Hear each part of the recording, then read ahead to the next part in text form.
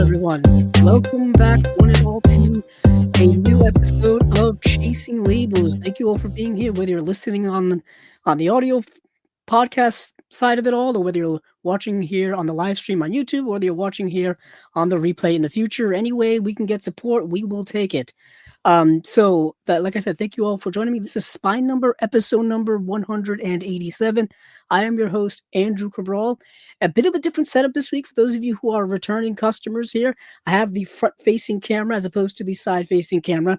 And the reason be for that is I'm joined here this week for a special co-host, special guest. I don't know how he wants to be labeled. I'll let him leave that up to you guys.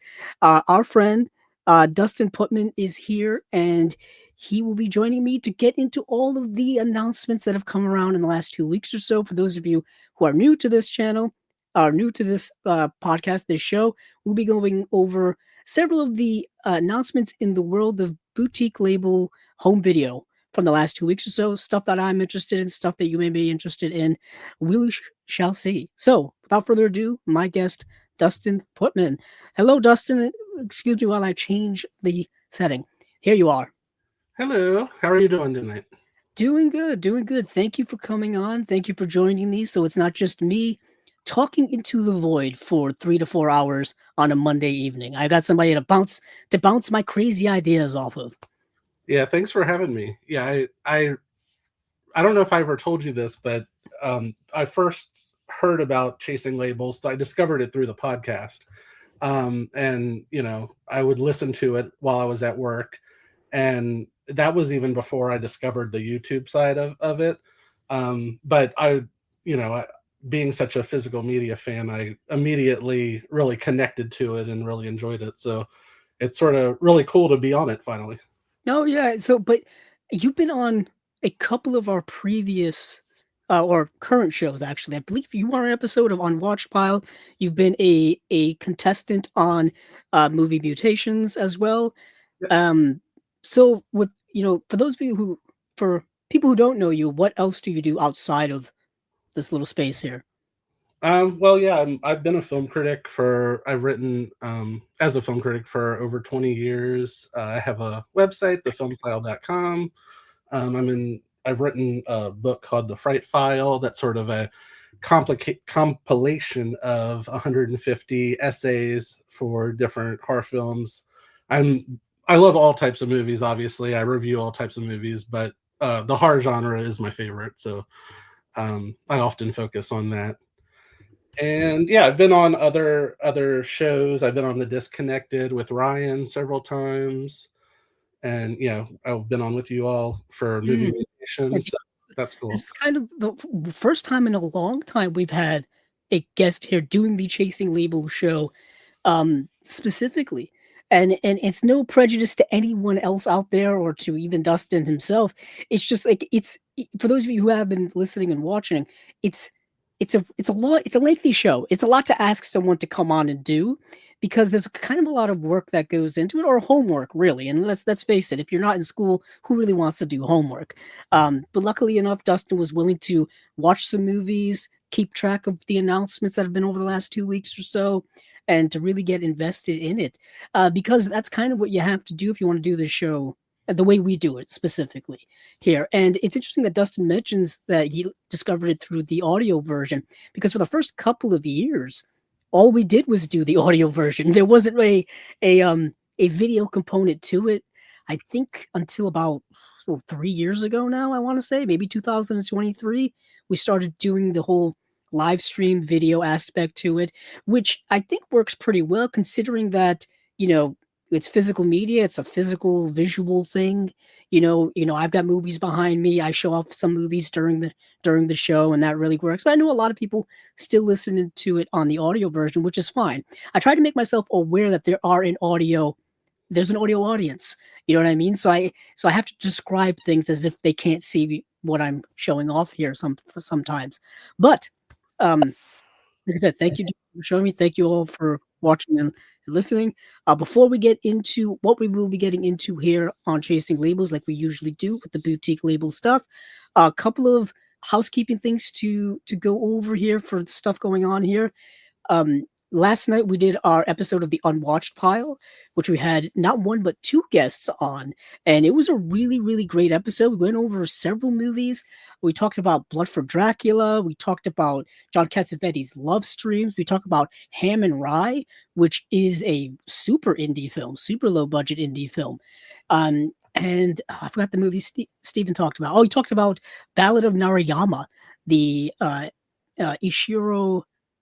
Oh, I forgot the director's name. I'll probably remember it later on. But anywho, it's a Japanese film from the early '80s, and we talked about all that plus things that we paired it with. And yeah, it was a fun time. We will be doing that show now twice a month. So the next episode will be April 11th of that. So coming up sooner than we think. And also, I do want to mention once again that Chasing Labels there will be another episode this coming Monday on the 6th, April 6th, and we'll probably be talking about mostly the Vinegar Syndrome and partner label stuff because that's dropping this Wednesday, and that's always a big bulk of an episode. So it's nice to get to talk about that kind of perhaps by itself, and plus a couple other things that may get announced along the way this week. So without further ado, there are a few things I want to show off that I picked up recently, but I do want to hand it over to my guest here because I think he also has a few things that he would like to show up that are recent additions to his collection. Dustin, take it away. Yeah, sure. I'll start with I just picked out like a smattering of things that I've got because we would be here all night if I talked about everything I've recently gotten. But I did want to highlight, starting with two that I haven't watched yet, but I'm really looking forward to. So first of all is Badge 373. This is the new Cinematograph release. And when Cinematograph was announced, I started collecting them, and I'm at the point now where I just have to have them. I feel you. That's the madness of a collector. When you collect a specific line that has numberings to it as well, that just drives me. I got to get them all. I feel you. But yeah, so this one is I haven't watched it yet, but I think you talked about it a few weeks ago. I did, mentioning that it's based on I believe is it an LAPD cop or detective, and it's the same one that The French Connection was based on. They're very similar. Or was it NYPD? I can't remember. But anyway, I'm looking forward to it. And then the other one that I haven't gotten to watch yet, but it's from Music Box Films. It's the Zodiac Killer Project. And this is fascinating to me. It's a documentary. It's not a conventional, from what I've heard, it's not a conventional true crime documentary. The director started out filming what he intended to be a sort of deep dive into the Zodiac Killer in San Francisco. And I guess he ran into issues while he was making it, and he sort of turned it into more of a look into sort of the true crime fad itself. Huh. And so it sounds very unique. And I know that it won one of the documentary awards at Sundance last year, where it premiered, I believe for like originality or something. So I'm really looking forward to checking this one out. And then some of the ones that I have seen that I'm a big fan of. So I was so excited that one of the Vinegar Syndrome partner labels, Glass Eye Pix, just released The Roost. And this is the 2005 Ty West film. This was his debut feature. I love this movie. I've been a huge fan of this since it came out. It's fascinating. It's super low budget, but it's so inventive. And I mean, you could tell that Ty West was such a talented filmmaker right from the beginning, just in just his filmmaking, the way that the camera work is, and really doing a whole lot with basically one set. It's set basically in a barn. These groups of, I believe they're like young 20-somethings it's Halloween night, of course, and they have car trouble, and they go to get help at this nearby farm, and it's completely deserted, and there's a barn right next to the farm, and there are bats inside of it. And I won't give anything away, but there's definitely some twists that come with it. It's not just like a creature feature, but it's more than that, and it's very, very well done. Nice. Yeah. Obviously, people know Ty West now from doing you know, the X trilogy, I guess you could say. And they've been releasing his early stuff from a few partner labels have been doing it. And I know House of the Devil is another big one that people really like. That was another early Ty West film. I remember watching that years ago on Netflix, and it being like, it was like I was watching him do a student film. And of course, his movie The Innkeepers just got a deluxe second sight release as well. Remember that movie being a big hit when it came out back in 2011.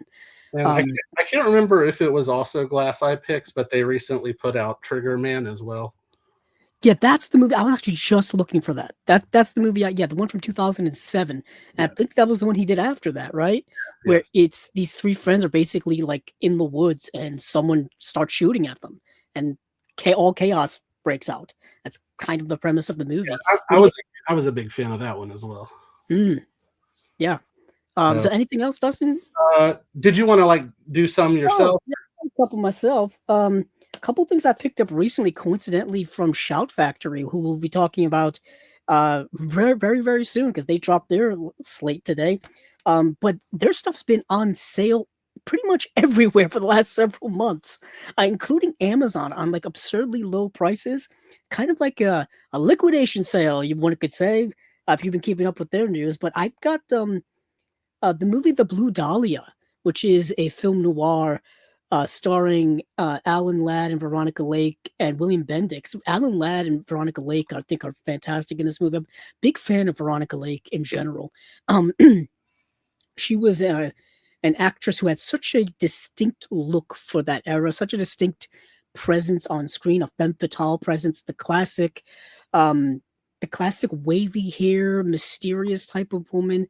And they put out a couple of these, like The Glass Key was another one from that era that was that they put out on Blu-ray. And the one I was missing was The Blue Dahlia. And it was on sale for under $10. So I'm like, I'm not going to pass up on this now.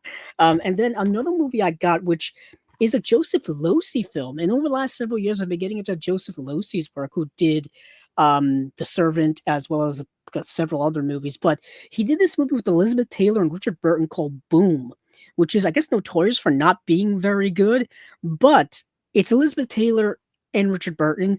I'm a big fan of Elizabeth Taylor. She's one of the actresses that I want all of her films. It's one of my collecting quests inside of my collecting overall, where I got to have all of her movies. And a good majority of the reason why I bought this has a commentary by John Waters. And I'm like, I've got to get it just because it has a commentary by John Waters. That's worth $10 to me, at least. And yeah, so I decided to pick this up. I think it has inner artwork here where it's got Elizabeth Taylor and Richard Burton. It's a movie I have not seen, but I've heard of people talk about it for years and years. And I'm like, I got to see it. I got to see it. But I've got some more, but Dustin, I'll hand it back over to you. Okay. So next I was so happy that Criterion recently put out Testament. Oh, yes. So this is a 1983 film. It stars who directed it? Lynn Littman, I think. Yes. It stars Jane Alexander, and it basically follows this family living in California. It's mother, father, and 3 children, and basically it's about a nuclear disaster that occurs, and the radiation fallout afterwards, and how it affects this community and how it affects the family. And it's one of the I don't think I'm really overselling it to say it's one of the more haunting films I think I've ever seen. Yeah, there were a lot of those movies from that time period that kind of played on the threat of nuclear holocaust, essentially. Exactly. There's Threads, there's what is it The Day After? Yeah. I almost said The Day After Tomorrow. Completely different movie. Completely different threat.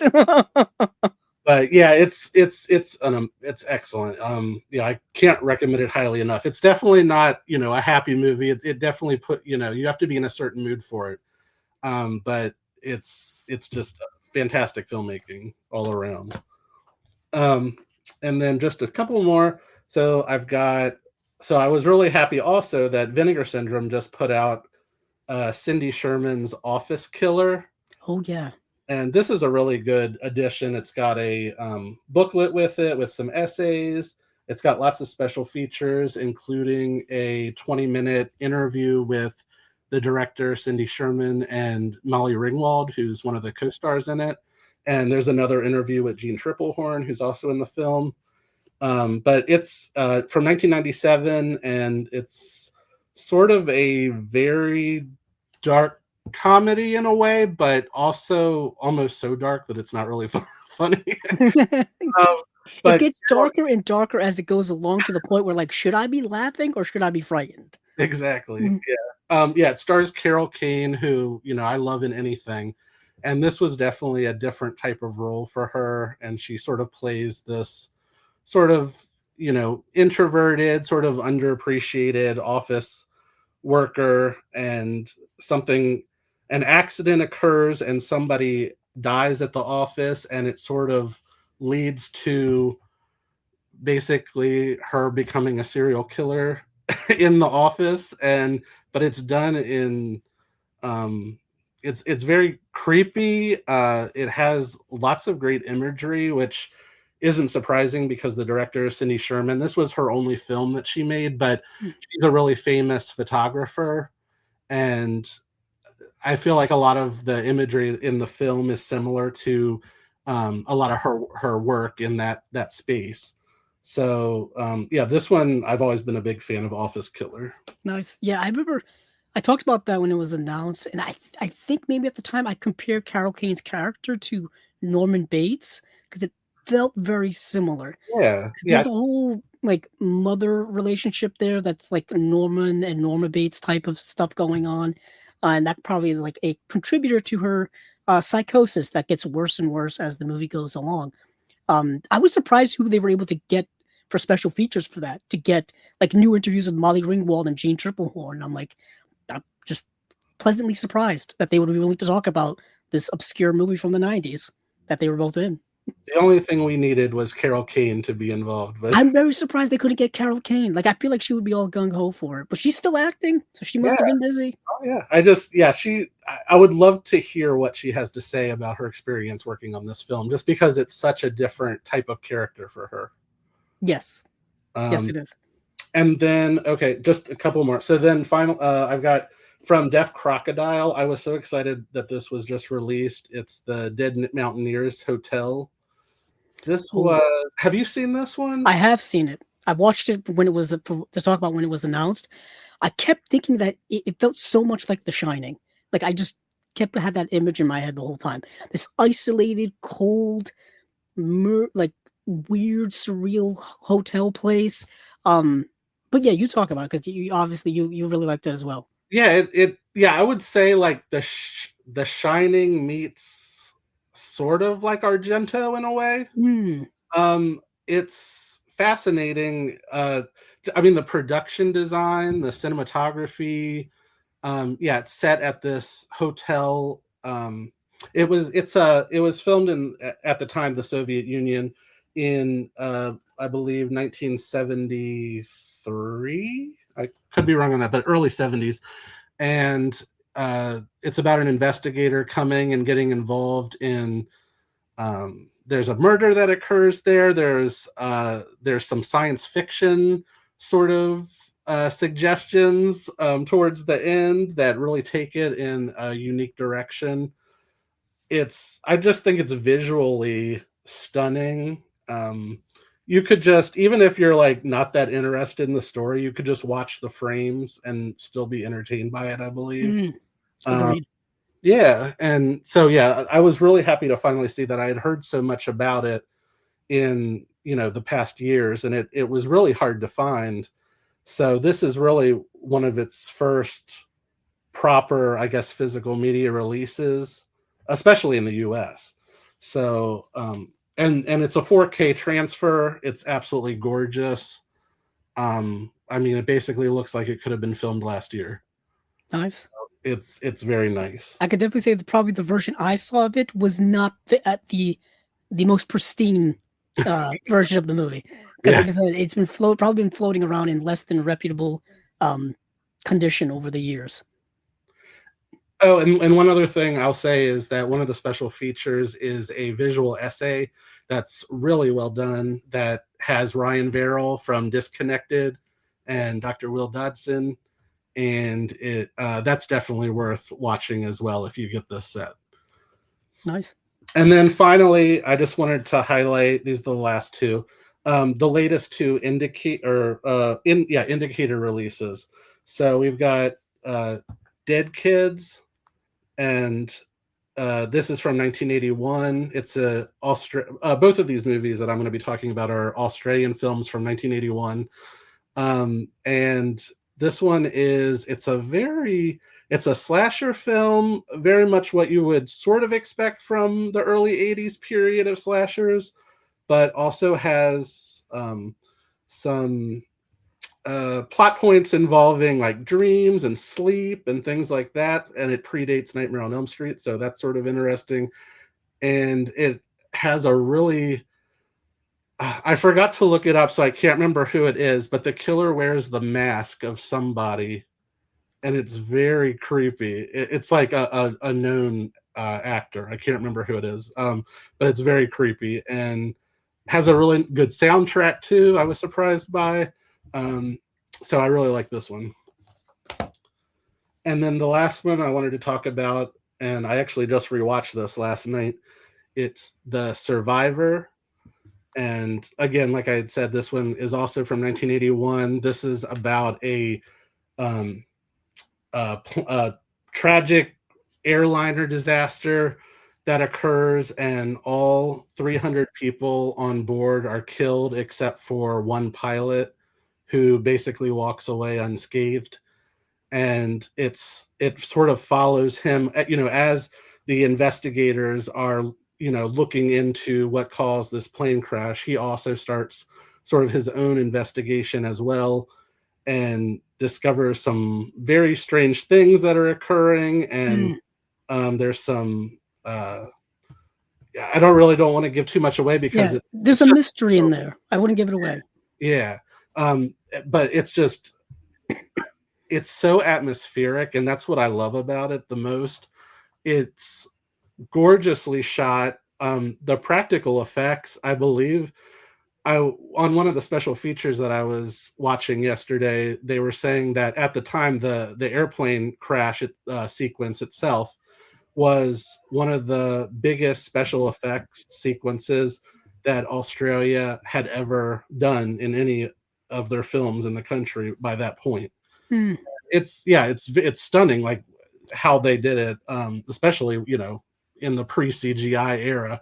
Yeah, and I believe this was done because you mentioned 1981. This is kind of at the time where Australian film was going through like a renaissance. I think it was like their Ozploitation type of era, or where, of course, that was the era where we got Mad Max, and of course we would get the Road Warrior, and then there was a bunch of stuff happening in the 70s and 80s in Australia. I think we'll be talking about another Australian movie. I think it's from around that time, Wake and Fright. Well, I think we'll be talking about that later. I think that's from that era. And yeah, so Australia was on the rise, and a lot of labels that we've been following over the years are putting out more Australian films.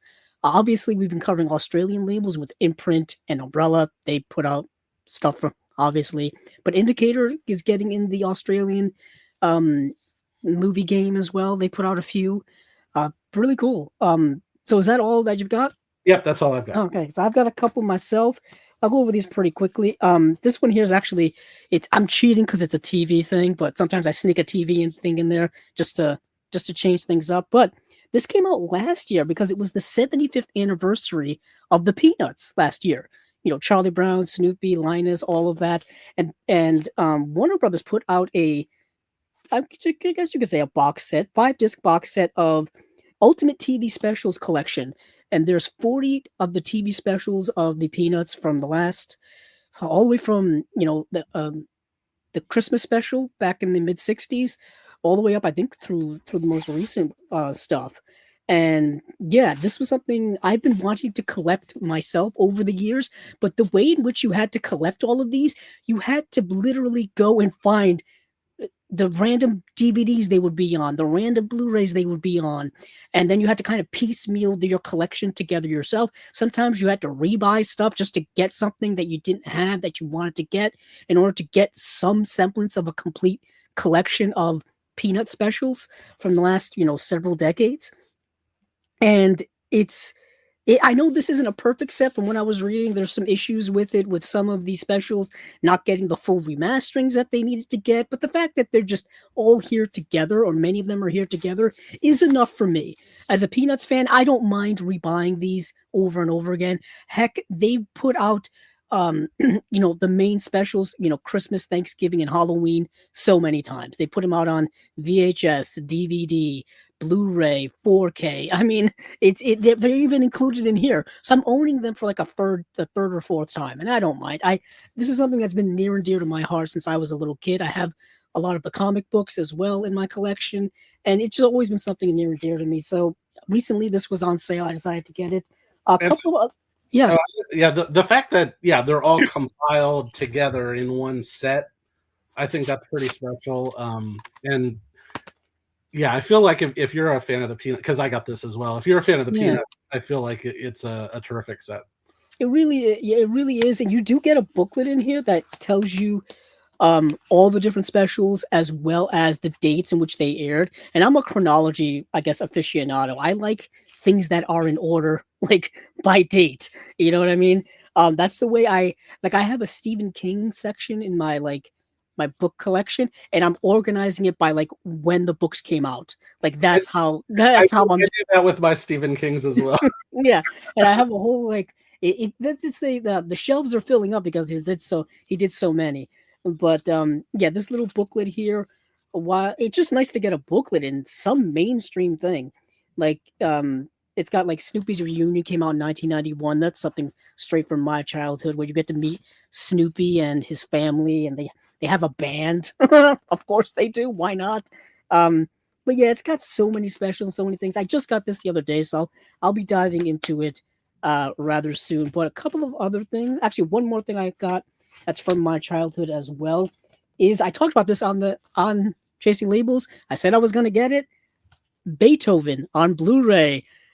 This is a Blu-ray re-release. This has come out already several years ago, but this actually has not one but two audio commentaries. So someone wanted to talk about Beethoven as much as I did, clearly.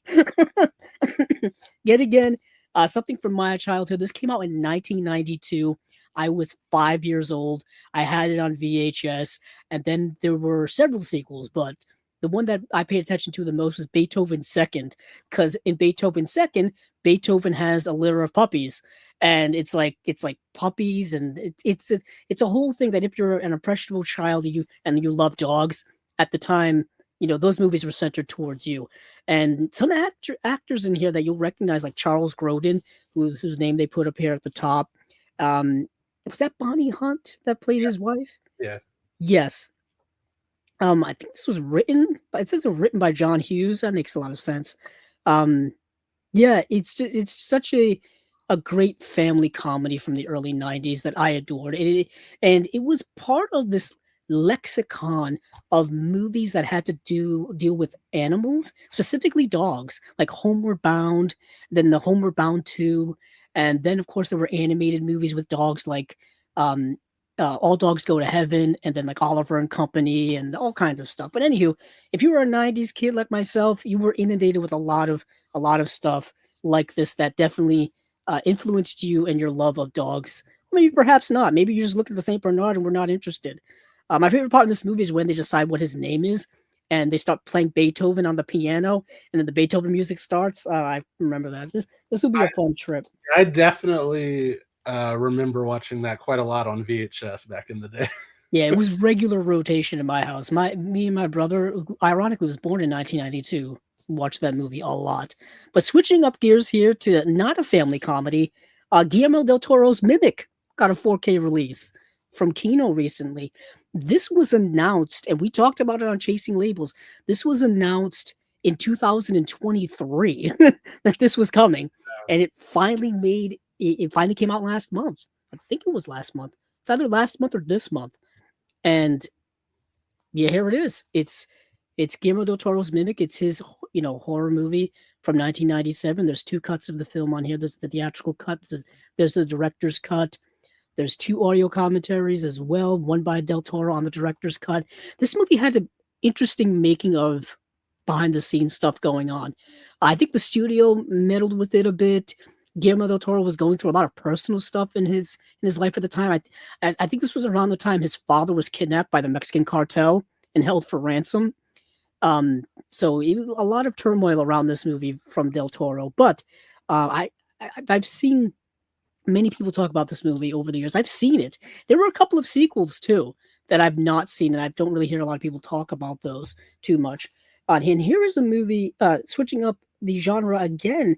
Pride and Prejudice, the Joe Wright, I believe directed by Joe Wright, because he loved his period pieces with Keira Knightley. Yep, Joe Wright, Keira Knightley. This is based off of the Jane Austen novel of the same name, which I actually just finished reading for the first time last week. So there you go. Came hand in hand. And this is, I've seen so many clips from this movie over the years.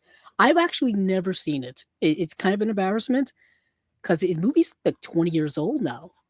And I've never seen it. The reason being is I always wanted to buy it and watch it on Blu-ray. And it was in bargain bins over the years, and I never bought it. It's been cheap, and I never bought it. And then the 4K was announced recently, and I'm like, now's the time.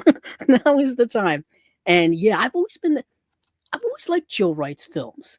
I know a couple of his movies people aren't a big fans of, like the movie Pan he did with Hugh Jackman. People are not a big fan of that. But his period piece stuff, that's kind of his jam. That's really where he strives very, very well in. So Pride and Prejudice on 4K, really nice. I got some bigger things here that I'm probably saved for something a little more, official review for later because they're really nice. Ladies and Gentlemen, The Fabulous Stains, put out by Fun City Editions. I didn't realize how massive this edition was. Their first 4K release, and they kind of went full tilt boogie on it. They went all out on this. And I talked about this movie several years ago because I think Imprint had put it out early on in Chasing Labels lore. But this is going to be a nice revisit for me. And also, I picked up the Radiance release, but it's from their Imprint transmission of The Stuntman, starring Peter O'Toole. This is a really nice edition. This, along with Night of the Juggler, are 2 really nice deluxe releases. And they just came out with one recently, and I just saw Steven post about it on Instagram, and my mind is completely blanking on the name of it. Ironically, it's probably in one of my carts on various websites that sell movies at this point. But Peter O'Toole is in this movie. Steve Railsback, Barbara Hershey is in it. And this is one of those movies that features, it's like movie making within a movie, which is fascinating to me. Steve Railsback plays a stuntman, hence the title of the movie, a stuntman. Peter O'Toole is the director of the movie. He's kind of a madman. But Peter O'Toole, for me, is one of the greatest actors of all time. Like, he's so good in everything I've seen him in. But yeah, that's The Stuntman, put out by Radiance through their transmission imprint. And Steven actually recently did an interview with the person who runs the imprint of transmission over at Radiance. So check that out if you haven't already. So yeah, that is it for a little bit of a collection update, a little double collection update with Dustin and I. And now we will get into the information you all came to listen to. And that is the slates for this week. But there is a little bit of a switch up here. We're going to start with something that's not currently in the notes below. I may add them later, and that is the Shout Factory and Scream Factory announcements for June. These just got announced today in the wee hours of the morning. As the dawn light broke, we got a plethora of release announcements from Shout/Scream Factory. And for those of you who thought that they were going away, who thought that they were going to be completely disappearing from the movie release, scene, if you will, that's not the case as of right now, because there is one release in here that firmly says that, hey, keep buying our stuff. And I'll just list these, and we're going to talk about some of the ones that interest us. We won't get into a lot of the deets on all of these because this was just announced. This was thrown at us all willy-nilly like. So we have the big one, Day of the Dead, getting a 4K release. That's the George A. Romero film from 1985. If you're a horror fan, you know it, and chances are you love it. The Burbs is getting a 4K release upgrade. We have The Money Pit, which is honestly a movie that I really, really love. The Money Pit with Tom Hanks. Two Tom Hanks movies, ironically, are here with Tom Hanks and Shelley Long. It's a great comedy from the 80s, in my opinion. I really like it.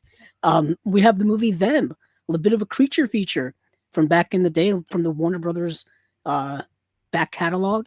What Dreams May Come is getting a 4K upgrade. That's a surprise to me. I know that Blu-ray has been around for a while. Bowfinger, another childhood favorite of mine, is getting a 4K upgrade. I've got that Blu-ray around here somewhere. I bought that years ago. I saw that movie in the theater back in the day. That's the movie starring Eddie Murphy as well as Steve Martin. Another movie about movie making as well. Steve Martin is this guy who's super passionate about making a movie, and he's been saving $1 like every single day of his life since he was a kid to make a movie, and he's trying to go around Hollywood to get his movie made, and man, it's damn hard to do it. But there's a cast of characters in that. What a movie. And then we have Slither's getting a 4K Blu-ray Steelbook as well. I don't think that's an upgrade. I think they're just taking the 4K and putting it in a Steelbook. There's a Deathstalker triple feature. It's the movies from 1983, 1987, and the new one that just came out last year. Arcane is that Netflix anime series, which we don't really talk about, but this is it. This is another fascinating Warner Brothers catalog release here. The Flintstones movie from 1994, another childhood nostalgia trip for myself, starring John Goodman, Elizabeth Perkins, Rick Moranis, and Rosie O'Donnell. Halle Berry's in the film. Isn't Rob Lowe in there as well? Yeah. I saw this in the theater back in 94 when I was a ripe 7 years old. And I'm surprised this is getting a 4K upgrade from, I think they remastered it from the original camera negative. And I know this movie is not looked at fondly. Not looked at fondly. I feel like you have to be a certain age to really appreciate it. You had to have been there at the time. I really do. And I actually talk about this movie quite a few times here on Chasing Labels because people get very critical of adaptations from one medium to another, from TV to movies, from comic book to movies, from book to movies. And I'm like, sometimes that one-to-one adaptation it's not what you think it's going to be.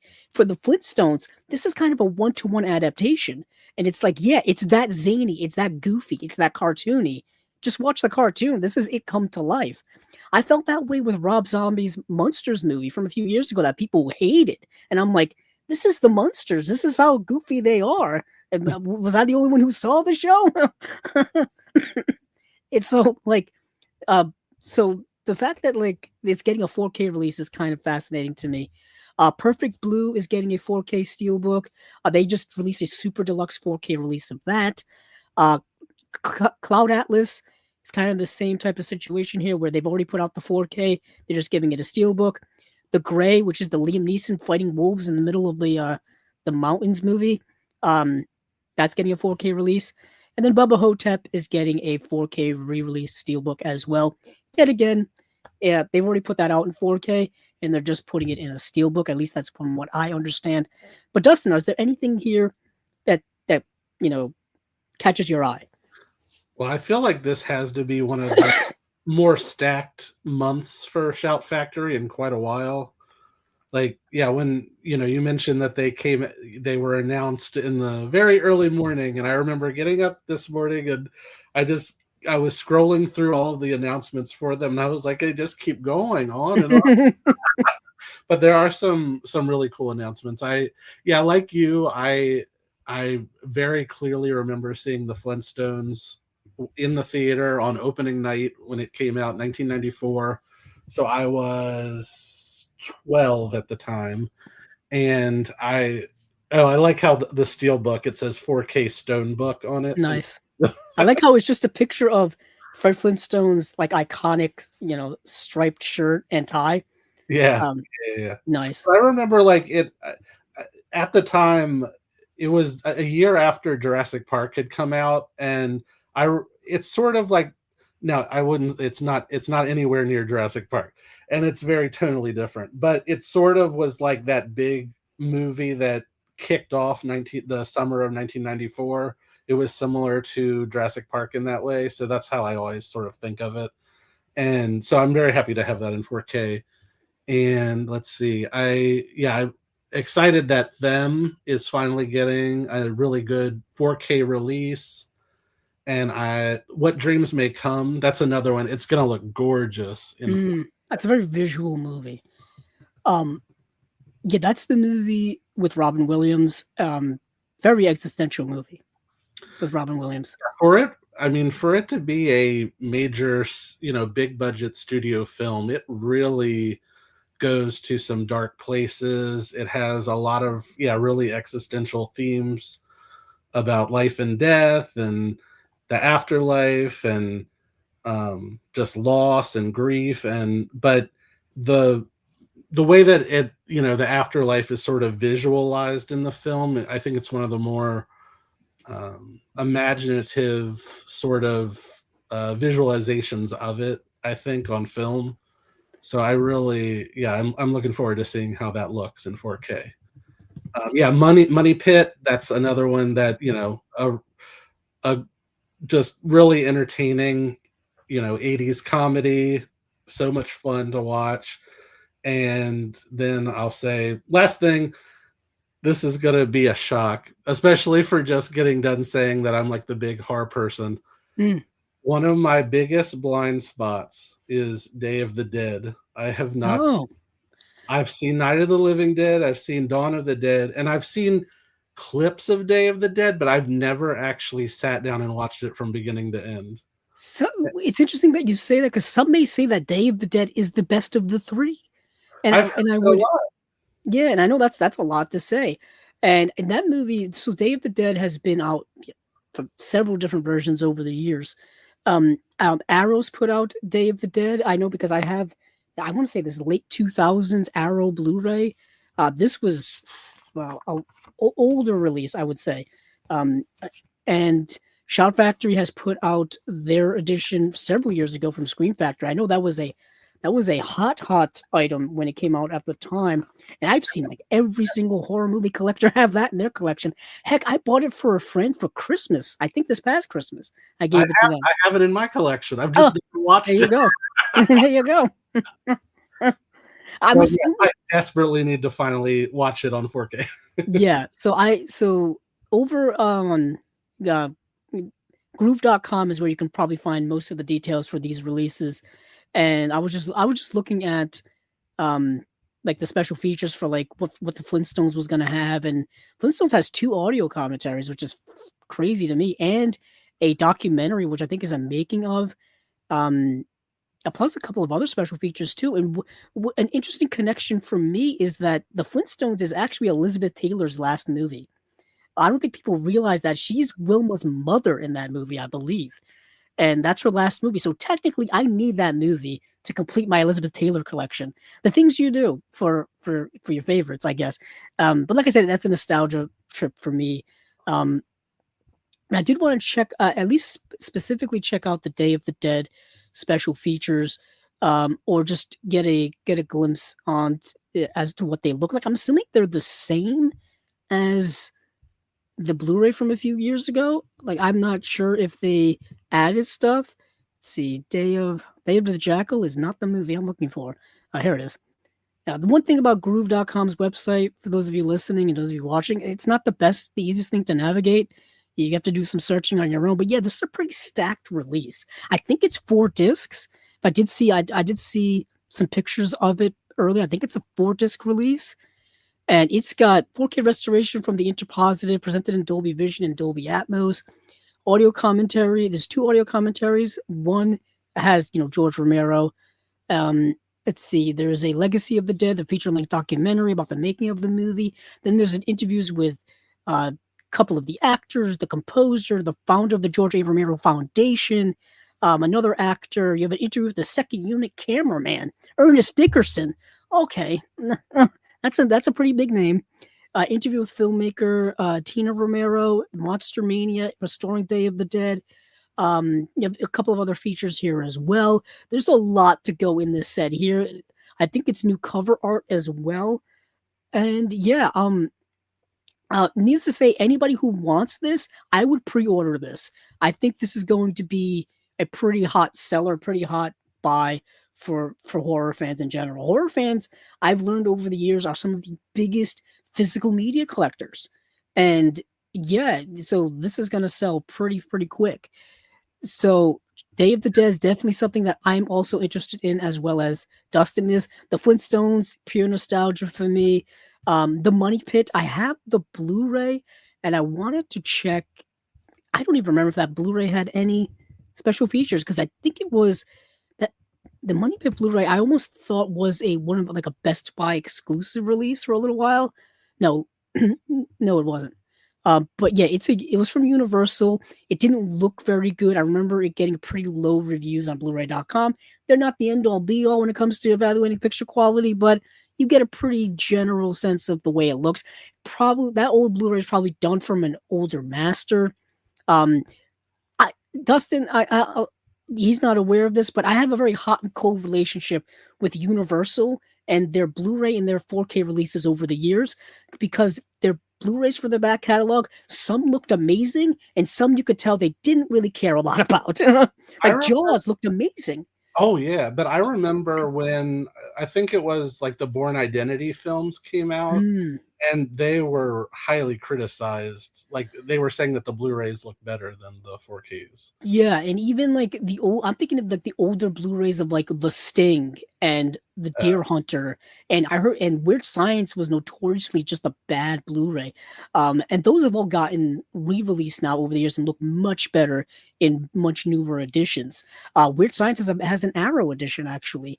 Both The Sting and Deer Hunter have 4K editions now, and they look much better. But even Back to the Future, their first run on Blu-ray didn't look too great. Even Jurassic Park didn't look too great.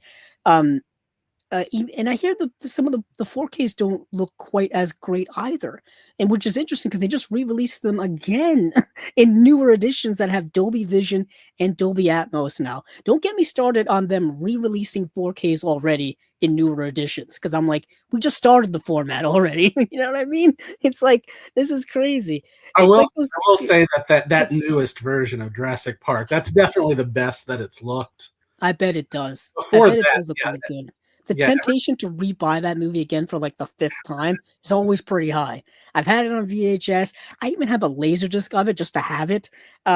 I don't even have a Laserdisc player, but it's a cool novelty thing to have. Let's see, I owned it on DVD. I've owned it on Blu-ray. I've owned it on that first 4K that just has the regular HDR. And then now there's like a 6th release that I could possibly get. But yeah, they re-released the first 3, the Jurassic Park, Lost World, and Jurassic Park 3. So if you're interested in getting those, go right ahead.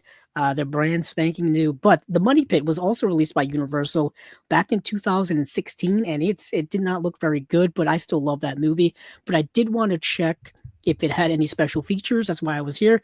It has the making of The Money Pit and a theatrical trailer. Not a lot going on there for it. That was the original release. Now let me check the 4K release. I think the 4K may have actually something. No, just has the making of and the theatrical trailer. Never mind. Got my hopes up there for a second, but it is a kind of 4K restoration. from the original camera negative and presented in Dolby Vision. So at least from what I gather, it will look better. The Burbs, I think, is kind of an underrated film to this day, in my opinion. I already own the Burbs Blu-rays. I don't know if I'm going to upgrade right away. They just did a Burbs TV series, which it was so undermarketed. I don't think anybody knows it exists, unfortunately. But yeah, that's kind of it from Shout Factory from a quick little perspective here. One thing I did want to highlight for On the Day of the Dead, one of the special features, and I believe this might actually be a new feature. It doesn't highlight that it is, but I feel like it is. There's a new audio commentary with author Daniel Kraus, and I don't know if you know who he is, but he wrote the novel Whale Fall, which was a big bestseller several years ago. It's an excellent novel, and the film version of it is coming out this fall from 20th Century Studios. And anyway, he recently released a nonfiction sort of memoir called Partially Devoured: How Night of the Living Dead Saved My Life and Changed the World. So apparently Night of the Living Dead was sort of the formative film from his growing up and sort of impacted where he took his life and what he wanted to do.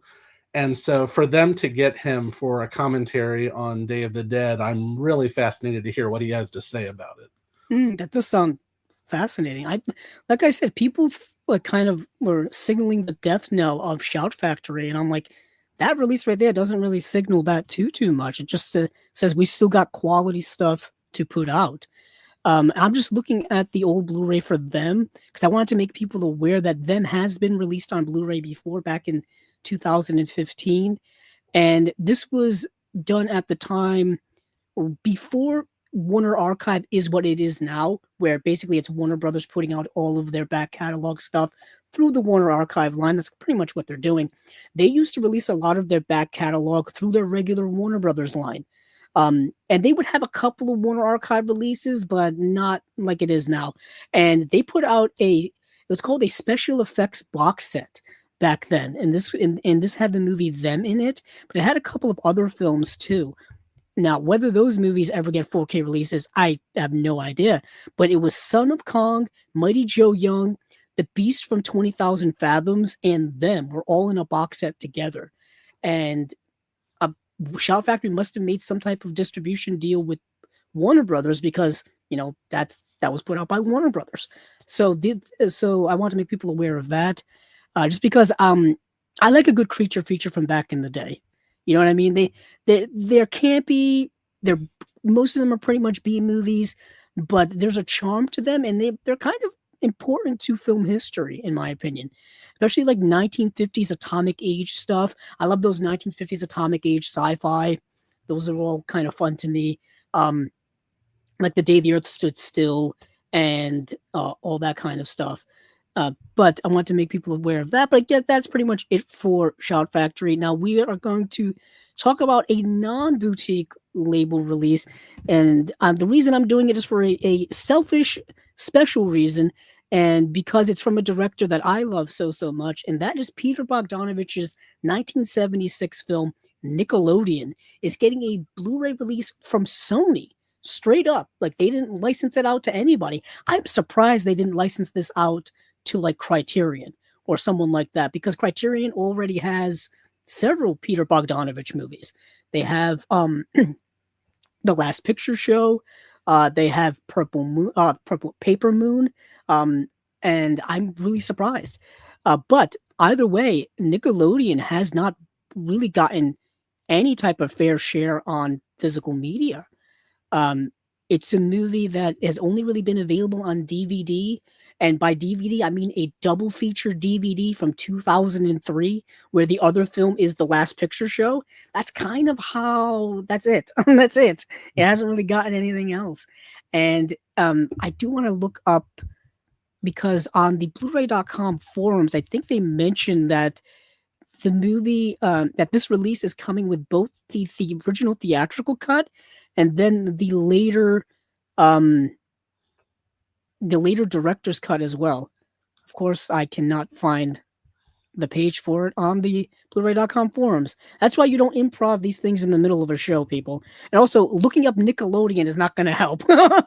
All you're going to get is just pages and pages of Nickelodeon, like 90s Nickelodeon TV shows and stuff like that. So, not helpful. But from what I understand, this is coming with the director's cut, which actually is longer and it's in black and white, which is fascinating to me. Bogdanovich decided to release basically a black and white version of the movie. But Dustin, have you seen the movie? And also, what's your opinion on Peter Bogdanovich in general? Oh, I mean, yeah, I love Peter Bogdanovich. I have not seen Nickelodeon, but I was looking it up, and if it does include that black and white director's cut version, that's going to be a pretty huge get, because I was reading an interview with Bogdanovich where he was saying that the studio really interfered with the final cut of the film.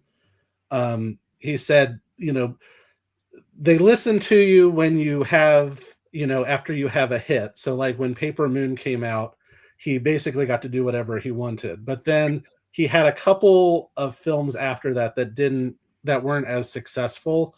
And so when it came time to make Nickelodeon, they basically weren't listening to anything he was saying, and they basically wanted to turn it into more of, I guess, I mean, again, I haven't seen it, but I guess they wanted to turn it more into like a broader sort of comedy than what he wanted.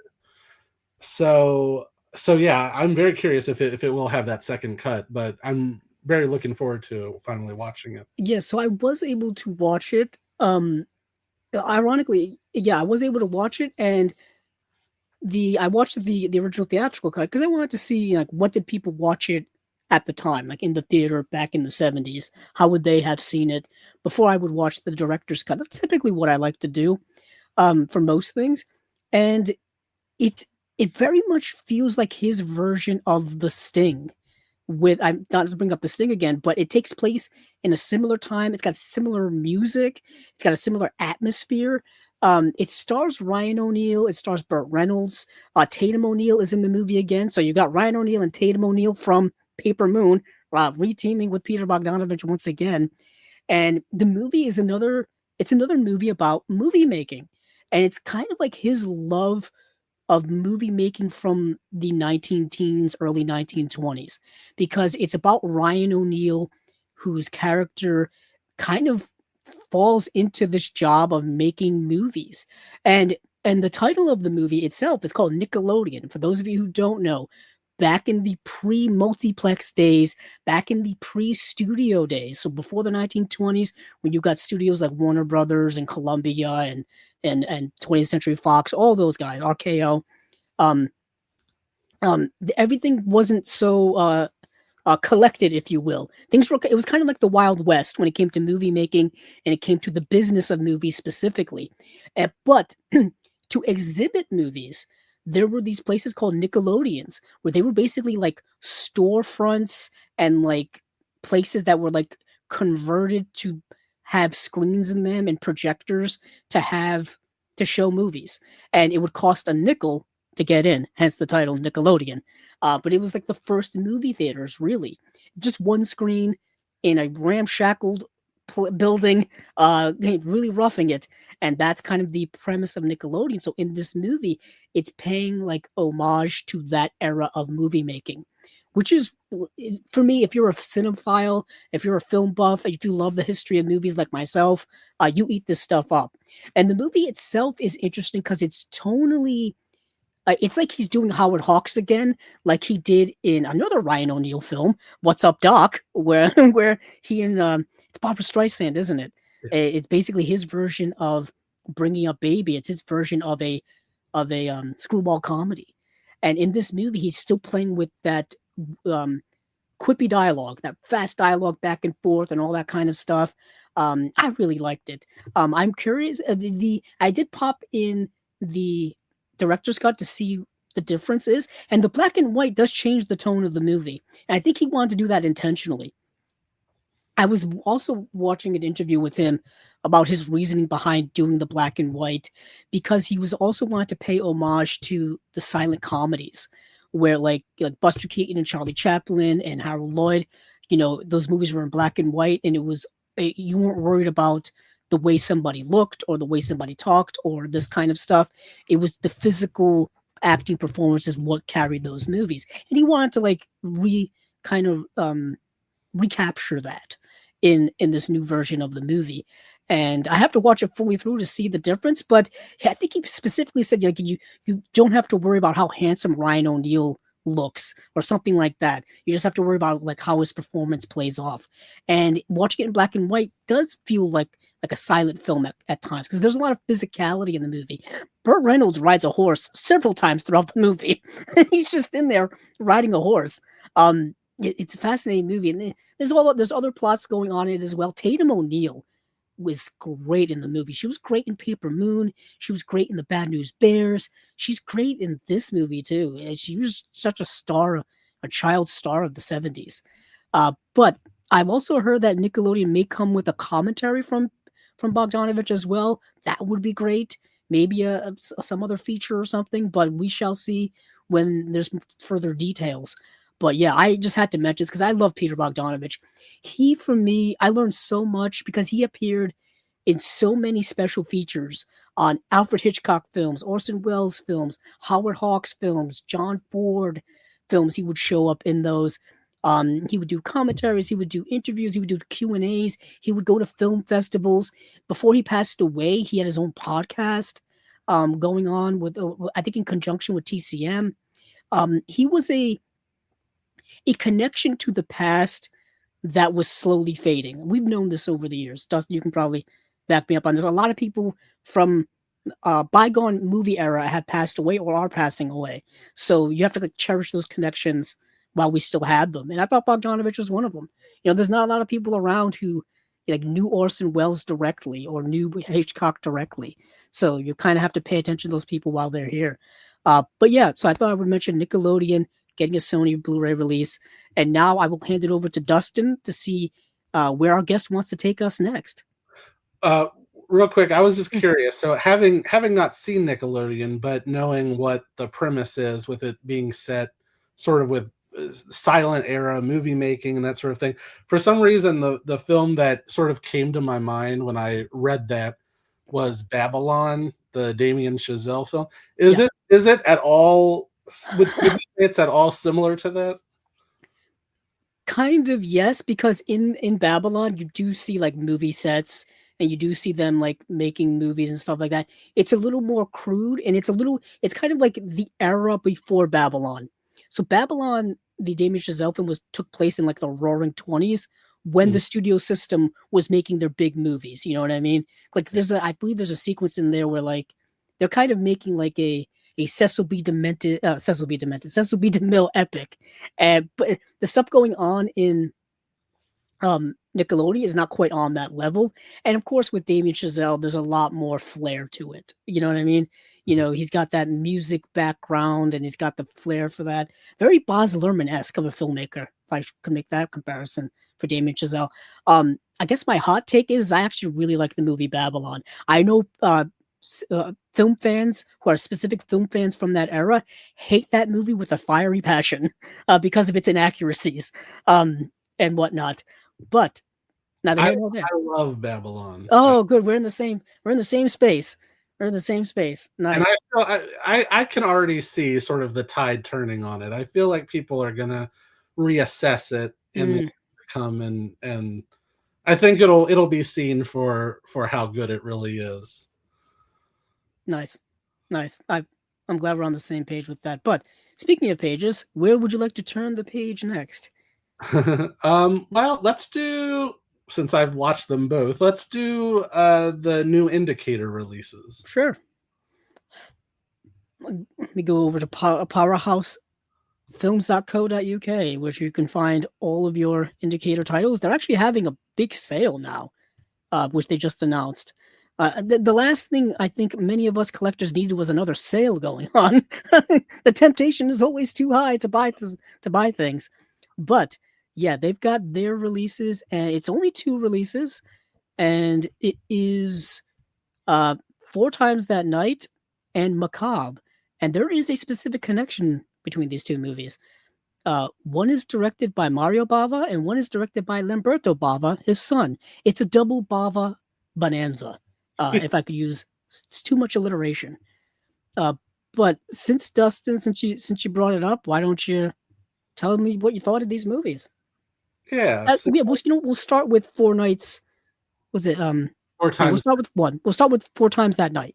Tell me Okay, what you thought about that. that's 1971. Yeah, that's the Mario Bava one. It's interesting. I was sort of torn on it ultimately, but I can appreciate what it was doing. I feel like especially in the first act. Well, actually, just to start from the beginning. So it opens with these opening credits of, you're like, what am I watching? It's showing like these Rorschach blot test images, and there's like a doctor dancing, and it's like psychedelic and all of this stuff. And you're like, how is this going to fit in with anything I'm about to watch? And so, but it's basically I guess you would call it a sex comedy in a way, relationship comedy. It's sort of. It's a movie you wouldn't have expected from Mario Bava at the time if you had watched his 1960s Italian horror films. Although the movie is horrific, but in a different way. It's Mario Bava's version of Rashomon, but in a 70s psychedelic way. And of course, if you know the movie Rashomon, it's a movie that's told in flashback form, but there's like several different versions of an event. And he kind of takes that premise and applies it to this movie, and the event is a sexual assault or potential sexual assault, because there's different versions of what may or may not have happened. So that's kind of the way the movie goes, and you see the events from different perspectives along the way. And I know, Dustin, I read your review on Letterboxd, and I think I agree with you that it's definitely not a movie that would hold up to modern scrutiny of the way in which events are presented. Yeah, and I actually feel like you can really see Mario Bava's sort of propensity for the horror genre in this film, even though it's not at all horror, but especially in the first act.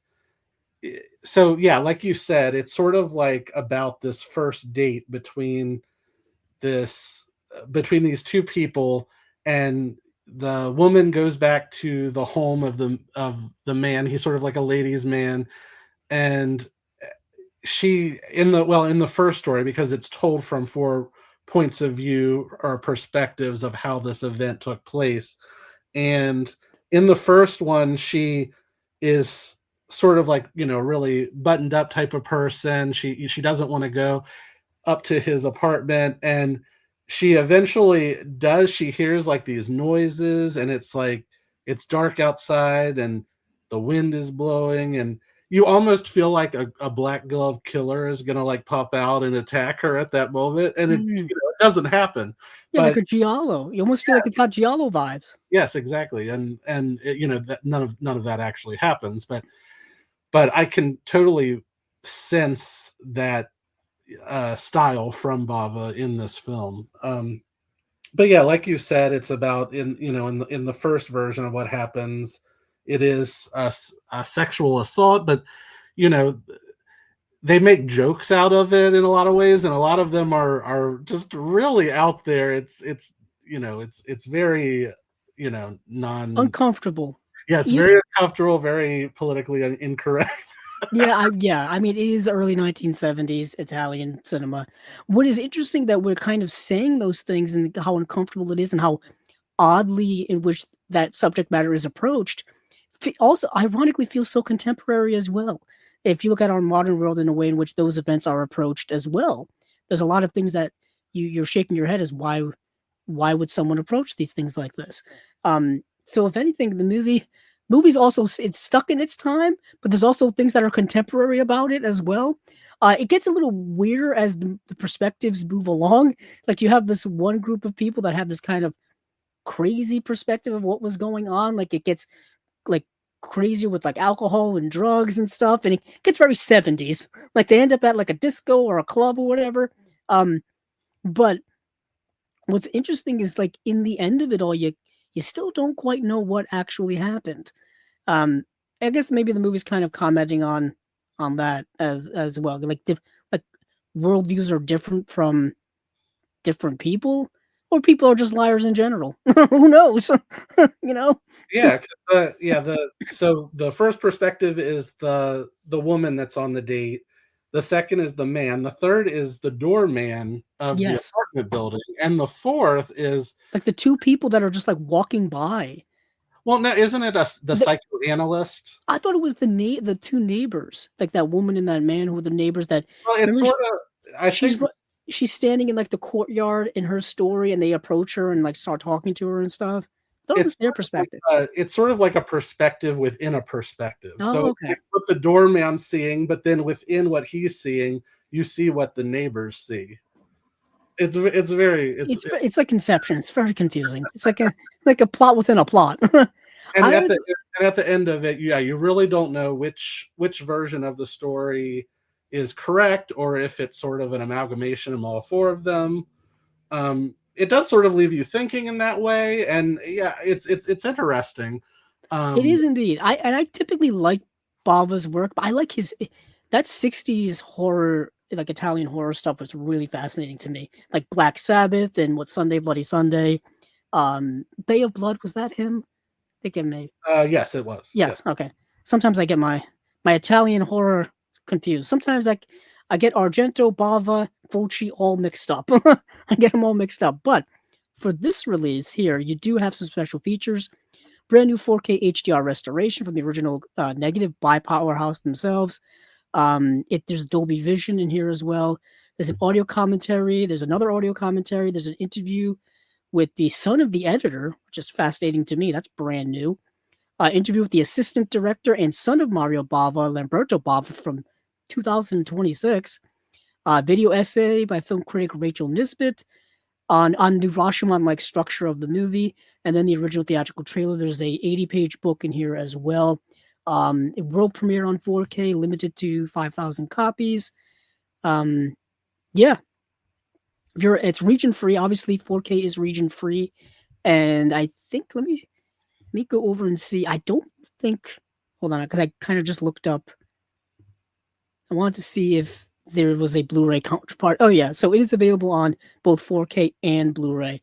And I want to see if the Blu-ray was region B or Blu-ray's region free. Okay. You never know who owns the rights to certain things. Now let's move over to Lamberto Bava, and not a 70s psychedelic Rashomon movie, but a much darker film in Macabre. Take it away, Dustin, on this disturbing movie. All right, so this one actually is more along the lines of what you would have expected Mario Bava to do. Yeah. So Macabre is from 1980. Yeah, and this was the directorial debut of Lamberto Bava, his son. It's how do you describe it? It stars Bernice Daggers, who I actually didn't realize at the time, but when I looked her up after I had seen it, I realized that she was the lead actress in the film Extra, which if you've ever seen that, if you've seen it, you've never forgotten Extra. She's the lead actress that's in that film, and she plays a wife and mother who ends up her. How do I walk around this? Her son this is at the very beginning. So this, yeah, it's like opening, like first act stuff. Yeah, so she is sort of having a tryst with her lover on the side secretly, and at the same time, her 5-year-old son drowns in the bathtub. Yeah, and then when she hears about it, she's rushing with her lover in the car to get to him, and there's a car accident, and he is killed instantly, and she survives. yeah. And then, oh yeah. No, I was gonna say, then the rest of the movie is kind of her dealing with grief and death, and it's slowly revealed how more disturbing her process is going through that. I don't want to give away like the reveal and stuff, and stuff with the daughter and whatnot. But it's very it's perverse. It's it's a little goofy, but it takes itself completely straight, which I think is the right way to go. At the same time, sort of psychologically, it sort of dives into her sort of mind frame a year after these tragedies have occurred and how she's sort of dealing with it on her own. And it all leads up to some big twists that, I sort of suspected what was going on, Same uh, here. but it still doesn't take away sort of the power of actually seeing what Yeah. you see. Right. And I would say a special shout out to the actress who played the young daughter in this movie. She is psychotic. She She was reminded me of the Bad Seed. Have you seen the Bad Seed, Dustin? yes, she Reminded did me of the girl from the Bad Seed, the little girl. this. And it probably wasn't her actual voice because you know that they were dubbed probably. Yeah, that's the one thing with But Italian horror films or just Italian movies in general of like the 70s and 80s. The dubs can take you out of it because they're not good, and they're usually sometimes not even in sync, and can get weird. It can get real yeah, weird. she was a very strong actress, and it's also set in New Orleans, and it had some great sort of just photography of the city, and it had a really good sense of place, I thought. So I did really enjoy this one. Yeah, and from what I understand, Vinegar Syndrome is putting out their own release of this, but it has the same exact special features. So it's kind of like so whether you get the indicator release of Macabre or whether you get the Vinegar Syndrome release, I think it's going to be the same. But to go over those special features, it says it right here. It says, please note the U.S. edition of Macabre will be released by Vinegar Syndrome using the same restoration and extra features as co-produced by Powerhouse Films and Vinegar Syndrome. Okay, so they said what I just said. But it has a brand new 4K HDR restoration from the original camera negative by Powerhouse and Vinegar Syndrome. It's got Dolby Vision as well as HDR10. 3 presentations of the movie. It's Macabre, the Italian theatrical version. You have Macabre, the international theatrical version, and then you have retitled called Frozen Terror, the U.S. theatrical version. That's a pretty cool title. Audio commentary with film historians Eugenio Ercolani, Troy Hallworth, and Nathaniel Thompson. Interview with director Lamberto Bava, brand new actually. Interview with producer Antonio Avati. Interview with writer Pupi Avati. Critical appreciation for Italian genre film expert and macabre aficionado Mark Thompson Ashworth. Oh boy, Pier Paolo De Sanctis, the founder of the Italian soundtrack specialist Four Flies Records, explores the oeuvre of composer Ubaldo Continiello. These Italian names always get me. On-stage interview with Bava, filmed after a Macabre screening at the 2025 worldwide Weird Cult Cinema event held in London. Original theatrical trailer, international theatrical trailer, and booklet. Yeah, 80-page booklet here. World premiere on 4K. A few thousand copies. So, like I said, whether you get the Vinegar Syndrome or whether you get the indicator release, same restoration, same special features. All the differences is the artwork. The artwork is different. I do And question. I do question if the 80-page book that comes with the indicator that might not be with the Vinegar. That may not be the same. I mean, I don't know if Vinegar Syndrome has it on their website yet. Let's take a quick look over there. See, they do. It says Macabre Flash Preview. Yeah, their cover on Vinegar Syndrome is way more of a spoil. Like, goodness gracious. It spoils the whole movie. Oh, no. I don't know if you've seen it, Dustin. Over on Vinegar Syndrome's website. It's way more provocative of a cover, and it's literally like spoiling what we just tried not to spoil. But it doesn't mention anything about a booklet here in the special features over on Vinegar Syndrome's website. So I'm assuming that may be the exclusivity to Indicator. But I like how it looks like pretty much all of the special features are brand new. Mm. Yeah, everything is showing 2026 next to it, so that's pretty cool. And can't get much newer than that. And I did want to mention when these are actually coming out. I always forget the dates. So this is coming out June 22nd, and then Four Times That Night is also coming out June 22nd. Okay, so same day. So these are the June releases from Indicator. So, Dustin, if you don't have anything else to say, I have one other thing to no. say. I finally got up to see this cover of the Vinegar Syndrome Macabre, and I'm outraged. It is such a spoiler.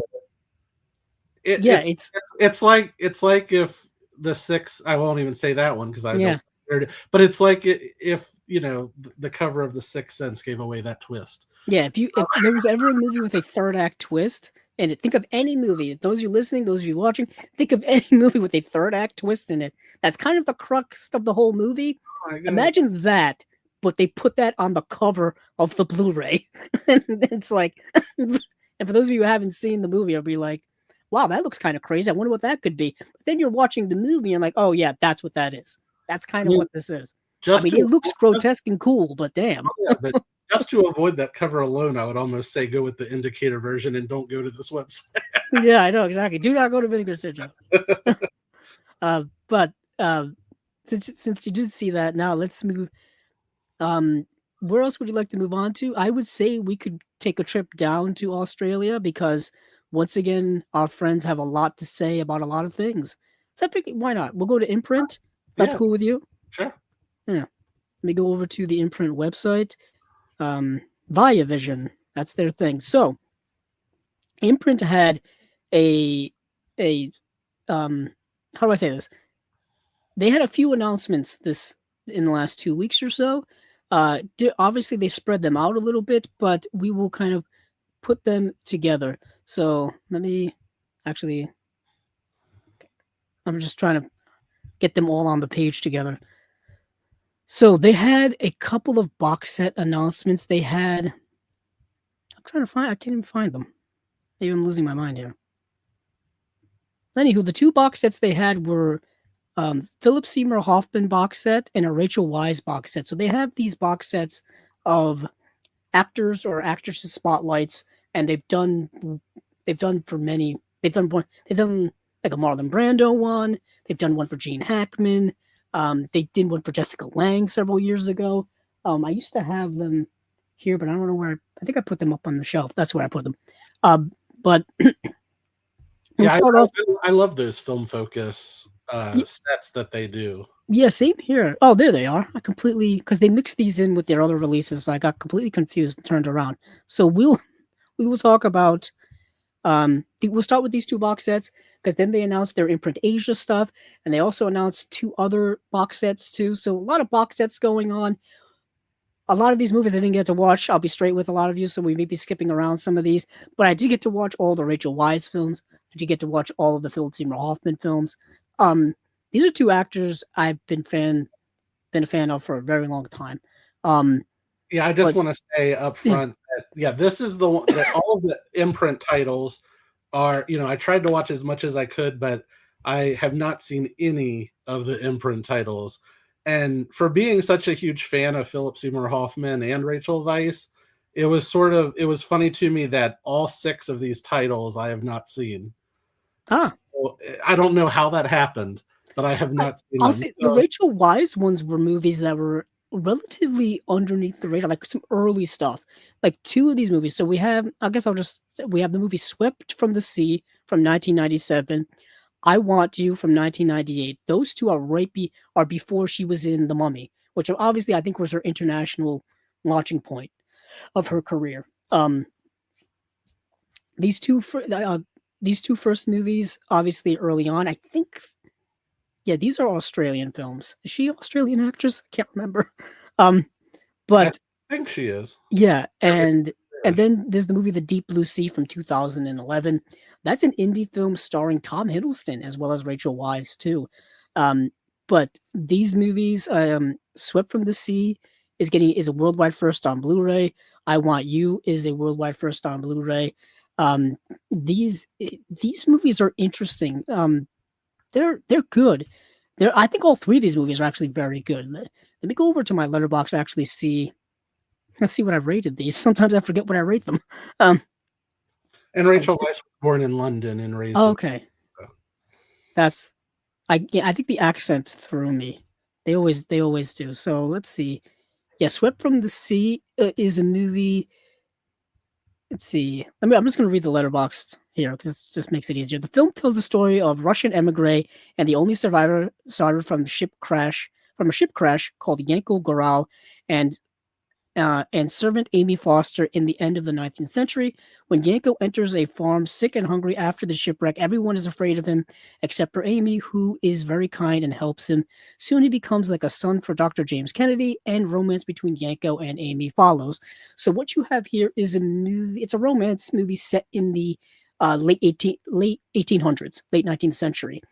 So if you're familiar with, heck, I just mentioned Pride and Prejudice, that happened in early 19th century. But if you're familiar with period pieces of that time, I think this would be kind of in your alleyway. This will be in your in your focus, if you will. And Rachel Weisz plays this young woman who is she's looked down on by the other people in this like small fishing village, if you will. They think she's kind of like a witch because she's different. I think she's like developmentally different than the other people. And of course, it's the late 19th century, and anybody that is like that, or anybody that shows any of those signs, they don't know how to deal with any of that. Heck, to this day, people still don't really know what they're doing with any of that type of stuff. But she ends up finding this guy who ends up walking onto the property, who was in a shipwreck. He's the only survivor from a Russian shipwreck. They were going over to America, and he shows up here, and she's the only one that kind of takes care of him. And he ends up ingratiating himself with another couple, and he ends up working for them. They start a romantic relationship, and that's kind of how the movie goes on. But he's an outcast. He's different. He doesn't speak the language. Fish out of water scenario happens. Some prejudice obviously occur as well, and they have to kind of fight through all of those things. And that's kind of how the movie is. I thought the movie is really good. It's really good, well acted. Beautiful looking movie. Yeah, I really, really dug it. So moving on from there, we've got I Want You, which is rather different. Came out in 1998.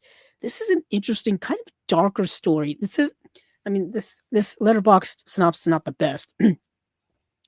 A young boy and his sister are drawn into one man's obsessive pursuit of his former lover. Now, the former lover is Rachel Weisz. Rachel Weisz plays a hairdresser in this movie, and this young boy is obsessed with her. And this other man is also obsessed with her as well.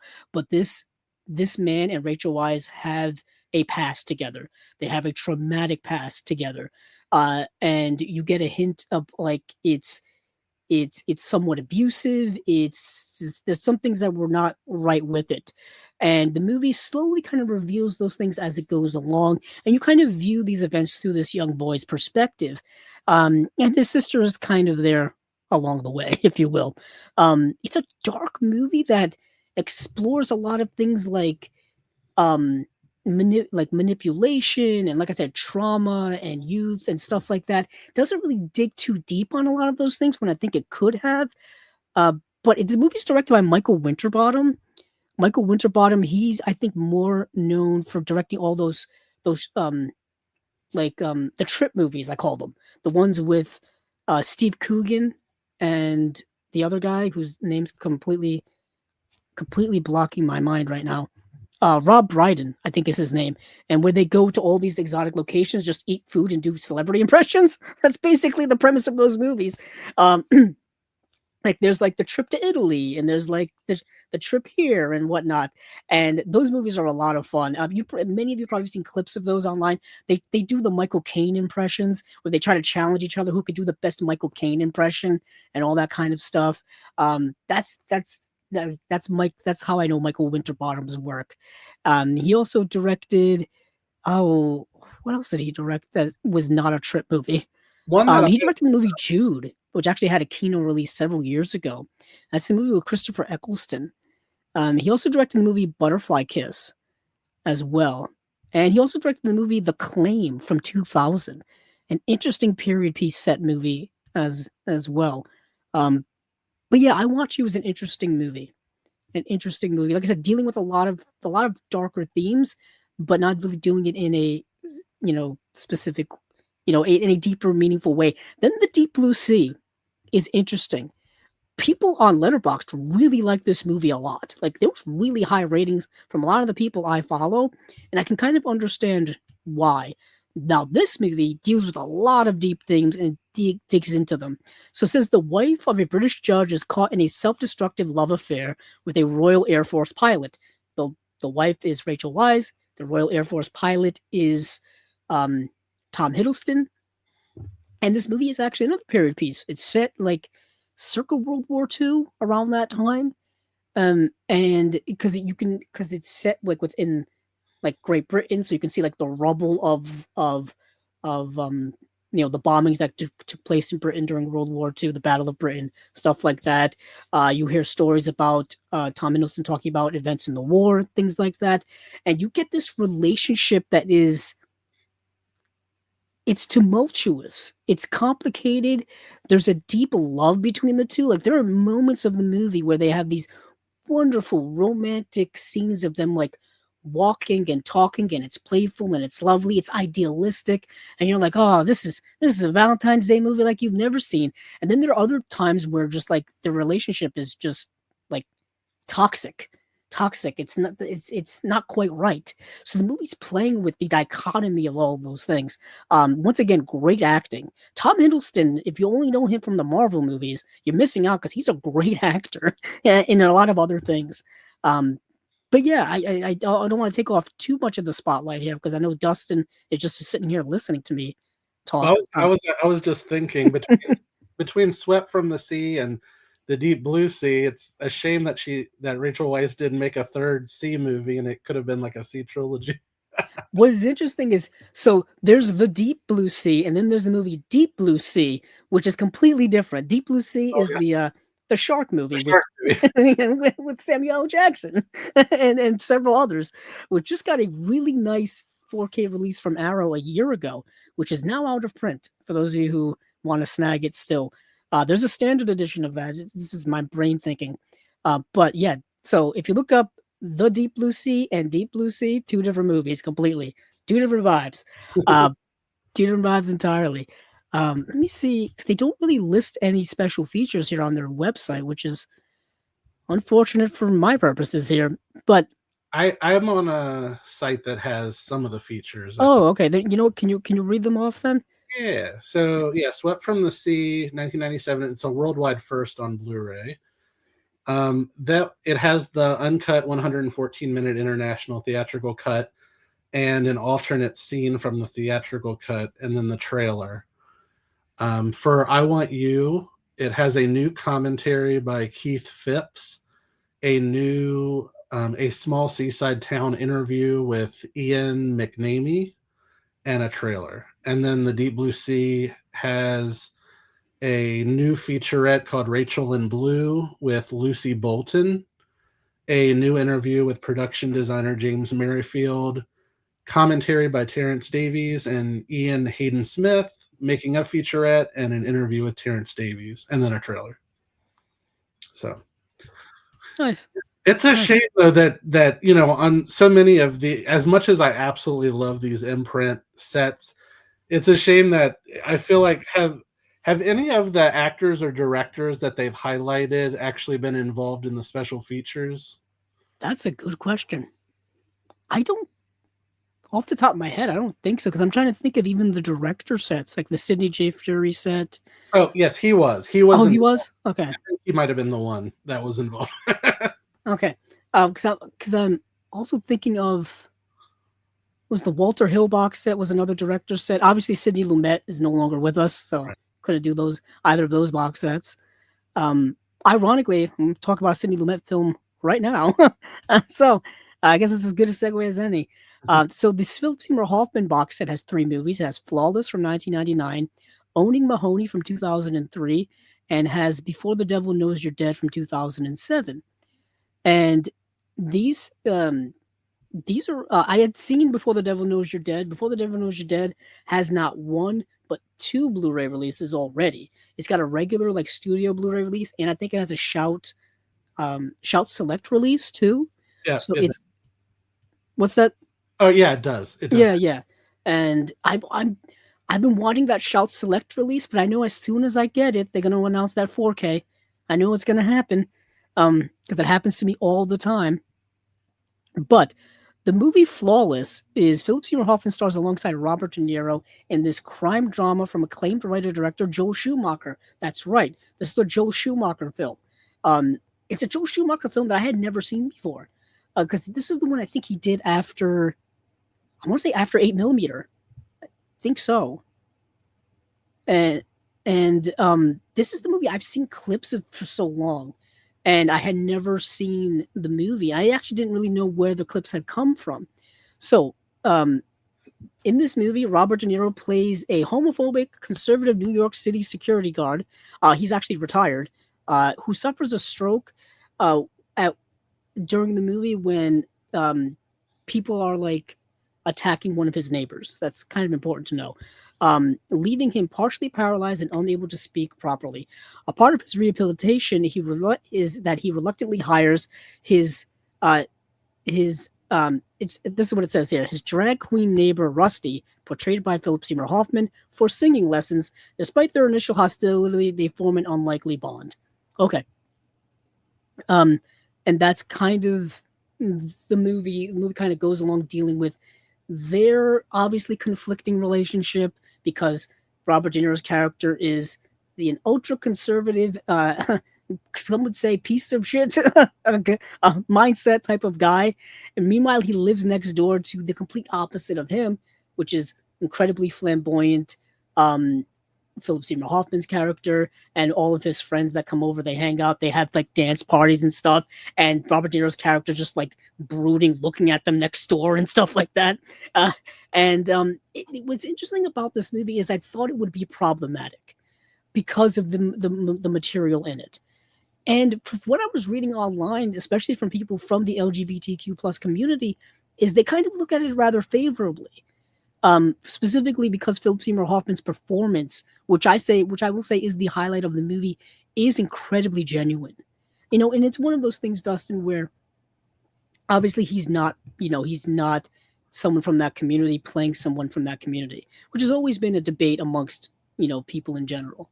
Have you ever, I know you said you have never seen the movie Flawless, but I just wanted your take on kind of that notion. I know it's a big question. Yeah, well, I feel like in 1999 it was different back then. Definitely, I feel like maybe today it would have definitely been a little bit more frowned upon if just to hire a straight cis actor to play that type of role.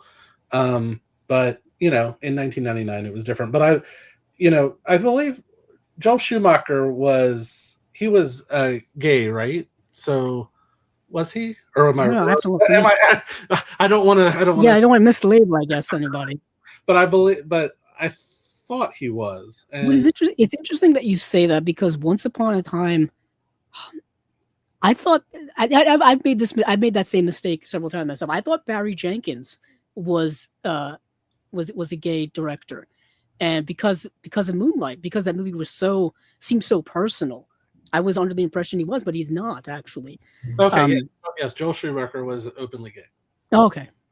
I was going to look that up as well. I'm glad you did. So maybe that also has something to do with that it's not quite as problematic as what you might have expected. That he was able to treat it with a little bit more respect and a little bit more nuance than what you might expect for that period, especially. And it really is a rather nuanced film. And I think Philip Seymour Hoffman's gravitas, if I can use a big word, or his talent as an actor is so good that he's able to really embolden a lot of the ideas in this character. Because this character is going on a character journey that is incredibly personal. And there's a lot of strife and a lot of turmoil within this character. Not only is it someone who dresses, of the opposite gender, but it's also someone who is wanting to go through the process of, changing to the opposite gender. And a part of the motivation for this character doing what they're doing throughout this movie is to raise the money to do that. At the center of this movie is these. It's kind of a side B plot that I don't think was well developed, but anywho, it's there. Of these gangsters, these organized crime people trying to find this money that was stolen from them, and a person in this apartment complex stole this money, so they're there all the time, like looking for this money. And part of the plot could be that they think Philip Seymour Hoffman's character has this money. And if he did have it, he would be like, I would have the surgery in order to change my gender and all this kind of stuff. So it's dealing with a lot of these big time themes, like as you said, now are more so in play in movies than I think ever before. And it's interesting how 1999, while it doesn't seem like a long time ago, is in a lot of respects in a lot of different reasons when it comes to what you put in, like what you openly discuss in movies and how you handle all of those things. And I think this movie kind of handles it rather well. But of course, I would lend that thought process to somebody who's actually closer to that community. But yeah, Robert De Niro is fine in the movie. He's kind of stiff. You know, he's playing this super conservative guy who's no emotion. This man, like, he's like the typical, like, you've got to be a man's man and stuff like that. And they have these battle of wills together. And it's one of those movies where over time, you know, they become friends and all this kind of stuff. We've seen these types of movies before, you know, enemies become friends, you know, all this kind of stuff. But I want to get into what some of the special features are, because I did actually finally find it on here. There's an audio commentary with film historians Brian Reisman, Max Every, and Jason Bailey, archival interviews with actor Philip Seymour Hoffman and Robert De Niro and Joel Schumacher. There's B-roll footage. There's some trailers. That's interesting. Then you have Owning Mahoney, which is a completely different type of movie. Owning Mahoney is based on a true story about this banker from 1980 to 1982 who embezzled like $10 million. It says right here, Owning Mahoney is a gripping Canadian crime thriller starring Philip Seymour Hoffman, Minnie Driver, Maury Shaken, and John Hurt. I almost didn't recognize John Hurt in the movie. Based on the true story of the mild-mannered bank employee Dan Mahoney, who executed the largest single-handed bank fraud in Canadian history, embezzling over $10 million in 18 months to feed his gambling obsession. And named as one of Roger Ebert's top 10 films of 2003, he described Hoffman's performance as a masterpiece of discipline and precision. And once again, I will say, Philip Seymour Hoffman is the best part of this movie. The movie centers around his character and his crippling gambling addiction. Dustin, I'm pretty sure we've seen movies with people who have like gambling addictions. I'm thinking of like Uncut Gems, people who can never like dig themselves out of a hole ever, no matter what they do, because when they do it, they just put themselves right back in it. It's like when they're at the table and they're up by thousands of dollars and people are like, hey, maybe you should cash out. They're like, oh no, why would I cash out? I have a hot hand here. And it's like, and then they end up losing everything. That happens a lot in this movie. It happens a lot. And Philip Seymour Hoffman's character just keeps getting himself deeper and deeper into debt with loan sharks. Don't get into gambling debt with loan sharks. They will come after you. Don't do it. I always say, I have this every time a movie comes up with like organized crime. Don't mess with these people in real life. Like anytime the Yakuza is in a movie and somebody messes with them, like, what are you doing? Don't mess with them. Don't mess with them. Have you not seen any movies? Yes, exactly. I know movies are fictitious, but sometimes a little truth can get out there where the organized crime will not like forgive you for owing them money. That's the one thing they won't forgive you for, especially gambling debts. Oh my goodness. Especially what's interesting is that now this movie is set in 1980, 1982, right? And so gambling is completely different than it was then. In this movie, he like lives in like Toronto, so he's got to come to like the United States. He got to go to Atlantic City in order to go to the casinos, in order to gamble and all that kind of stuff. And so he's taking trips here. He's at the casino. The casino thinks he's like a high roller or something, when he's really not. But he's got all this money because he's been embezzling. All kind of stuff happens in this movie, and he's And meanwhile, his girlfriend, Minnie Driver, he's hiding all of this from. Minnie Driver, I've always been a big fan of. Dustin, I don't know how you feel about Minnie Driver. Yeah, I love Minnie Driver. I feel like I don't know. I wish that she, nowadays got more roles like the ones that she was getting back, like the late '90s and early 2000s. I mean, she's hugely talented, and I feel like she uplifts pretty much any movie that she's in. Yeah, she's actually really good in this movie too because she plays, like I said, the girlfriend, and it's just interesting the dichotomy between the two, and just like how much he fronts of a different person that he is when he's around her, and then like at the casino he's like completely like obsessed with gambling. Like it's like he turns a switch and he's a completely different person. And it's interesting because there are people like that in real life who have these addictions, whether it is gambling, whether it is alcoholism, whether it is drugs, whether it's whatever the case may be. They're like a completely different person. And that's why a lot of these things are diseases and they should be treated as diseases because these people need help versus criticism. But I think this is me going on a little bit of a tangent here. Excuse me, Dustin, where like, I feel like we've demonized like alcoholism and drug addiction and things like that to the point where people don't want to seek help because they view it as a stigma versus a health issue. And yeah, of course, those things can lead to like bad stuff, like criminality and stuff like that. But at the core of it, those things need to be treated with some type of care, I guess, or some type of seriousness. But this movie, Philip Seymour Hoffman, gambler, John Hurt is in the movie. It's nice to see John Hurt in something once again. Ironically, this was this 2003, because after this he would be in V for Vendetta when he played that fascist president where he's just big on the screen, just yelling at people. But let me get into the special features here. And then we will move on to some other stuff. So we have an audio commentary with Gary Stephen Ross, author of No Limit, The Incredible Obsession of Brian Maloney, the source novel for Owning Mahoney, and Dr. Will Dotson of Someone's Favorite Productions, new audio commentary by film critic and author Walter Chaw, new Place Your Bets, The Agony and Ecstasy of Gambling in Cinema, video essay by film programmer Billy Ray Bruton, archival interviews with actors Philip Seymour Hoffman, Minnie Driver, John Hurt, and Richard Kwinowski. And then you have the theatrical trailer, and that's it. Now we've got a movie that I really like a lot.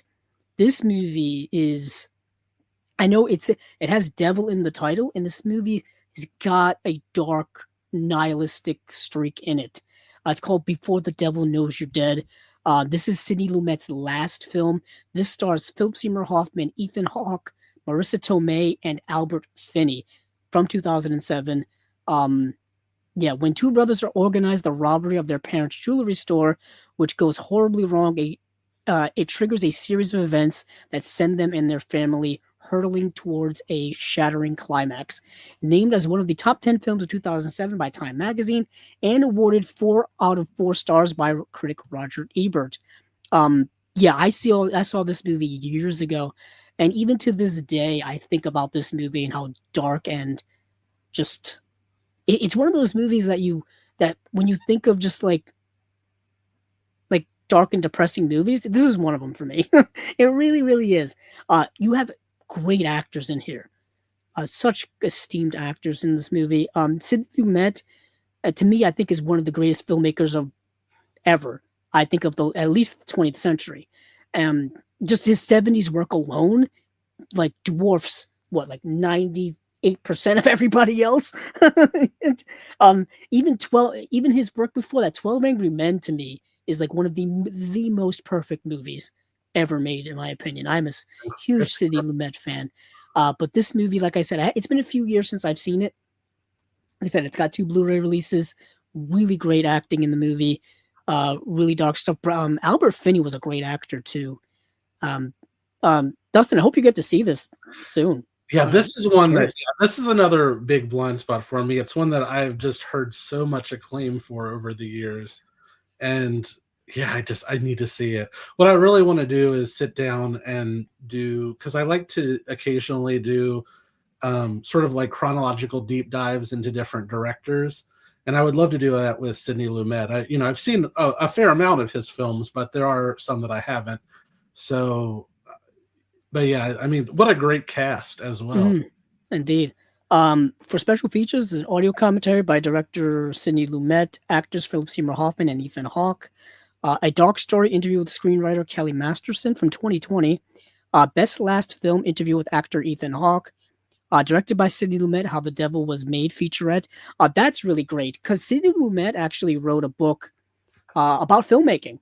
And it's kind of like one of the staple books everybody tells you to read if you want to become a filmmaker, if you're interested in filmmaking, if you ever go to film school, take a film class about film production. Chances are that book will be referenced. It's kind of like Sid Field's screenplay book. I feel like that's another one of those as well. But yeah, it's interesting for me because this was right at the start of digital filmmaking, like the mid 2000s. And I remember watching the special feature with Sidney Lumet talking about how digital photography and digital filmmaking pretty much was the future of filmmaking. And he was right, because if you look at now, digital cameras and digital photography for movies is pretty much the standard. There are, of course, a few outliers, a few purists. I'm looking at you, Christopher Nolan, with your IMAX cameras that look like the size of a hallway. And of course, Paul Thomas Anderson will still shoot on film. Scorsese's gone back and forth, I think. Like he shot some things digital, some things on film. Quentin Tarantino, I don't think his mindset has left 2007 at some point. So I think I think he's still shooting on film. I just think of what he said about Paul Dano, and I'm like, he's never seen a Paul Dano film past There Will Be Blood. You can kind of tell. But anyway, that's just me talking about stuff. But I just thought that was fascinating how ahead of the game Sidney Lumet always seemed to be, even towards the end of his life and career. He kind of knew where film was going at the time. But yeah, that's the box sets for Rachel Weisz as well as Philip Seymour Hoffman. And we spent a pretty good amount of time on those two because I got to see all those movies, and they're two prominent actors in my opinion. Rachel Weisz, Oscar award winning Rachel Weisz. People don't remember her winning an Oscar for, I believe, The Constant Gardener, a movie that I don't think anybody ever really talks about in general. They'll talk about another depressing movie. And I saw she was nominated for a Golden Globe for The Deep Blue Sea. Oh, okay. That makes sense. Yeah. That makes sense. I think she was nominated as well. Was she nominated for The Light Between Oceans? Or did I just dream that up? I don't think so. No, what am I thinking? I'm going to look up Rachel Weisz. Please excuse me for those of you at home listening, or those of you watching, as I look up Rachel Weisz's award resume. Like I said, she does have the one Oscar. I always remember her in a light. She was nominated for The Favorite. That's what it was. An Academy Award for The Favorite. I remember. I knew she had something relatively recent that was critically acclaimed, and it was Yorgos Lanthimos' The Favorite. Yeah, at the Golden Globes. Oh, she was nominated for the because she's in the television series Dead Ringers, the Cronenberg movie, TV adaptation. She was nominated. You're right, for The Deep Blue Sea, Constant Gardener. Yep. Okay. For some reason, I always think of that movie, The Light Between Oceans. I feel like I'm the only person who's ever seen it. I don't know why. Wait, I saw that film. It had it's the one with Michael Fassbender and who was he an item with at the time? Alicia Vikander? Yes, that's who it is. Yes, Alicia Vikander. I remember going to the movies to see that, and I was the youngest person in the theater by at least 25 years. At least 25 years. I'm a big fan of Derek Cianfrance. So, when I saw Blue Valentine, that movie changed my perspective of cinema, because it was the late 2000s. I was, in my 20s and whatnot. And I was like, I didn't know movies could be like this. You know what I mean? Just so stripped down and raw. Oh, That's such a I see that movie, like, people recommend that movie around Valentine's Day, and I'm Oh, like, "You guys don't know what this movie's about, do you?" You really don't. yeah, Just because it has Valentine in it doesn't mean it's all about love. I mean, it is, but man, it's about the reality of life and love. But speaking of somewhat reality here, once again we have some more releases from the Golden Princess Library. Now, the Golden Princess Library is these Hong Kong movies from the 80s into the early 90s, and Shout Factory has the license to them, and basically the license has been bought by both Arrow and I guess by Imprint because they're putting out their own versions of these movies as well. So we won't spend too much time on them because I've talked about these already for the most part. Although I do want to talk about Bullet in the Head because I watched it and I didn't know that this movie was what it is. So we've got the box set of Prison on Fire and Prison on Fire 2. We've got box set for Bullet in the Head, and we got a box, and we have a collector's edition. I say box set, but they're the big thick boxes from Imprint for Once a Thief. Now, Once a Thief is a lighter, like comedy type of movie. Kind of reminds me of Jules and Jim. I think that's what I mentioned at the time. Prison on Fire. I've seen the first movie. We talked about it when it was announced from Shout Factory, so we won't spend too much time on that. But Bullet in the Head is, I don't know if you've seen this movie, Dustin. no, I haven't. It's someone described it better than I can. It starts off as Rebel Without a Cause, kind of, and then transitions into The Deer Hunter. So imagine that kind of like swinging pendulum of tone of the movie. Wow. So and the reason why they compare it to Rebel Without a Cause is because it is a movie that's centered around the friendship of three people. And in Rebel Without a Cause, you've got young people who grew up together or are young at a specific time. You've got the James Dean character, the Sal Mineo character, and the Natalie Wood character in Rebel Without a Cause. You have these three young people, and in Bullet in the Head, you have these three young people who just happen to grow up with each other. They're into early adulthood, and something happens where one of them does something. Once again, I just mentioned the Yakuza. I think these are the if it's China in the 1960s, which is a set, probably the Triads or another organized crime. One of these three people end up getting in trouble with them. They end up like killing someone who's in like organized crime, and they've got to escape China. It's 1967, it's a different type of China than modern day China or China of the 80s, and they end up going to Vietnam. They end up going to Saigon. It's 1967. For those of you who are wise, the Vietnam War is going on in 1967. So they kind of go from like out of the frying pan and into the fire of like situations here. Because not only do they go to Vietnam, but they're also smuggling stuff from China to Vietnam. So they're getting involved in more organized crime, in smuggling, and things just escalate from there. And like I said, the pendulum swings to like, it becomes like The Deer Hunter. For those of you who've seen the movie The Deer Hunter, yeah, it's dead. It becomes dead serious, like a war zone, dead serious. And I was blown away by like, holy heck, this movie is really deep and really just like, I can't believe what I'm seeing. Like, I was kind of blown away by it because I wasn't expecting it. And yeah, and for the title "Bullet in the Head," you don't expect a deer hunter level of movie. There's a reason why it's called that, but I feel like a better title would have been better for the marketing, I guess. But it's still just a fascinating movie to me. Let me get into the special features here for it because this is a rather big old collector's edition. Now, like I've said before in the past, Shout Factory's putting out their 4Ks, Arrow is putting out their 4Ks, and Imprint's putting out their 4Ks. And it kind of all depends on which edition you want. It really does. For me personally, I'm going with the Arrow releases. Hard Boiled actually just came out. Actually, it's coming out tomorrow. But I've got Picking Opera Blues and I've got City on Fire here.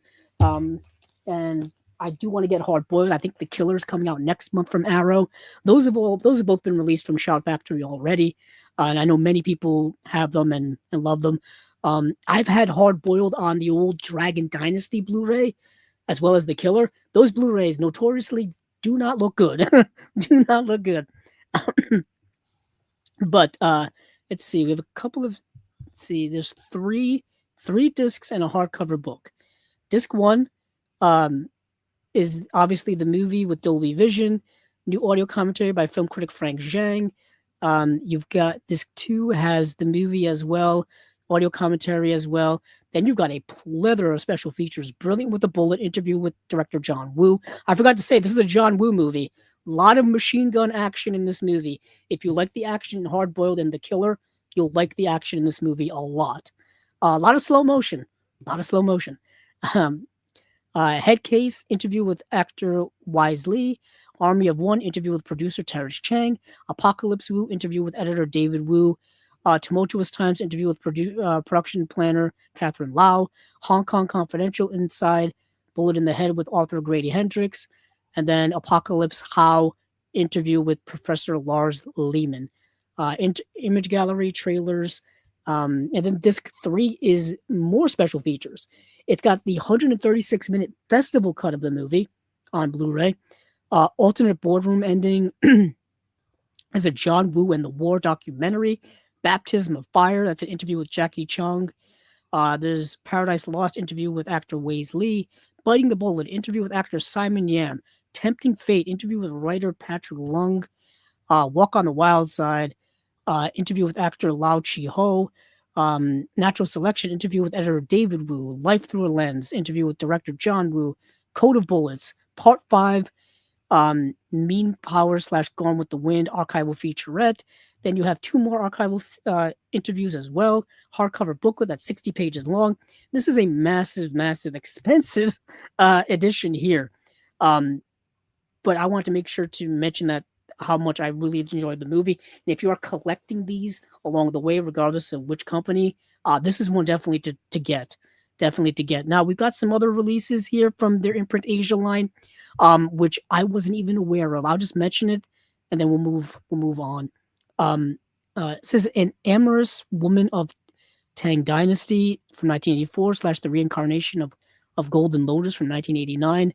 And that's it for their Imprint Asia line. Now let me go see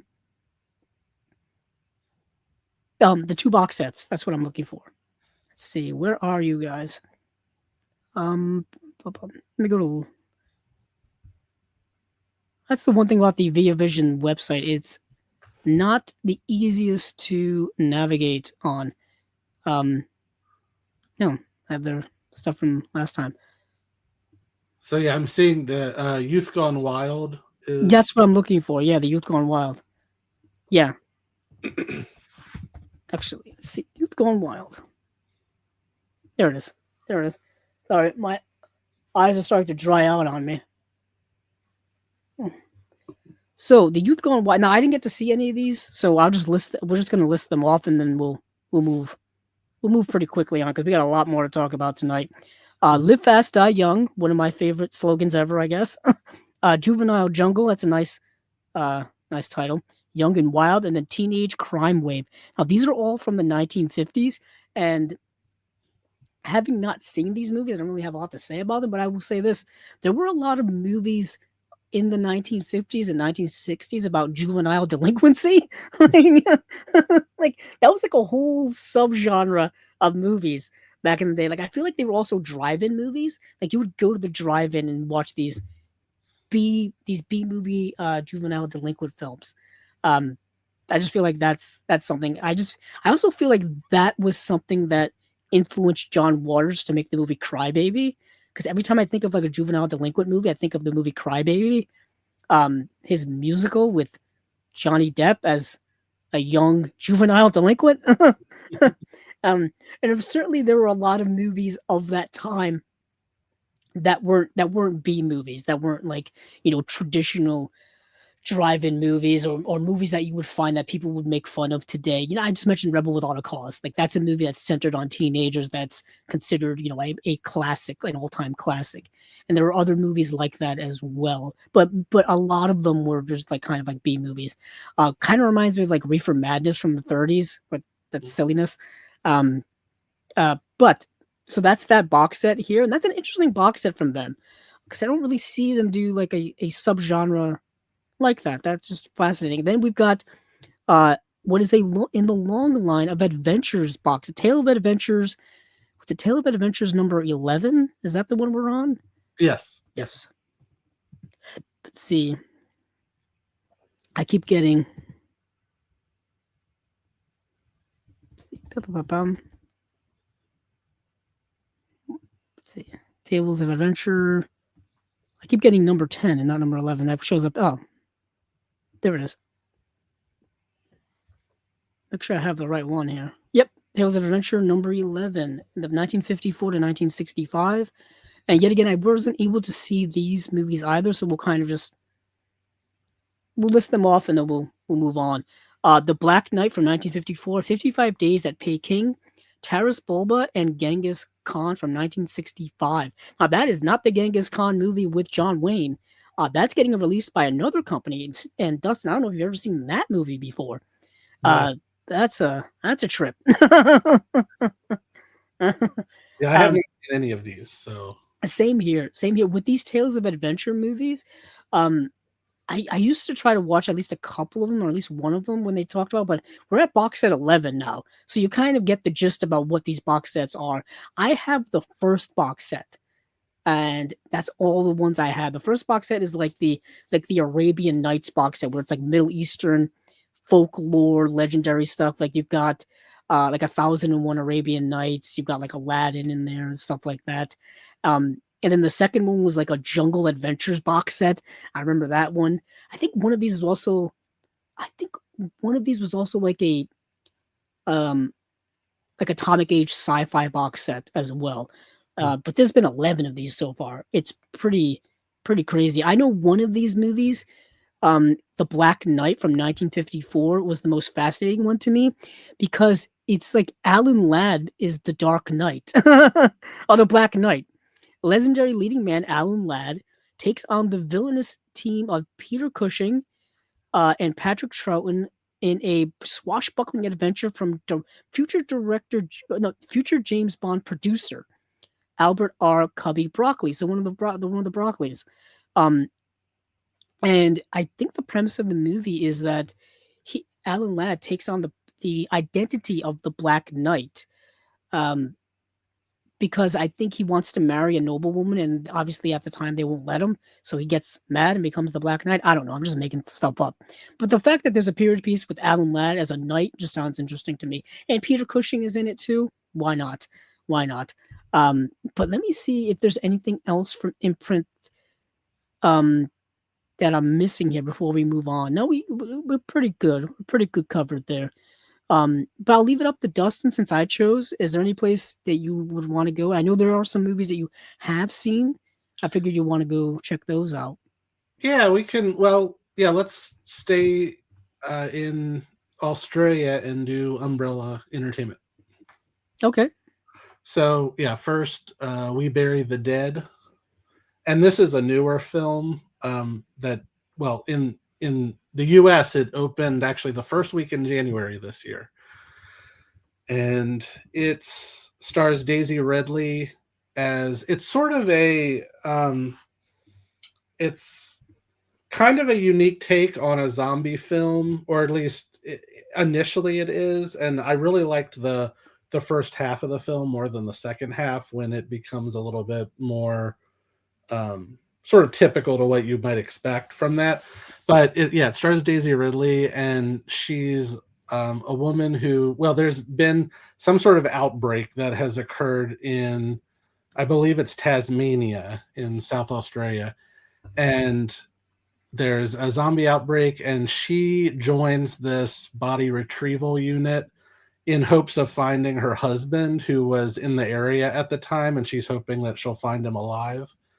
And I found it interesting initially because unlike the average sort of horror movie where it portrays the undead as just like, just either lumbering around or running around and trying to eat people or something like this. The the undead in this film they sort of like vaguely remember their lives beforehand, and it's more existential, at least initially, in the way that it portrays that. And I found it really interesting that they're not just like trying to kill everybody. And then it does take a turn towards more conventional storytelling, but I did like the first half at least. Indeed, yeah. It's a slower, more contemplative zombie movie, if you will, because it feels more dystopian. If anything, it feels more like there was that Arnold Schwarzenegger m- zombie movie called Maggie from several years ago. Felt something like that. It's like a 28 Days Later, but maybe way more subdued version of that. In the sense like you get the dystopian atmosphere that there's just a massive loss of life, like something has happened. So it's like the early part of 28 Days Later when Killian Murphy awakes and like everything, there's like no one around. Like it's like that level of desolate, but for like the whole movie almost.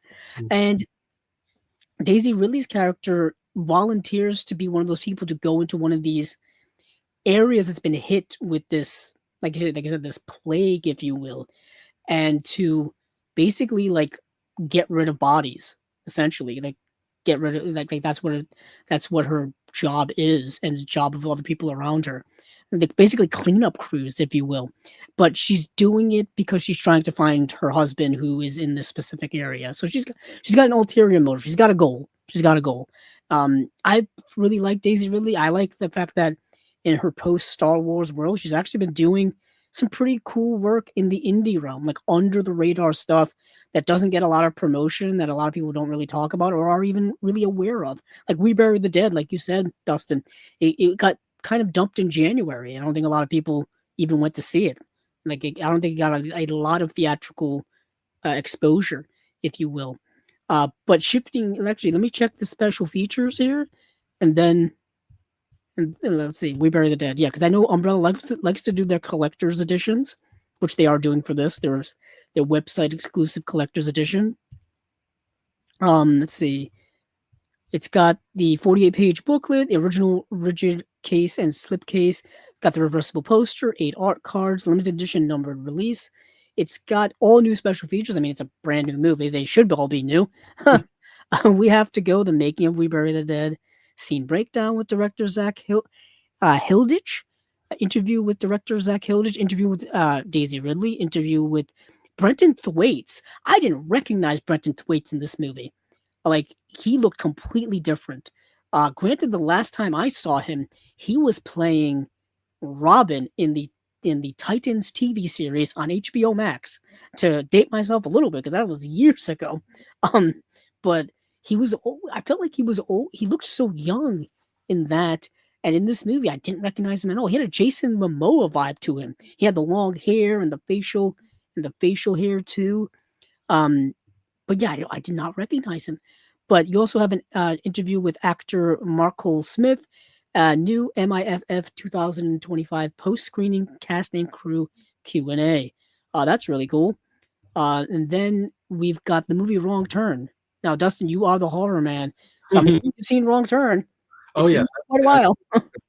Oh, I'm a fan of Wrong Turn. This was, definitely remember seeing this in the theater when it came out, and actually I saw it multiple times in the theater.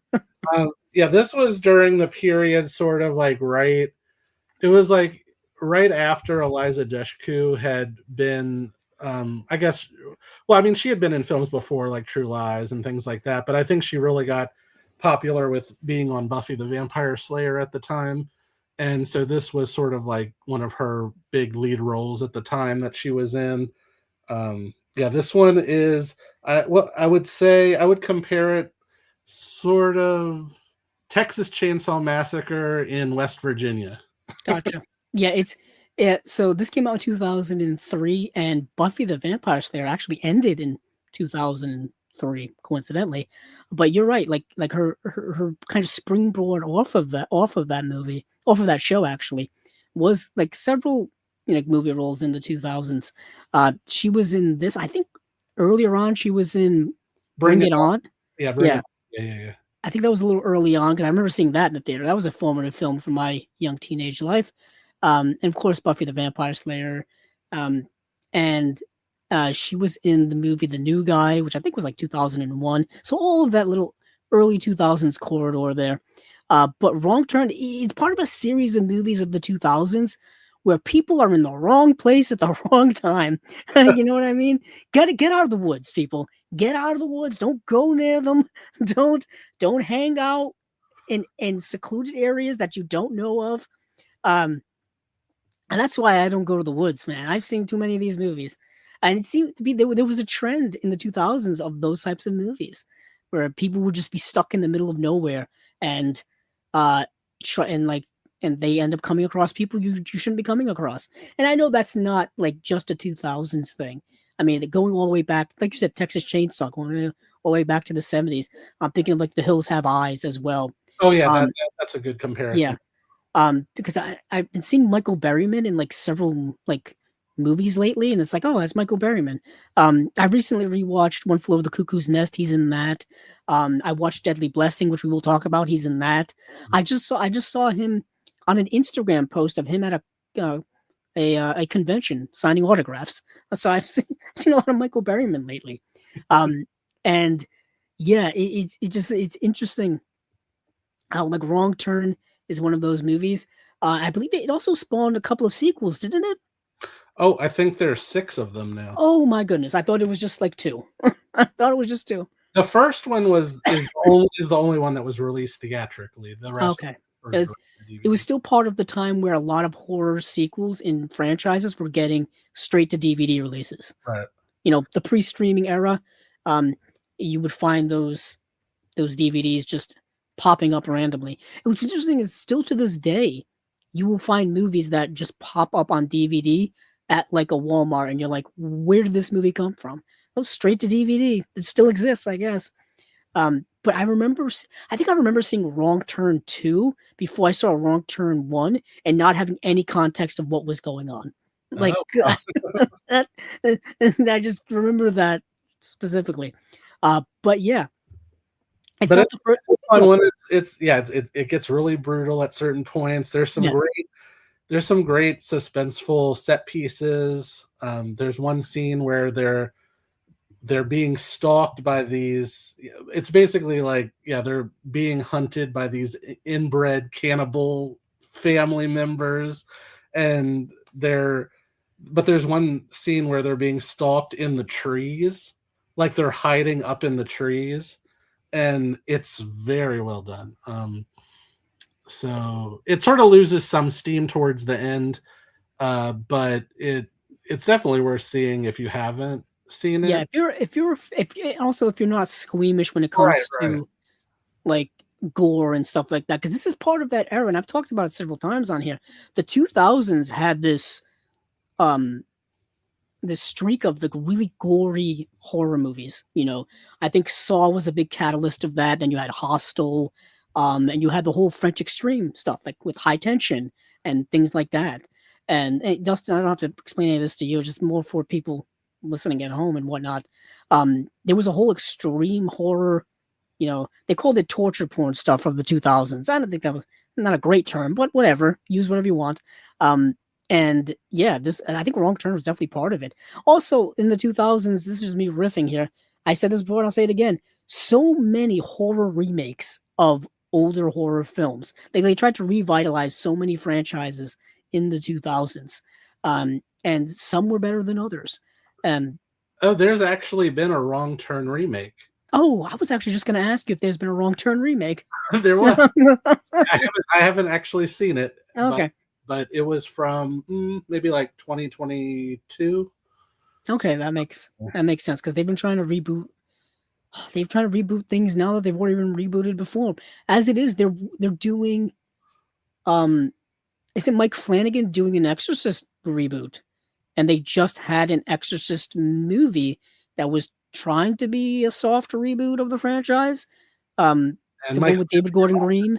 Yeah, Mike Flanagan also just completed his. It's like a Carrie. Yeah, Limited. the Carrie TV series. Yeah. It's gonna be on Amazon, I think. And when it comes to like that type of stuff, like I almost view it as like a readaptation. Like it's brand new. Like people, I don't know how you felt about the Carrie movie that came out, I think 2013 with Chloe Grace Moretz. Some people were upset that, oh, you can't remake Carrie. For me, it wasn't a remake. It was just a readaptation of the novel. That's how I viewed it. Yeah, I enjoyed it. I mean, for what it was, like I treated it sort of separately from the Brian De Palma film. You can't really. Yeah, I mean, if you're gonna compare those two, yeah, it does. It's not quite as good, but Yeah, but for what it was, I thought it was effective, and I really do like Chloe Grace Moretz, and Julianne Moore was in it. It had played the mom. Yeah, Judy Greer was in it. She played the gym teacher. So yeah, I'm a fan. Yeah, good. Yeah, but interesting. I think. Yeah, anyway, I was thinking, did that get a 4K re-release recently? I feel like it did. Yes, Maybe from Shout Factory. Yep. Yeah, that's why I think I talked about it recently. I kind of have a soft spot for that movie a little bit, just because it's actually a little closer to it's actually a more accurate adaptation of the novel than the Brian De Palma one. But I don't think people care. I don't think people care because the Brian De Palma movie is so iconic. It's so iconic for the time it was made, for who's in it. Sissy Spacek, John Travolta, everybody else.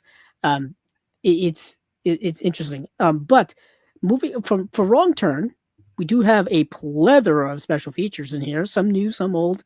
Like I said, there's a special collector's edition that's got all kinds of extra goodies. We got a 48-page booklet. We got a custom art rigid slipcase, reversible poster, art cards. There's a new special feature called Evil Residents, an interview with producer Robert Kulzer. There's Edge of the Axe, an interview with actor Julian Richings. Hidden Horrors, an interview with visual effects supervisor Dennis Berardi. The Bad and the Ugly, an interview with makeup effects supervisor Shane Mahan. And then you have I believe a smattering of old featurettes here. Audio commentary with the director, with actors Desmond Harrington and Eliza Dushku. The Making of Wrong Turn 2003, Fresh Meat, The Wounds of Wrong Turn 2003 featurette, deleted scenes, Eliza Dushku, Babe in the Woods 2003 featurette, Beware the Woods, A History of Rural Horror 2022 video essay by Lee Gambin. That's nice. Behind the Scenes 2003 featurette, Archival 2003 interview with cast and crew. And for those of you interested, those of you who are fans of Eliza Dushku, she's not acting anymore. She's actually a therapist now. She came back because she's from Boston, which is like an hour north of me. She came back here several years ago to go back to school, and she's got like a master's degree, and she's a licensed therapist. Now, I don't know where she's practicing. I don't know if she's practicing in Massachusetts somewhere or whatnot. But yeah, that's what she does now, which is pretty cool. She's got a second career, if you will, because she's been acting since she was a kid, like you mentioned, Dustin, in all the way in True Lies, all the way in True Lies. But you want to talk about? No, that's it. We did Wrong Turn. We Bury the Dead. Now where are we going? I was going to say if there was more Umbrella, because I'm used to Umbrella having more than two announcements. Want to do Deadly Blessing yet? Or sure, we'll go to Kino. Yeah, let's talk about. We can go to Kino. Let me just pull up their. I usually go to their Facebook page because they tend to have everything laid out pretty nice over there. You got to scroll, like you got to dig deep, but at least it's there. And Deadly Blessing is a Wes Craven film, right? Yes, 1981. I am a big fan of this one. I feel like you can see hints of future films that Wes Craven made in this. Basically, it's a sort of it's set in, I can't remember where it is, but it's in like a farming community, and there's a religious cult around, and there's these three friends, three young women who get together. I think after one of their husbands is killed, and the other two friends come to support her, and they get mixed up in this cult in this church, and they're being sort of stalked at the same time. There's some really excellent set pieces in this film. There's one set in a barn that is really chilling and well crafted, and there's another scene set in a bathtub that you totally tell was sort of what Wes Craven. It was sort of like what he did before Nightmare on Elm Street. I was gonna say, I don't mean to cut you off, but I'm watching that scene and I'm like, he did the same thing in the first Nightmare on Elm Street movie. It's the same shot too. It's the hand coming out of the water and right between the woman who's in the tub, and it's like, you did the same shot. You did the same shot. But I don't mean to cut you off. Arguably even worse for me because it involves a snake in this film, and I don't do well with snakes, so the idea of being in a bathtub with a snake does not thrill me. No, I don't think it thrills many people. I mean, geez. But you're right. Yeah. And one of the friends, of course, is played by Sharon Stone, and I was just going to mention one of the friends of a young Sharon Stone. She must have been her early 20s. This was years before she was in the others, but she was in Basic Instinct. I think that this was 11 years before Basic Instinct. So I think this was her first lead role. I think she had been in one Woody Allen film in like a cameo or something, but I think this was her first major theatrical film in her lead role. And she's really good in the movie. Ernest Borgnine is in the movie. I always love seeing Ernest Borgnine. He's got a lovely Amish beard, the Abe Lincoln wraparound beard in the movie. He's got that going. Isn't Michael Berryman in this? Yes, he's at the very beginning. He's accosting the woman. Calls her, what's he call her? Like a succubus, not a succubus, something like that. Oh yeah, yeah. Like he's one of the sons.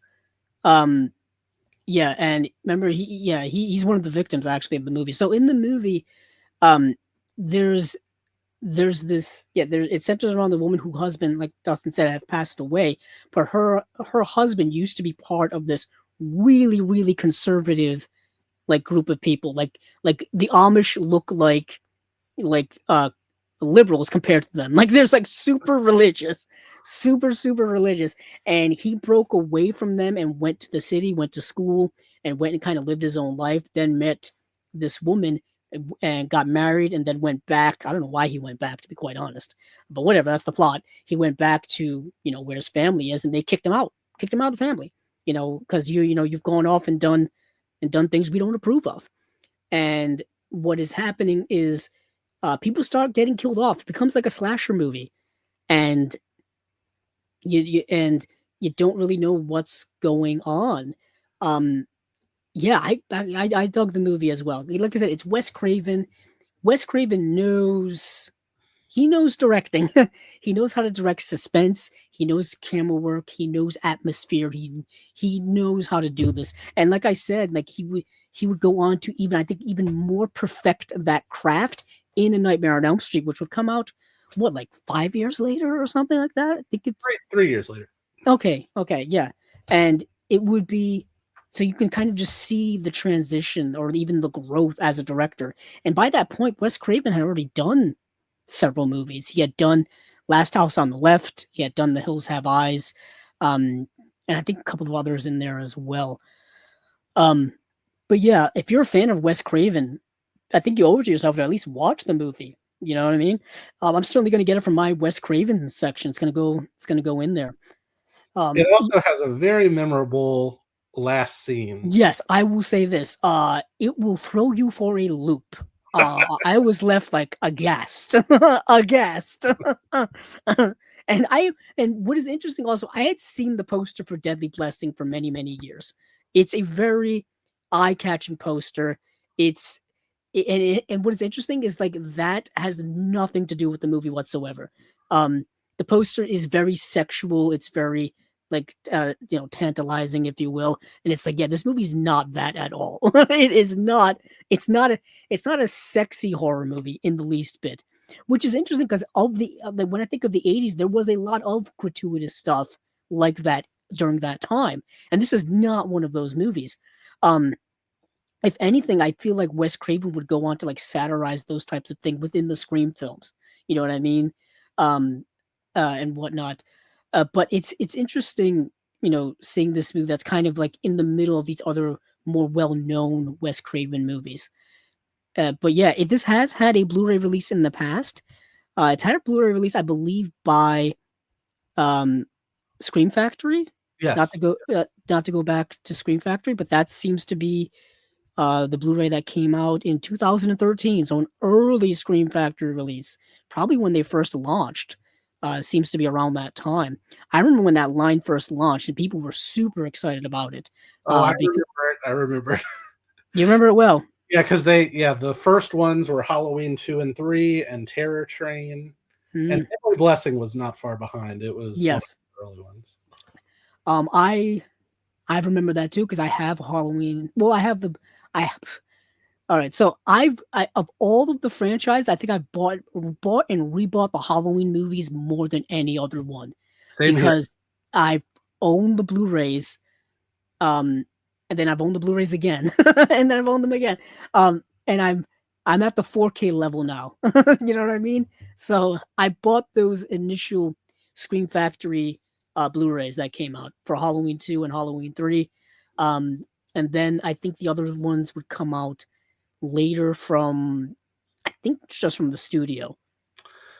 And then there was the big box set that Scream. The big box set, which I to this day hate the fact that I never got, because that's the big thing with that box set was Halloween 6 got the theatrical cut and the producer's cut, and there were special features that were like exclusive to that release, which I don't know if the 4K has those.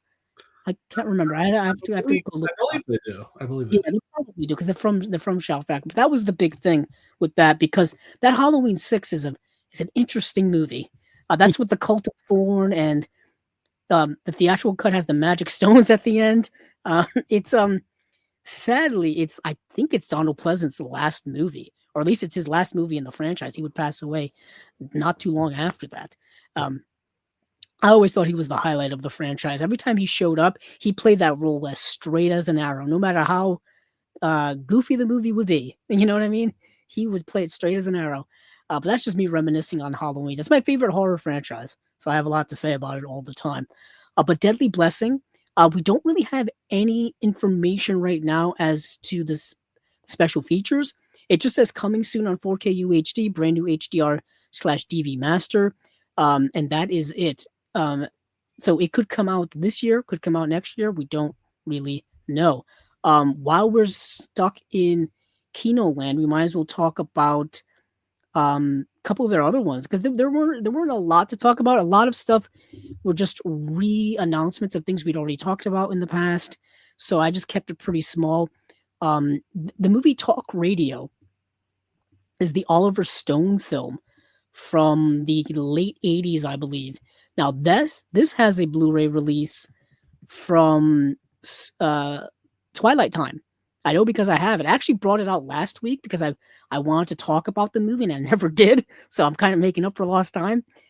But Talk Radio is the movie with Eric Bogosian is in it. Like I said, directed by Oliver Stone. And it's been years since I've seen it. Like I haven't seen it in a long time. But it says Dallas Talk Radio host Barry Champlain, Eric Bogosian, discovers one weekend that his skills in pushing people's buttons have won him a chance for national syndication. But instead of celebrating, he subjects his wife and co-workers to a darkly comic marathon bout of compulsive risk-taking with his unstable radio audience. Barry and his fans, the lonely, the angry, and the dangerous, know that the talk is not cheap and words can kill. So he is like, excuse me, he's like a Howard Stern type radio guy, where he's not afraid to say whatever he wants, to challenge people, to piss people off, all this kind of stuff. And obviously, that can lead to you attracting dangerous people. And if I remember correctly, that's kind of what happens. Um, it's interesting because talk radio is not so much a bygone era. I mean, podcasting has taken that over significantly. Heck, it's what we're doing right now. If I could say so myself. But I remember it's of course it's a movie that's tinged with political commentary, social commentary. It's Oliver Stone. He's pushing everybody's buttons when it comes to those things. That's kind of what this is the movie he did. Oh goodness, I think he did it before JFK, so he's probably in that political mindset of that time.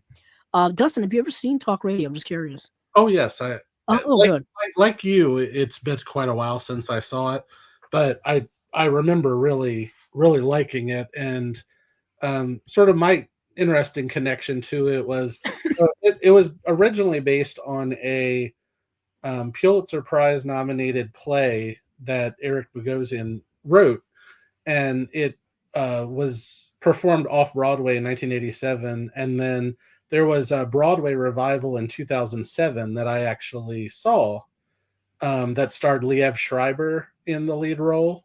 Oh, and Sebastian Stan was also in it, long before Marvel and getting an Oscar nomination and all of that stuff. So that was interesting. It was the play is very much strictly set within the radio station, whereas Oliver Stone in the film sort of opens it up a bit with some flashbacks and things. Sort of just to expand it a little bit beyond just the station, but it's very well done. Eric Bogosian's great in it. This one also has a sort of a very sort of shocking ending to it. Oh, yes. It's been so many years since I've seen the movie that I don't remember the ending. Well, it's based on I won't give it away, but it's don't give it away. It's based on loosely based on a real life shock jock named Barry Champlain. That's his right. life. Yeah. And so it sort of follows what happened with him. Okay. So it's based on a true story of a real person. So therefore, not quite a spoiler. But either way, if you don't want to be spoiled by the ending of a movie, we won't do that. Yeah. Because at the time, so my background, I guess, in not even background in education, but my degree, my college degree is in history, and of course, going to school in the 2000s, you couldn't help but be inundated with politics. You know what I mean? I feel like politics have been pretty prominent over the last 25 years, obviously longer than that. But if you are someone who is of my generation, going to school in the 2000s prominently, you've been inundated with a lot of stuff. And chances are you've seen Oliver Stone's film, and he's been not shy at all about his political leanings, at all. And this was done, like I said, at the time, but he was kind of on a roll as a director.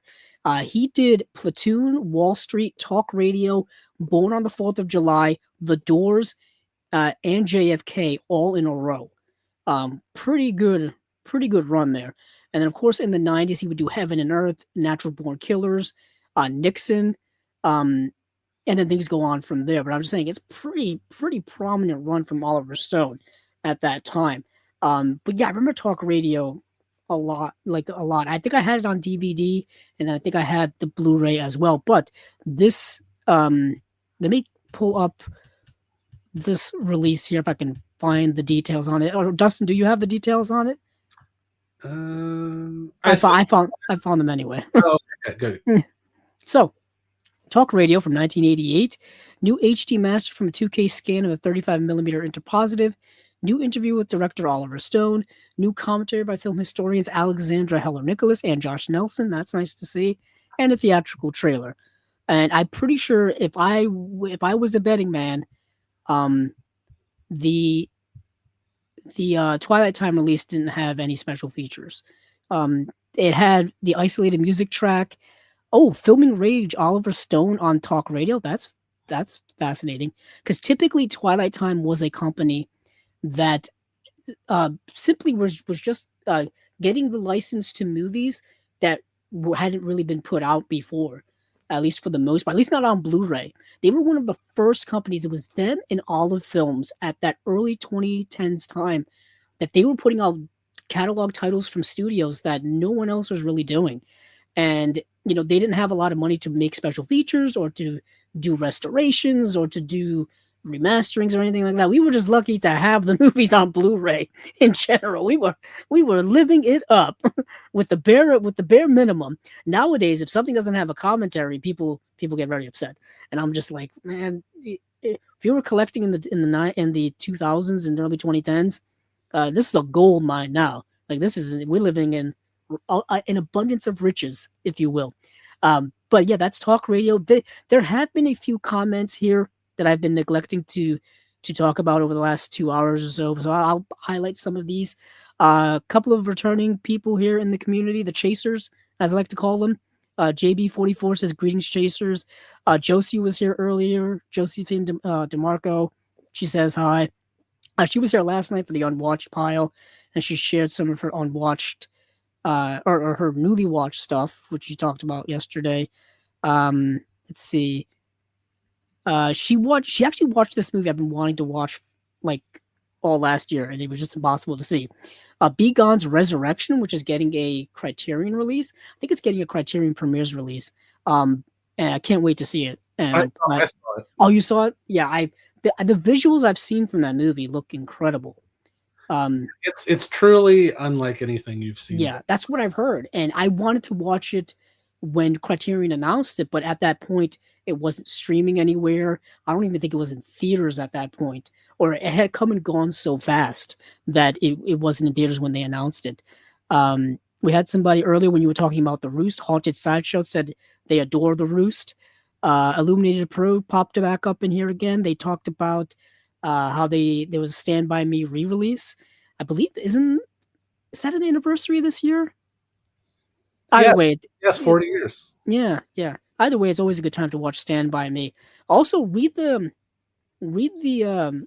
short story as well, or because it's a short story, I think, isn't it? Or like a novella. Yeah, novella. It's called The Body. It was. Yeah, I have it and I've read it. Different. Really good. Like it's a good adaptation too of that. What's interesting, I don't want to go off on too much of a tangent. I find that Stephen King's shorter works are his best works. Like his stuff he did of Richard Bachman books and stuff like that were like shorter and different. Mm-hmm. I find me getting more involved with his work on that level than his gigantic tomes. I don't know if that's just me. I do like his short stories, definitely. Yeah. Like I even read the one with oh god, goodness, Shawshank Redemption, the one that's based on. That's also really good. Let's see. We have a couple more comments. Acres of Movies pops in, says hi. What's your favorite 2 commentary in recent years? I couldn't say. There's been a lot of good commentaries, probably on a lot of discs over the last several years. Probably ones that are done by people I know. Like we just mentioned Alexandra Heller Nicholas. I find myself being more interested in hearing them than going back to listen to directors' commentaries. And that may sound odd to people, just because I know the director's commentaries, you get firsthand knowledge of the making of a movie, which is fascinating. Like that's a good way to learn. But I also like hearing about what my contemporaries think of a movie. Like what was their thought process upon watching the movie and what they think of it. And I feel like they're the ones that are sort of going deeper. Their perspective is different. Yeah. Like they're far enough removed from it where they probably view things a little bit differently than a director who's literally spent years making it. I mean, geez. But yeah, I think that's it for terms of picking up certain comments and stuff like that. So we did just talk about Acres of Movies. Asked, did we talk? Are there any features? And there are a couple of features on there. Some stuff with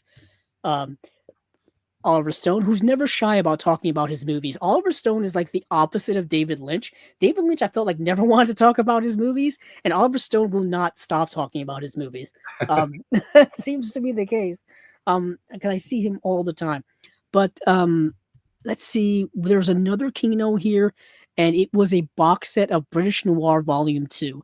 Now, I wanted to talk about that because I think I talked about British Noir Volume 1, and I figured why not talk about British Noir Volume 2. And now I didn't get to see any of these movies, so not much to say about them. It's Home at 7 from 1952, The Intruder from 1953, and The Long Arm, also known as The Third Key, from 1956.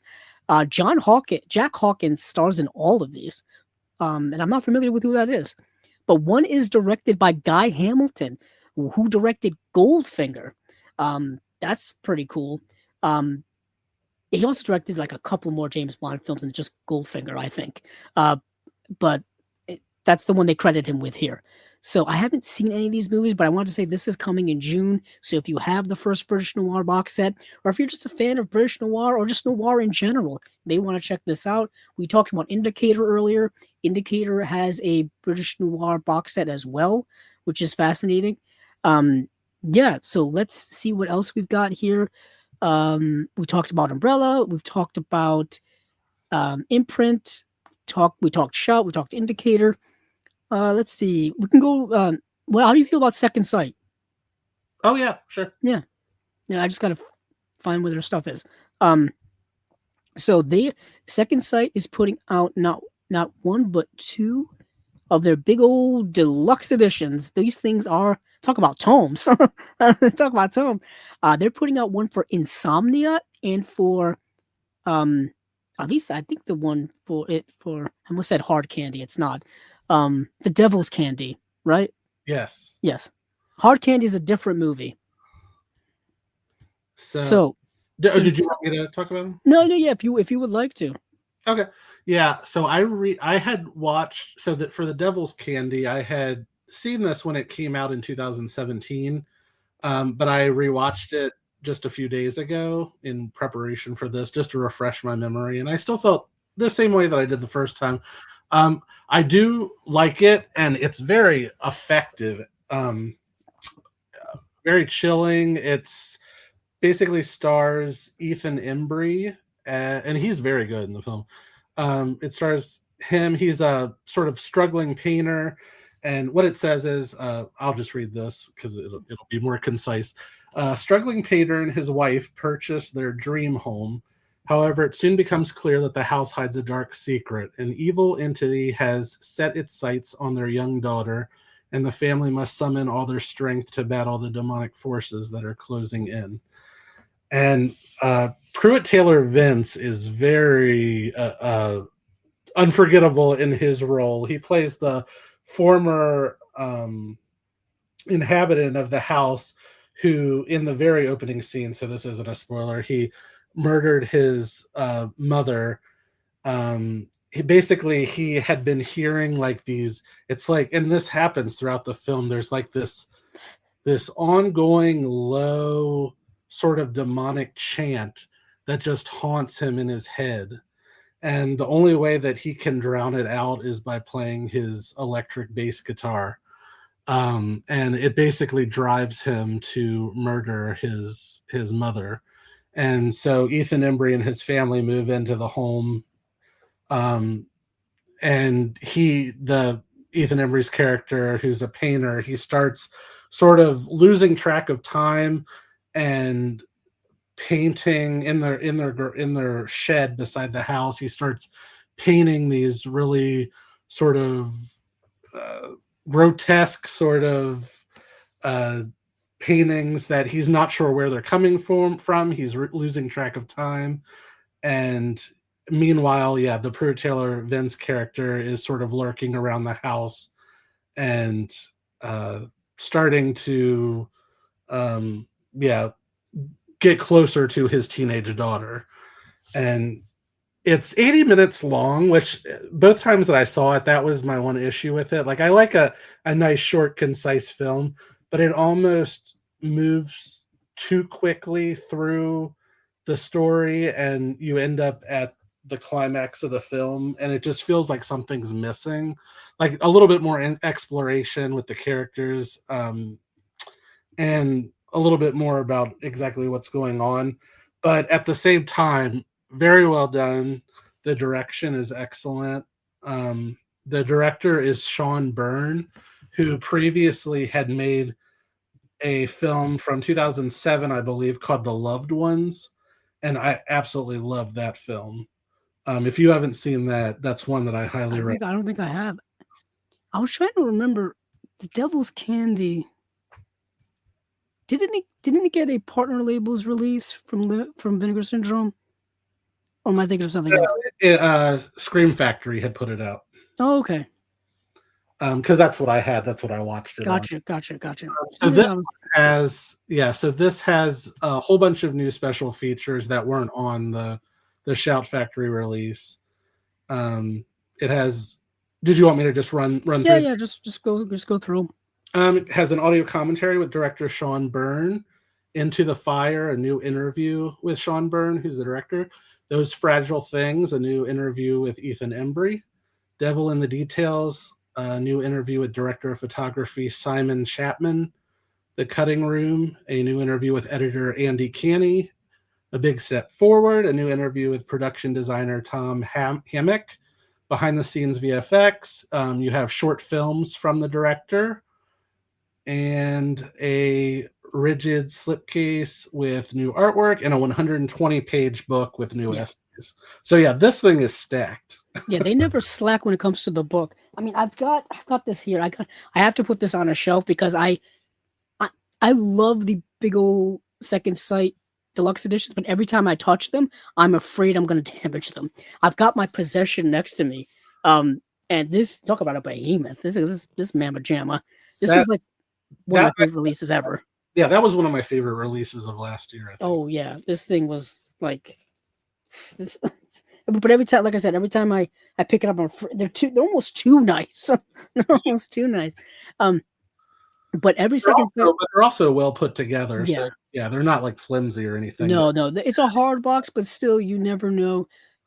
You know, if you accidentally drop it, you bump it on something. The corners do, get a little wrinkly. They do bust or whatever.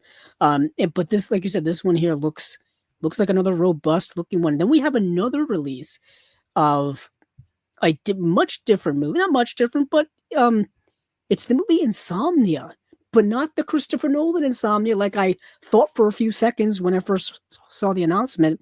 It's the one starring Stellan Skarsgård from the 90s. Now, this has a this has a Criterion Blu-ray from many, many years ago, which I bought right when it came out. And have you seen the Insomnia? I have. I saw that Criterion release, but I will say that I saw the Christopher Nolan version first. Same here. I saw this, yeah. Same here. I know a lot of people prefer this one, but maybe it's because I saw the Nolan one first. I think I prefer that one. But they're both excellent. Yeah. It has such a different vibe than the Nolan one. I mean, it's the same similar premise, but I feel like the energy is so different because I believe this is a Swedish film. And when you have like a movie that has like this type of atmosphere to it, it feels so different. And Stellan Skarsgård is so good in this movie. I mean, I was really glad to see him go on like a little bit of an award season run with Sentimental Value this past award season, and people really kind of reintroduced themselves to how brilliant of an actor he is. Whether he's working with someone like a Lars von Trier or working and really in anything else, he's always really, really good. And he's been working since like the 70s. Like he's been around for a while. But this movie, Insomnia, it says a detective is sent to investigate a teenage girl's murder in a small Norwegian town above the Arctic Circle. As his mental state begins to crack, he struggles to keep his sanity while wrestling to solve the case amidst the unrelenting 24-hour daylight. Now, this is another film where it's been many, many years since I've seen it. I don't think I've seen it since I bought the Blu-ray way back in 2014. So we're going on a dozen years since I've seen this movie. It's been a time. And that was back at a time where Criterion was doing their Blu-ray and DVD combo packs. I have it on the shelf. Oh, gee, Insomnia probably up there somewhere. It's around me somewhere. But that Criterion had a brand new video interview with the director whose last name I could not pronounce to save my life, and Stellan Skarsgård. And it's got 2 short films by the director as well. It is a very Scandinavian name that I could not pronounce. I tried to pronounce things on here several times, butchering them, obviously. This one I'm not even going to attempt. But I will. We will be going over the special features right now for this second site release. It's a 4K release, so it's got a Dolby Vision HDR grade to it. It's a dual format release with the UHD and the Blu-ray. New audio commentary with director whose name I can't pronounce and the co-writer Nicolaj Frobenius. I can pronounce that maybe. Running on Instinct, a new interview with the director. Falling into It, a new interview with producer Peter J. Borgli. Oh, that's rough. Private Prisons, Alexandra Heller Nicholas on Insomnia. And then it's got these short films by the director. So I think it's missing. I go back to that. Feels like it's missing. I think it's the missing video essay, the video interview. Yeah. Interview with Skarsgård. So if you've got the old Blu-ray from Criterion, you may want to hold on to that if you want all of the special features. It also has a rigid slipcase with new artwork. It's got a 120-page book as well, and 6 collectible art cards too. Those are always cool. And yeah, so that is Insomnia. And these second site releases are highly collectible, and they do sell out quite frequently. Like there are several sold out ones that I still regret not getting that I'm still hoping that I can get my hands on. One off the top of my head is It Follows, and the Ginger Snaps box set as well. I should have bought that when I had the chance because they're getting tougher and tougher to get. And I really like the Ginger Snaps movies. Like I really like that, especially that first Ginger Snaps film. I think it's still super underrated. I think it's great. But yeah, that is the 2 second site releases. We have Insomnia and we have The Devil's Candy. And we'll move on now to, let's see, I think we're down to, Eureka. Let's go to Eureka. Because we've got some movies in here. We have Madhouse, Empire of the Ants, and Oh, What a Lovely War, which I saw your Letterboxd review, and I saw that you really like that a lot. So you want to talk about it, go right ahead. Oh yeah, that was my favorite, I think, of all the films that I watched this week in preparation for this. And what's interesting, before it was announced from Eureka, I had never heard of this film. Same here. Which is almost a tragedy because it's so, I mean, it blew me away. I just thought it was excellent. So this is from Oh, What a Lovely War. It's from 1969. Richard Attenborough, who you'll remember from Jurassic Park, it is his directorial debut. And how to describe this? I said that in the review that I wrote, I had said that the claim is often made about any number of cinematic works, but truly there is nothing else quite like Oh, What a Lovely War. And it's set during World War One. It's based on a stage musical from 1963.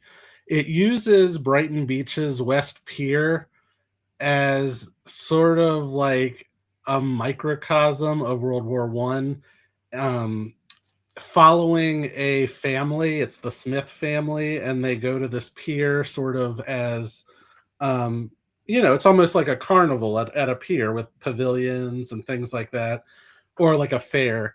But in going there, the men in the family, one by one are join the military and go to fight in World War One. And the film is, it is a musical. Like, it uses period music. There's choreographed dancing. There's, sort of absurdist humor with it. Some really amazing editing, I think. There's one scene where the family is on the pier and there's like one of those sort of like children's trains that they get on and it passes them by. And as the family watches it go down the pier and disappear, the editing transitions to the mother waving goodbye on the platform of an actual train as her sons have gone off to war. And it took my breath away, like how effective that was. And yeah, it's just it's definitely a very anti-war movie. It sort of talks about the cost of battle, the exploitation of men, during that period of time, sort of in a jingoistic sort of way, trying to get them to join the war. Yeah. And it's but it's hard to, it's sort of, it doesn't have a conventional, I mean, it does have a narrative, but just the way that it's told is so unique. It's told in, this is going to sound negative, perhaps a haphazard way, because it's not so much about the plot, it's about what it's depicting, what it's satirizing, really. It's satirizing this militaristic hunger for war during that time period. Specifically when it comes to World War One. World War One, to put it into a little bit of historical context, and granted, it's not, the movie's not like a historical piece, it's not a documentary, it's nothing like that. But World War One is a lot murkier of a war when it comes to like who are the good guys and who are the bad guys, as opposed to World War II, which those lines are definitely drawn pretty distinctly. Like who's good and who's bad. World War One has the unique thing of kind of being like just a mess. Like and they touch on that during the early parts of the movie, where like, oh, we don't want to go to war, but they're going to war, so we've got to go to war because they're going to war and all this kind of stuff. And that's kind of how the messiness of it is going. And the movie's kind of jumps from like different world leader to different world leader at times and how they're dealing with it. But it's satirizing the fact that like these world leaders, they're making these decisions, but the ones who are affected by it the most are the people, the actual soldiers, the actual citizens of these countries that have to deal with this fallout of these decisions that are done on such a high level. And these leaders are not really thinking of the fallout, because at the heart of the movie is this family that has these 5 sons that go off to war, and them dealing with that. Like that's a big part of the movie. And I agree with everything Dustin says. It was described as an epic musical, and it really is. It's an epic musical that got turned into like an epic adaptation of a musical. It's very interesting for a first movie from Richard Attenborough. It's kind of astonishing. like if you're talking like best first movies, this has got to be up there. Like just like right out of the gate. Now he of course had been an actor for years. This came out in 1969. I think by that point, people had already seen him in, oh goodness, several movies. But I think The Great Escape had already come out by that point. He was in that. It's a really just big undertaking of a movie. And I know not a lot of people like musicals, and it's not for everyone. I get it. Even to this day, like people hate musicals, like with a fiery passion. And I'm like, I don't really know why. It's not that offensive. It's not that offensive. I don't know why we take this so seriously. But musicals are my second favorite genre next to horror. So I love them.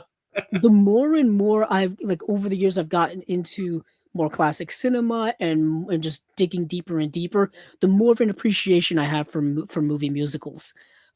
Specifically how historically important they've been to American cinema for the last century. Like musicals were big parts of the industry for a rather long time. It was like musicals and westerns are somewhat lost genre for cinema, in my opinion. I know one pops up every now and then and is a decent hit or whatever, but it's nowhere near like it was back during a specific time. It really isn't. So this movie is fascinating. I wasn't really expecting a lot. I didn't know what I was expecting going into it. But it's really fascinating of a work. I'm glad you really liked it a lot. I'm glad it's getting a release because, like I said, I didn't even know it at all. So I'm absolutely getting this one. Yeah, it's It's restored by Paramount Pictures, so Eureka, I guess, has a distribution deal with Paramount. Paramount's another company that's been making distribution deals left and right with people over the last several years. So there's a new audio commentary with British cinema scholars Melanie Williams and Lawrence Napper, archival audio commentary with director Richard Attenborough. Man, that's fascinating.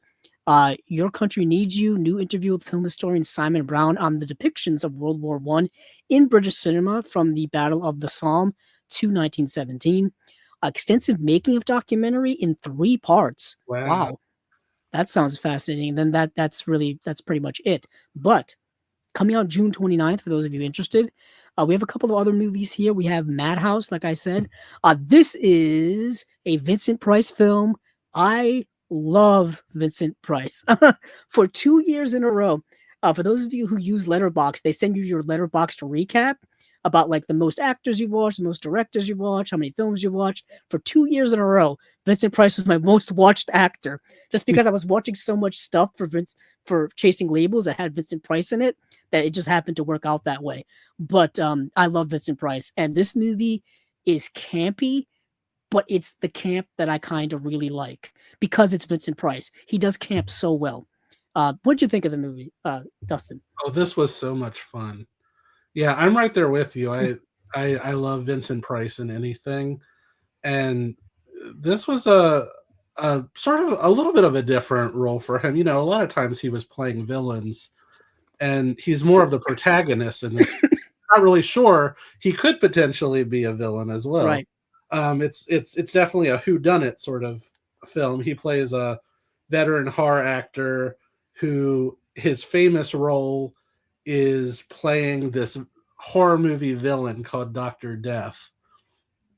And his at the beginning of the film, his fiance is murdered by this, you know, mysterious figure. Yes, mysterious figure who looks similar to Dr. Death, but you don't know. Right. And I would argue, and then it's a whodunit, but it also turns into a slasher film. And like people getting taken out pretty left and right. Right. Yeah. And towards the end of the movie. I mean, I would argue, because a lot of people say that Bob Clark's Black Christmas was the start of sort of like the first, not really the first, but like sort of the start of the slasher film as you imagine it to be, that came out after with Halloween and stuff like that. Well, Madhouse came out the same year as Black Christmas, and I believe actually earlier. And I would argue that it's in the similar vein to that, at least in the style of that. I would agree with you with that. And it also has that meta quality to it that far predates Scream. Oh yeah, it's meta, like decades before meta was even a term people would use. Yeah. This is it's a little overwrought, a little silly, but it's so fun, very fast paced. Like you said, like people are dropping left and right. It's not like you have to wait a half hour for somebody to be knocked off.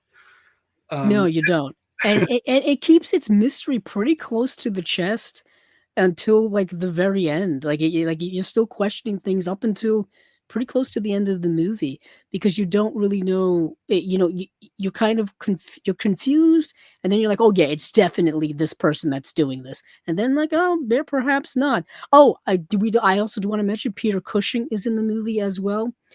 Peter Cushing and Vincent Price share screen time. They share a couple of scenes together, which is really nice. They were good friends in real life, and two horror icons, if you will. And it's nice to see them share screen time together. I really, really dug this movie. This is something. I've got the 3 volumes of Vincent Price films from Shout Factory. They're Vincent Price collections 1, 2, and 3. I think a lot of those movies have been released individually now from Kino, because Kino has the rights to a lot of those. Horrible, Dr. Fives and House of Usher, stuff like that. The Raven, things like that. Like those have all been released individually, but this was one I'm surprised like Kino didn't have their hands on, or Shout Factory did. But yeah, Eureka puts out really good stuff. Well, it does have a Kino release. Oh, it does? See, I didn't even look that up. Should have done it. Glad you're here. I'm Yeah, glad. this was one that I had the Blu-ray of, but I had never watched it. So Oh, you're right. You did mention that. You did mention that. Uh, but this new release does have, it says high definition transfer. Whether it's a new one or the same one that's on Dustin's Kino release, I'm not quite sure. It's got a new introduction to Madhouse by horror novelist Stephen Laws. Lights, Camera, Murder, new video essay on Madhouse by horror and gothic scholar Mary Going. Audio commentary by film historian David Delval. Archival making of featurette, Stills Gallery, original theatrical trailer, and that is it. It's got a slipcase as well in typical Eureka fashion. It's got a booklet too that's in there. But that's it. Coming out June 22nd. That is Madhouse, and then oh, Empire of Ants. If you like your giant ant creature features, that's based on an H.G. Wells short story. I have a movie for you. It's called Empire of Ants. So, Dustin, this is another one that I think you had mentioned that you had seen actually before this the lead up to the show. yeah, so it's been a little while since I've seen it, but I've also seen it multiple times, so Oh, gee, I okay. remember it fairly. But yeah, this one stars Joan Collins, and she plays she's sort of a developer who brings a group of prospective buyers to view this like beachfront location that they're hoping to build this housing community at. And while they're touring this location, these giant ants that were mutated from chemicals that, of course, had been dropped in their habitat, attack them. And then it actually goes in some other surprising directions towards the end. And so it's like a creature feature, but then it also mixes in other subgenres that I will not say because I don't want to give it away. Right, right. Um, And it's interesting. We mentioned the movie Them earlier, and I feel like it obviously probably takes that inspiration from there. But there were a lot of other movies with mutated animals or mutated insects, and like there's a movie called The Giant Leeches, where you can guess it's about giant leeches. It's not really hiding things. And this movie's kind of like that. It just so happens that these people are once again in the wrong place at the wrong time, and there happen to be these giant ants that is pretty cool animatronic effects for the time. Um, yeah, it's I what mean, a it's from 1977, and yeah. I mean, yes, admittedly, it's very cheesy in a lot of ways. Like, yes, and it's inspired by a short story by H.G. Wells. I actually prefer it to Food of the Gods, at least that film adaptation. But what I really like about it, I mean, I just love Joan Collins, and I like the locations basically. Like I like the premise of it. I like them Mm, sort of going around on this sort of like semi-deserted island, but then they're getting ready to build it up into these homes and this community. And I've always liked the sort of mood of it. gotcha. So this release, it says high definition transfer, new introduction to Empire of Ants by Chris Cook, filmmaker and co-director of the Mayhem Film Festival. The BIG picture interview with film historian Kim Newman focused on the life and career of cult filmmaker Bert I. Gordon. Audio commentary by critic, director, and producer Bert I. Gordon. Audio commentary by film historian David Delval, and with film historian and filmmaker Michael Varati. There's a radio spot, original theatrical trailer, and slipcase and booklet as well. So that is it for Eureka for the month of June. We have Oh What a Lovely War, Madhouse, and Empire of Ants. Okay, now let's see. We've got Eureka down. We've got Second Sight down. We did Kino. Now we're down. I think we're down to a couple of individual releases, and then our grand finale will be Arrow. So a couple of individual releases we do have to talk about here. I know this is another one that you got to watch in preparation here. The Garden of Eden from Flicker Alley. Flicker Alley is one of my kind of favorite boutique labels. Unfortunately, I say that, and I only really have like one or two of their releases. I think I may only have one, ironically so. but I want so many of them. I guess that counts, right? I guess it counts. I have their release of um, he who gets slapped with their website exclusive slipcover, which they do website exclusive slipcovers. So for those of you who are slipcover enthusiasts, go check out their website, and you may be pleasantly surprised because this is a really beautiful slipcover. It's got that thick type of slipcover and like matte cover as like the Vinegar Syndrome slipcovers do. Those are some of the best like nice slipcovers in the game, I think. And he who gets slapped is a really good silent film. For those of you who haven't seen it, for those of you who are interested in silent movies, but another good silent movie is this one here, The Garden of Eden. And I'll let Dustin talk about it because I know you had watched it before I did and really liked it. Oh yes, this one. Yeah, this surprised me. Well, I didn't know what to expect. I knew nothing about it before I watched it. So this is a 1928 silent film directed by Louis Milestone, and it stars someone who I actually wasn't familiar with. Her name's Corinne Griffith, and she's fantastic in this film. It's sort of I would say it's similar to like a screwball romantic comedy. At least that's what it becomes eventually.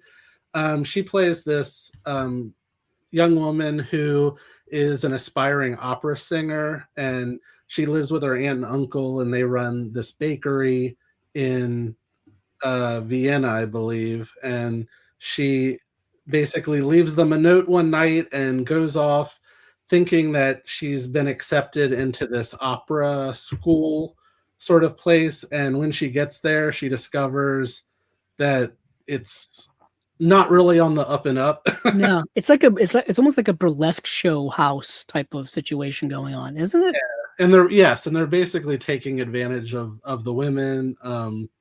And she doesn't really realize it. Like, I mean, it takes her a little while to realize exactly the ulterior motive of the manager of the place. But basically, eventually, she escapes there with, I believe it's like the wardrobe woman who she had met at the theater, and they go away on this swanky vacation to Monte Carlo. And it's there that she discovers that this friend of hers is a baroness. And she meets, while they're there on vacation, she meets this young composer and is it his uncle? Yeah, his uncle. Yeah. And so it sort of becomes a sort of, like a romantic comedy, gorgeously shot. There's the title Garden of Eden. There's a scene where she and this young composer go on this nighttime walk through this garden outside the grounds of outside in the grounds of the hotel. And it's magical. Like, it's just beautiful to look at. The humor, it's very funny at the same time. It actually surprised me with some of the sort of portrayal of some of the gender roles in the film. Oh yes, there was something really progressive in the movie early on when she gets to this kind of burlesque house. The person running it is a woman dressed in man's clothing, which I thought was incredibly progressive for the 1920s. Yeah, I was surprised to see that, and it was that was fascinating. That it included that, and also just the fact, in addition to that, just the lead actress, her character, she doesn't suffer fools. Like, she very much stands up for herself throughout the film. And so it does have that sort of surprisingly progressive edge to it for 1928. So this one was just thoroughly enjoyable. Yeah, I agree with everything Dustin just said. I think the movie is very thoroughly enjoyable. Louis Milestone is probably most known for directing All Quiet on the Western Front, which came out in 1930. So like 2 years after this, he would direct one of the most like classic movies of the 20th century, and a movie that would win Best Picture, and a movie that would be shown in film school for the next century, basically, because I know that's where I watched it, or even just in school in general. I know people show that in like history classes and stuff like that. It's an adaptation of the book of the same name. It's actually it's interesting because that movie and that book is very much also a kind of social commentary on the issues with World War One, which of course the movie we just talked about, Oh What a Lovely War, did the same thing. So if anything, All Quiet on the Western Front, Oh What a Lovely War, would make a good double feature. That's what I'm trying to say. It would be very, very appropriate. But yeah, I agree with everything Dustin just said about Garden of Eden. And for special features, it's got an audio commentary with Harlow Robinson, author of Lewis Milestone Life and Films. It says Syncopating Sue, which is a restored fragment of a 1926 um, film from director Richard Wallace's Lost Romantic Comedy, starring Corin Griffith as well. And then there's the inimitable Corin Griffith, the Orchid Lady of Screen. That's a 2026 visual essay by David Pierce. So you get more information about that actress, which is very fascinating. There's a restoration demo as well. There's an image gallery, a booklet insert, and the Blu-ray authoring by David Mackenzie of Fidelity in Motion, whom we've had here on Chasing Labels once upon a time. So yeah, looks like another solid release from Flicker Alley, who's really putting out a lot of great stuff from like I would say the 19 teens through 1940s. They put out a lot of good stuff that's in like a deeper part of the catalog. They've worked a lot with the Film Foundation. They've worked a lot with the Film Noir Foundation, which is Eddie Muller's company. They've done a lot of great work over the years. Like I've said, there's so many of their releases that I really want to get. I just haven't yet. So let's go over to Deaf Crocodile. I know you talked about Deaf Crocodile title earlier, and we'll be talking about another Deaf Crocodile title now. A box set from Deaf Crocodile, mind you. This is a box set of East German like folklore adaptations or fairy tale adaptations, I would say, rather. Now, if I could just find it. Where are you? Oh, there you are. I clicked past it. I went to the shop as opposed to the homepage. So we have. I tried to watch these and I could not find anywhere to watch them. The only place that I saw that had. So Canopy had the first one. Oh, okay. Yeah, Canopy. I'll tell you, for covering Deaf Crocodile pretty much since the beginning, their movies are some of the hardest ones to find to watch. I mean, because their stuff is so deeply like cataloged things from all over the world that it's just like no one's really, I guess, showcased these in a very long time. So therefore, they're not really usually available. I know Canopy has a lot of them over the last couple of years. They've gotten them. I mean, you need a library card to stream on Canopy, and sometimes your library doesn't subscribe to Canopy. They subscribe to Hoopla, or they subscribe to nothing. Really don't know how it works, but I'll just say these are fairy tales, or they are East German adaptations of fairy tales, I should say. I think that's important to know. So, Talking Flowers, Magic Bears, and A Devil with a Golden Hair. DEFA Fairy Tales. And that is what this box set is. It has 5 movies. The 5 movies are Snow White from 1961, Little Red Riding Hood from 1962, Mother Hilda or Hulda from 1963, The Devil's Three Golden Hairs from 1977, and then Snow White and the Rose from 1979. Now, the good thing about these is that they all are pretty short if you can find them. Like, Dustin couldn't find them, and I don't think these are easy to find at all. So Snow White is 63 minutes long. Little Red Riding Hood is 72 minutes long. Mother Hulda is 57 minutes long. The Devil's Three Golden Hairs is 92 minutes long. Okay, so that's the longest one. And then Snow White and the Rose is 70 minutes long. Now, I only, like I said, I only got to see the first two. I got to see Snow White. I got to see the Little Red Riding Hood. And And these stories you guys are probably familiar with from your childhood. So it says the widely surreal music and color saturated world of fairy tale films or Markenfilm from East Germany's DEFA studios are one of the great, still overlooked subgenres in world fantasy filmmaking. Part Sid and Marty Krofft's Saturday morning kitty psychedelia, part sturdy socialist moralizing. The Martian films are one of DEFA's most popular genres from the 1950s to the 1970s. We're thrilled to collaborate again with the DEFA Film Library at the University of Massachusetts Amherst on the first ever Blu-ray release of 5 of their fairy tale genres. Fairy tale gems. Coincidentally, Massachusetts or the University of Massachusetts Amherst, I think, is only like 3 hours from me. Don't ask me why, but I was wondering where the Emily Dickinson house was the other day, and I'm like, I knew she was from Amherst, so I googled where the Emily Dickinson house is, and it is indeed in Amherst, and it's about like 3 hours from me or so. I think it's more of like an hour and 45 minutes if you know the right route. But either way, it's up there.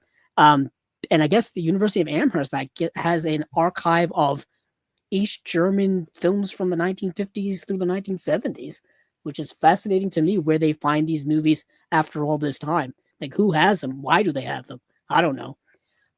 But from the ones I've seen, they are exactly kind of what the stories that you know and love. The first one is Snow White, and it's the story that you know. Snow White, the evil queen. You know, she's got the mirror. She talks in front of it, saying, "Who's the fairest of them all?" You are. And then one day, Snow White comes along, and she's no longer the fairest of them all. So the evil queen gets super insecure and decides to kill to kill Snow White, and she runs away. She meets the 7 dwarves. We know the story, right? I don't have to explain everything to you guys. A Little Red Riding Hood is a little bit different.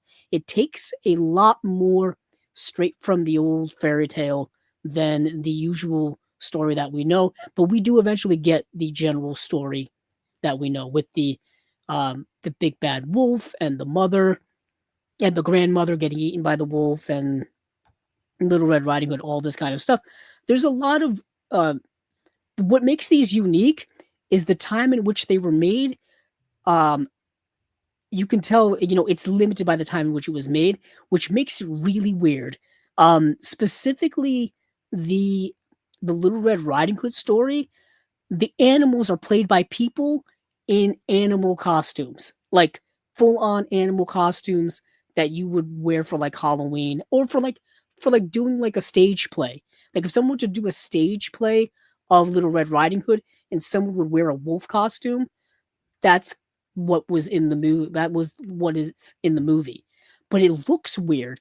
I can't really explain it without you guys seeing it, and I feel like they're probably all like that. These very interesting German like versions of these fairy tales.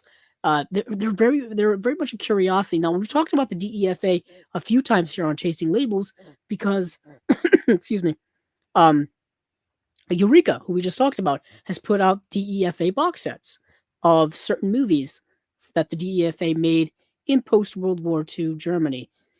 Famously, the DEFA was the East German film industry, basically, their film studio. The West German studio, I always forget their name. I don't even know if no, I don't have their box set.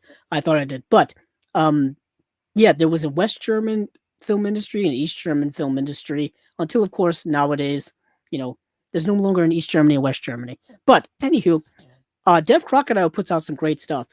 Dustin, I don't need to explain that to you. I think you've got a few of their releases yourself. Oh, yes. I have a subscription with them, so I basically get everything. Okay, so you do know this stuff pretty highly. I did just take part in their sale that they had on their website, which was like their first, I think, big sale they've ever had on their website before. And I bought 5 titles, so hopefully they'll be with me soon. I don't think they've shipped yet. I have to check I didn't even check my emails today. I basically just woke up and started preparing for Chasing Labels. That's how my Chasing Labels recording day goes. I don't have time to look at emails right now. I got movies to talk about. But For Little Red Riding Hood, does it live up to what it says here? It says that it's sure to give your 6-year-old self nightmares for life. yes, that's what makes it so weird. It's disturbingly odd, especially like the big bad wolf is kind of like frightening. The way he talk, because they talk and their mouths don't move because it's all like rubber suits. You know what I mean?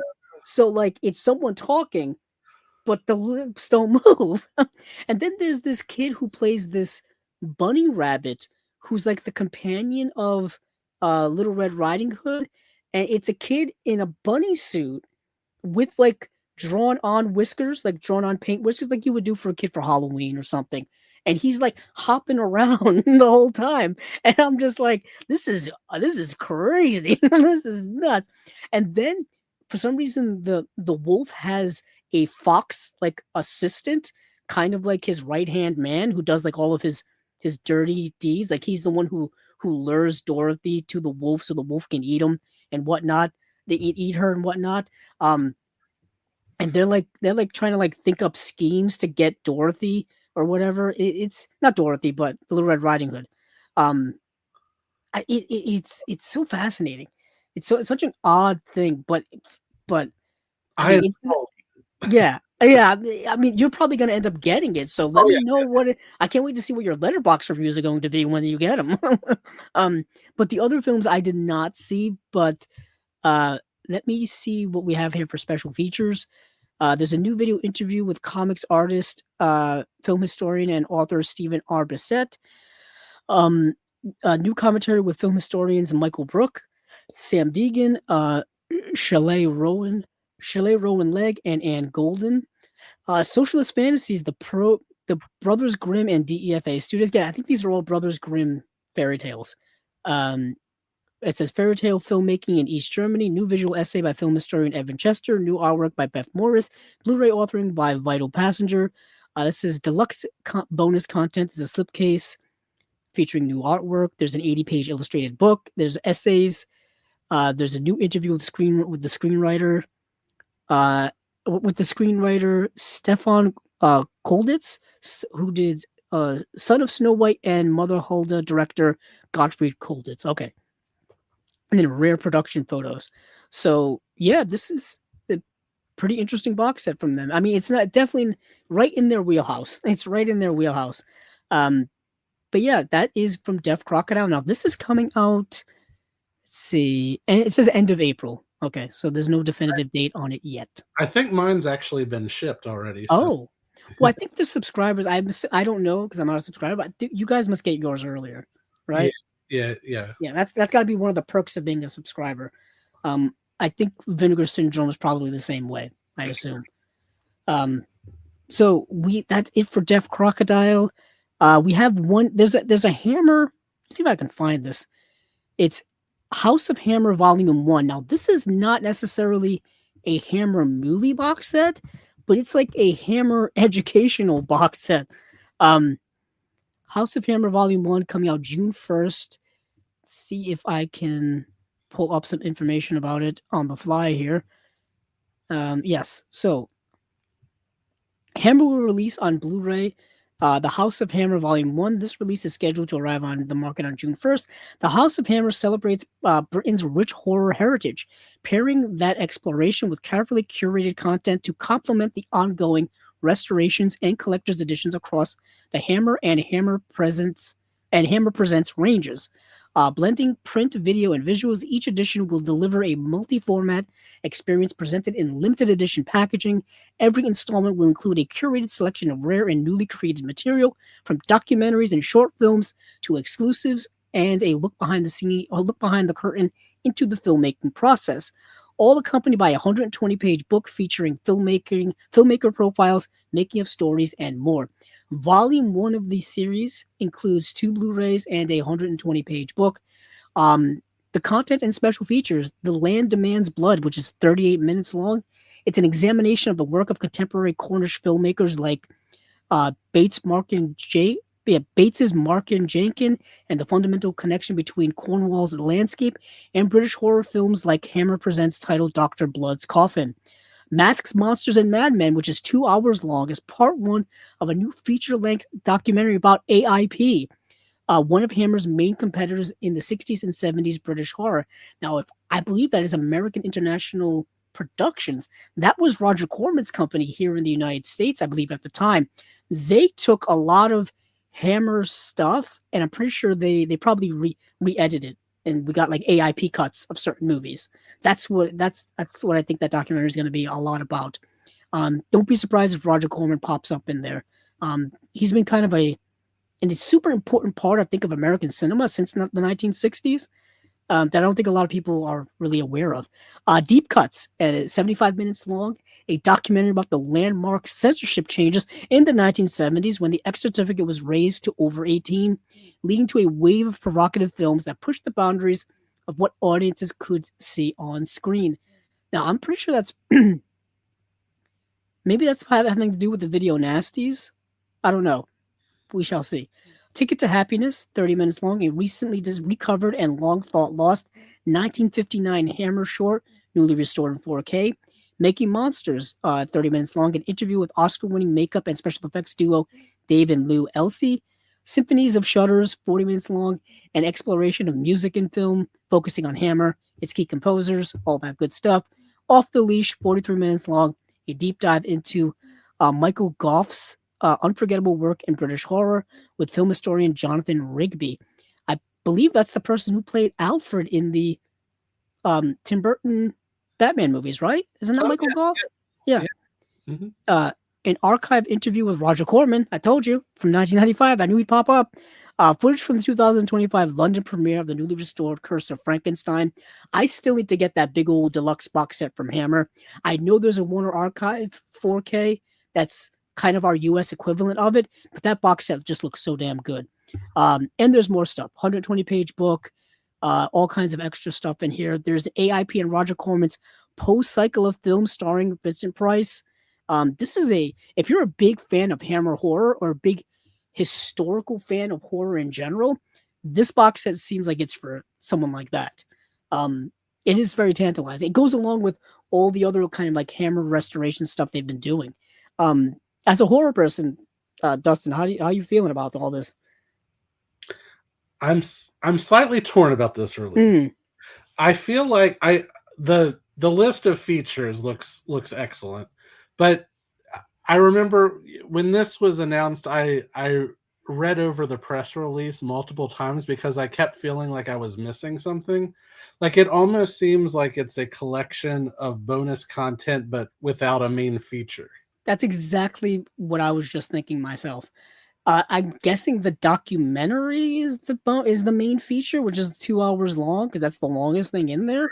Yeah. But even then, that could have been on a bonus disc on any one of their other Hammer releases, and it would have worked fine, as opposed to being in this set. And even all these other things seem like these could have been special features included on these other bigger sets that they're doing, these big old collector sets that they're doing. Because like right. I don't disagree with you. Yeah, because in the booklet it says it features new articles on the making of Cry of the Banshee. So you're giving us articles on the making of a film that's not in the set. Yeah, and it's like, why did you include this with the release of the Cry of the Banshee or not? What's the deal here?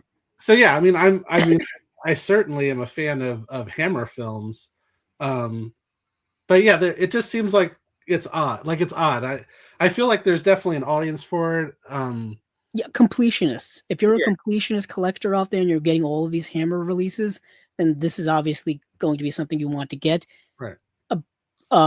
But if you're not, then you're probably not really that interested in it. You're just interested in the movies, which is perfectly understandable.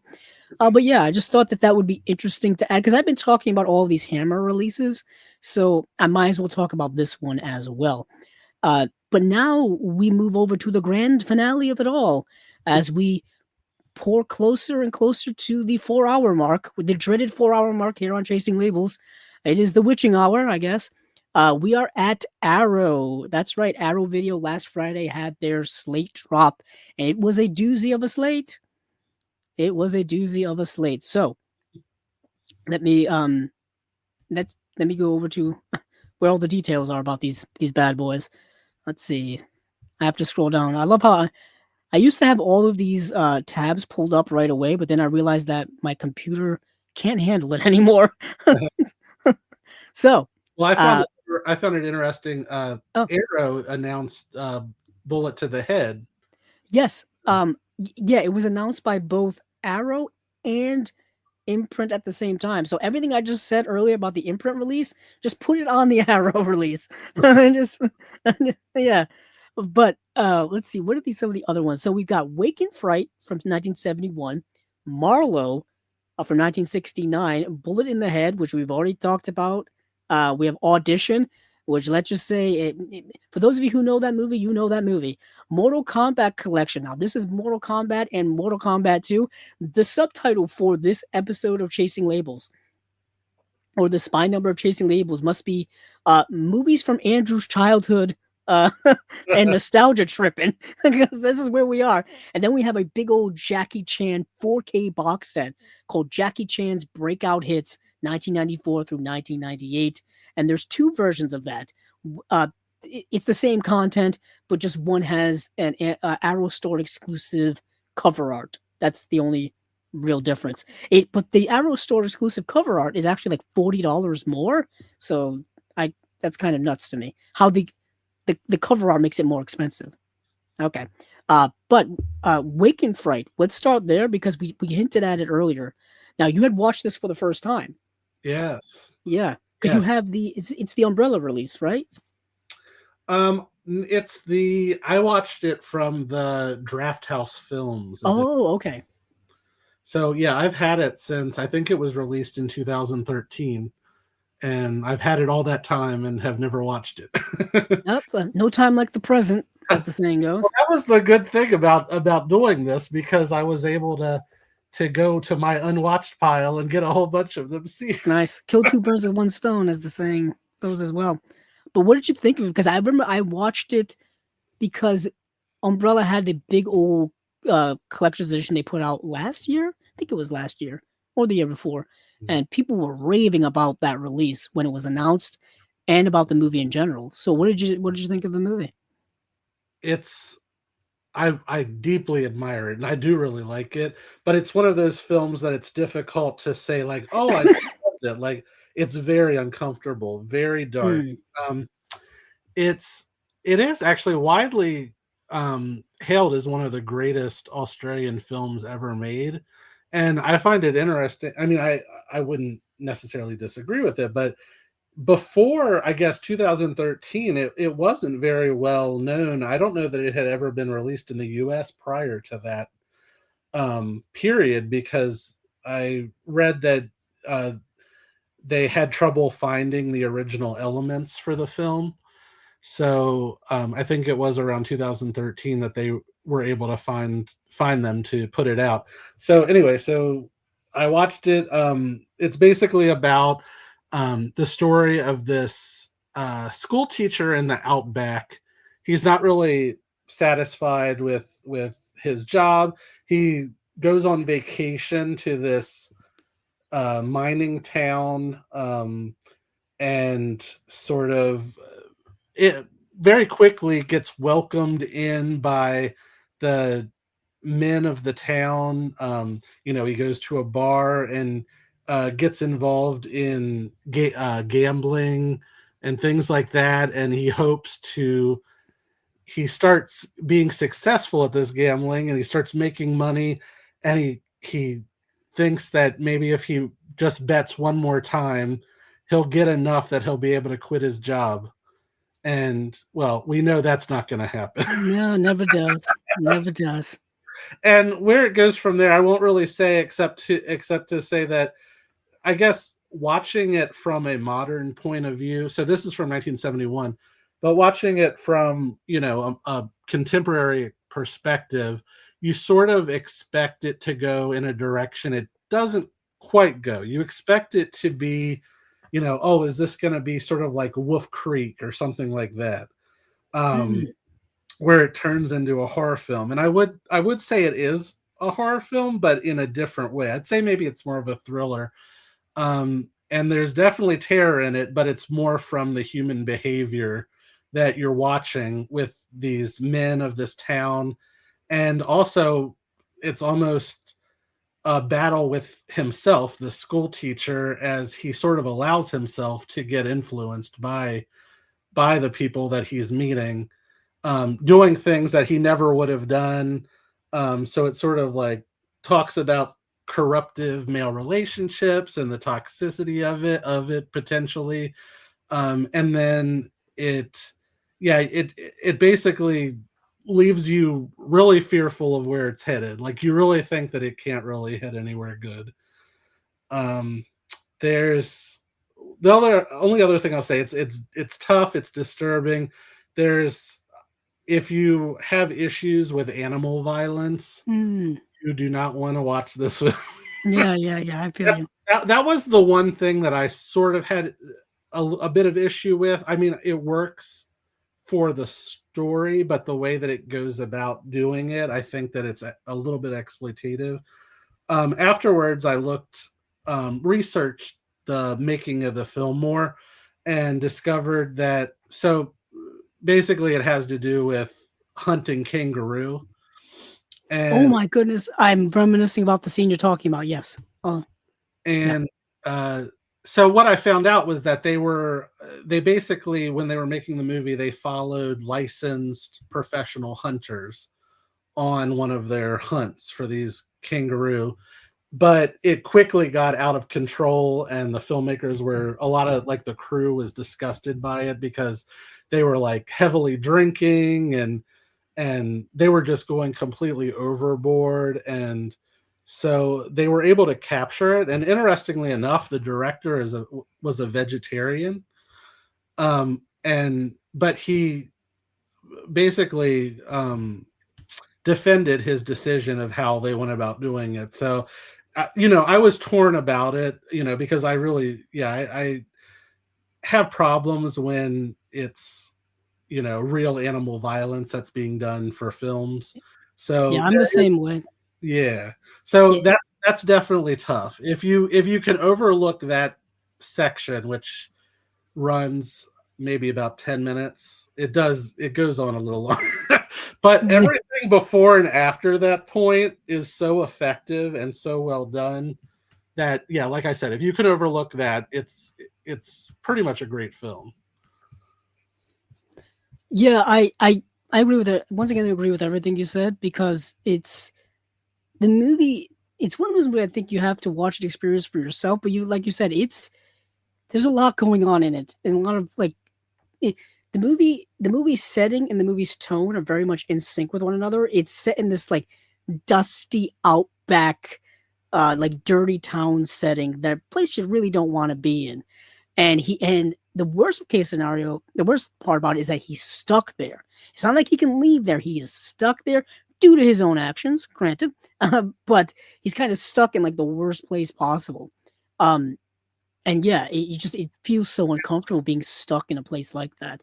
I mean, Uh, sorry to cut you off. no, go ahead. That's the thing. Like you're fearful of the men that he meets and the people who sort of draw him into their orbit. But, and yes, that, they're not all like the greatest, but most of what happens is due to his own doing, like ultimately. And I feel like that makes it even more, more unsettling to see where, his actions take him during the film and how he comes out the other end. Yeah, yeah. I'm sorry. I was just looking at some of um, the special features and comparing it to the Australian release from Umbrella from last year, and it looks like it's a pretty 1-to-1, um, like special features. Like it, what's on one is on the other for the most part. Like I'm doing just a quick glance here in the moment, and it's got pretty much damn near everything. It's got the it's got the interviews, it's got the commentaries, it's got damn near everything. Um, But if you have the Australian release, you probably don't need to upgrade to this one right away. You're probably more than satisfied with that release. But it's Was the got yeah, was the Umbrella a 4K as well? yes. Yes, it Okay. was. Yes, it was. It looks like there's a couple, like there's, let's see, just doing, this is this, yeah, there's always one or two you miss out on here. But yeah, for the most part, it looks like the Arrow release has there's maybe one or two that's missing. And that's just me being general here, looking at like the damn near 4 hour mark of the show. So don't take my word as completely solid rock gold over here. But if you don't have Wake and Fright yet, and you're looking to get a release, perhaps this Arrow release will be for you. I don't have the movie yet, so I may actually get this released if it is indeed that close to the um the release that uh, Umbrella put out. It's got 4K restoration of the film. It's got it's got Dolby Vision. I don't know if this had the Dolby Vision. That's one of those things that which people can give or take Dolby Vision. Some people think it's a scam. Actually, I was reading people on Twitter the other day think it's a scam. But yeah, it looks like they both had Dolby Vision. But let's see what else we can talk about here. I guess we have to go for the elephant in the room. Not really elephant in the room. So Bullet in the Head, it's going to be all the same special features that everybody's been putting the same special features on their discs for the most part. Whether it is Shout, whether it's Arrow, whether it's Imprint, I think they're all putting out the same special features on their releases because I think it's just all uniform, whatever the licensing deal is across the board. So I think let's talk about Mortal Kombat because that's the one that people are hyped about. Everybody's hyped about this. Mortal Kombat 1995 comes out, the adaptation of the popular Sega Genesis, and I believe it was on Super Nintendo as well, game. Either way, the popular game of the 1990s. I had it on my Sega Genesis. I played it. I went to the theaters in 1995 at the ripe age of, 8 years old to see this movie. I remember my uncle taking me to see this, and I did go 2 years later to see Mortal Kombat Annihilation. So I was there when it all happened. And this movie has been a bit of a fan favorite cult movie. The first one, the second one, not so much. So, did you see this when you were back in '95? That was the last time I saw it. Yeah, I haven't seen these since the theater. I saw both of them, so I don't have much to say. I'll let you talk about them. Yeah, so I've seen these periodically over the years. Like I'll rewatch them like once in a while. Like I'm pretty sure I watched them probably a couple of years ago because they've been streaming, I think, pretty much since HBO Max became a streaming service like 6 years ago. They've been streaming on there. They were streaming on Netflix for a while too. They've been available on DVD. They've been available on Blu-ray. They were in so many Blu-ray bargain bins over the years. It was getting nauseous because they were just trying to give these away, these Blu-rays. Yet again, I believe this is probably part of the Arrow and Warner Brothers distribution deal because these are Warner Brothers movies. Mortal Kombat's an interesting franchise. Like I said, it started out as a popular video game series in the 90s. They made 2 movies. They made a web series called I think it was Mortal Kombat Legacy. Back when web series were kind of a big thing. I'm thinking like late 2000s, early 2010s. Do you remember that time period where web series were kind of on the rise? Kind of like when YouTube was really on the rise too. Yeah. Like everybody was kind of making web series. Some people launched their careers from making web series. Some people got super popular. Sometimes you would see people you would recognize on web series. It's kind of a lost art. Like it's kind of gone away a little bit, I think. I think in the age of social media, where people can make, TikToks or Instagram reels or short videos to put on YouTube, it kind of took away web series because people were just like making their own stuff. But there's also been a movie that came out during the pandemic, a big time movie for Mortal Kombat. There's a sequel that's coming out this year for that. So it's been a franchise that's been around. There've been comic books, there've been, like I said, video games. It's been around. But back in '95, a video game adaptation when you were a kid, oh, this was a dream come true. This was a dream come true. But the first movie is actually considered to be one of the better video game adaptations when it comes to movies. And that's a genre that doesn't really have a lot of positives in it. They've never really been able to kind of figure that out.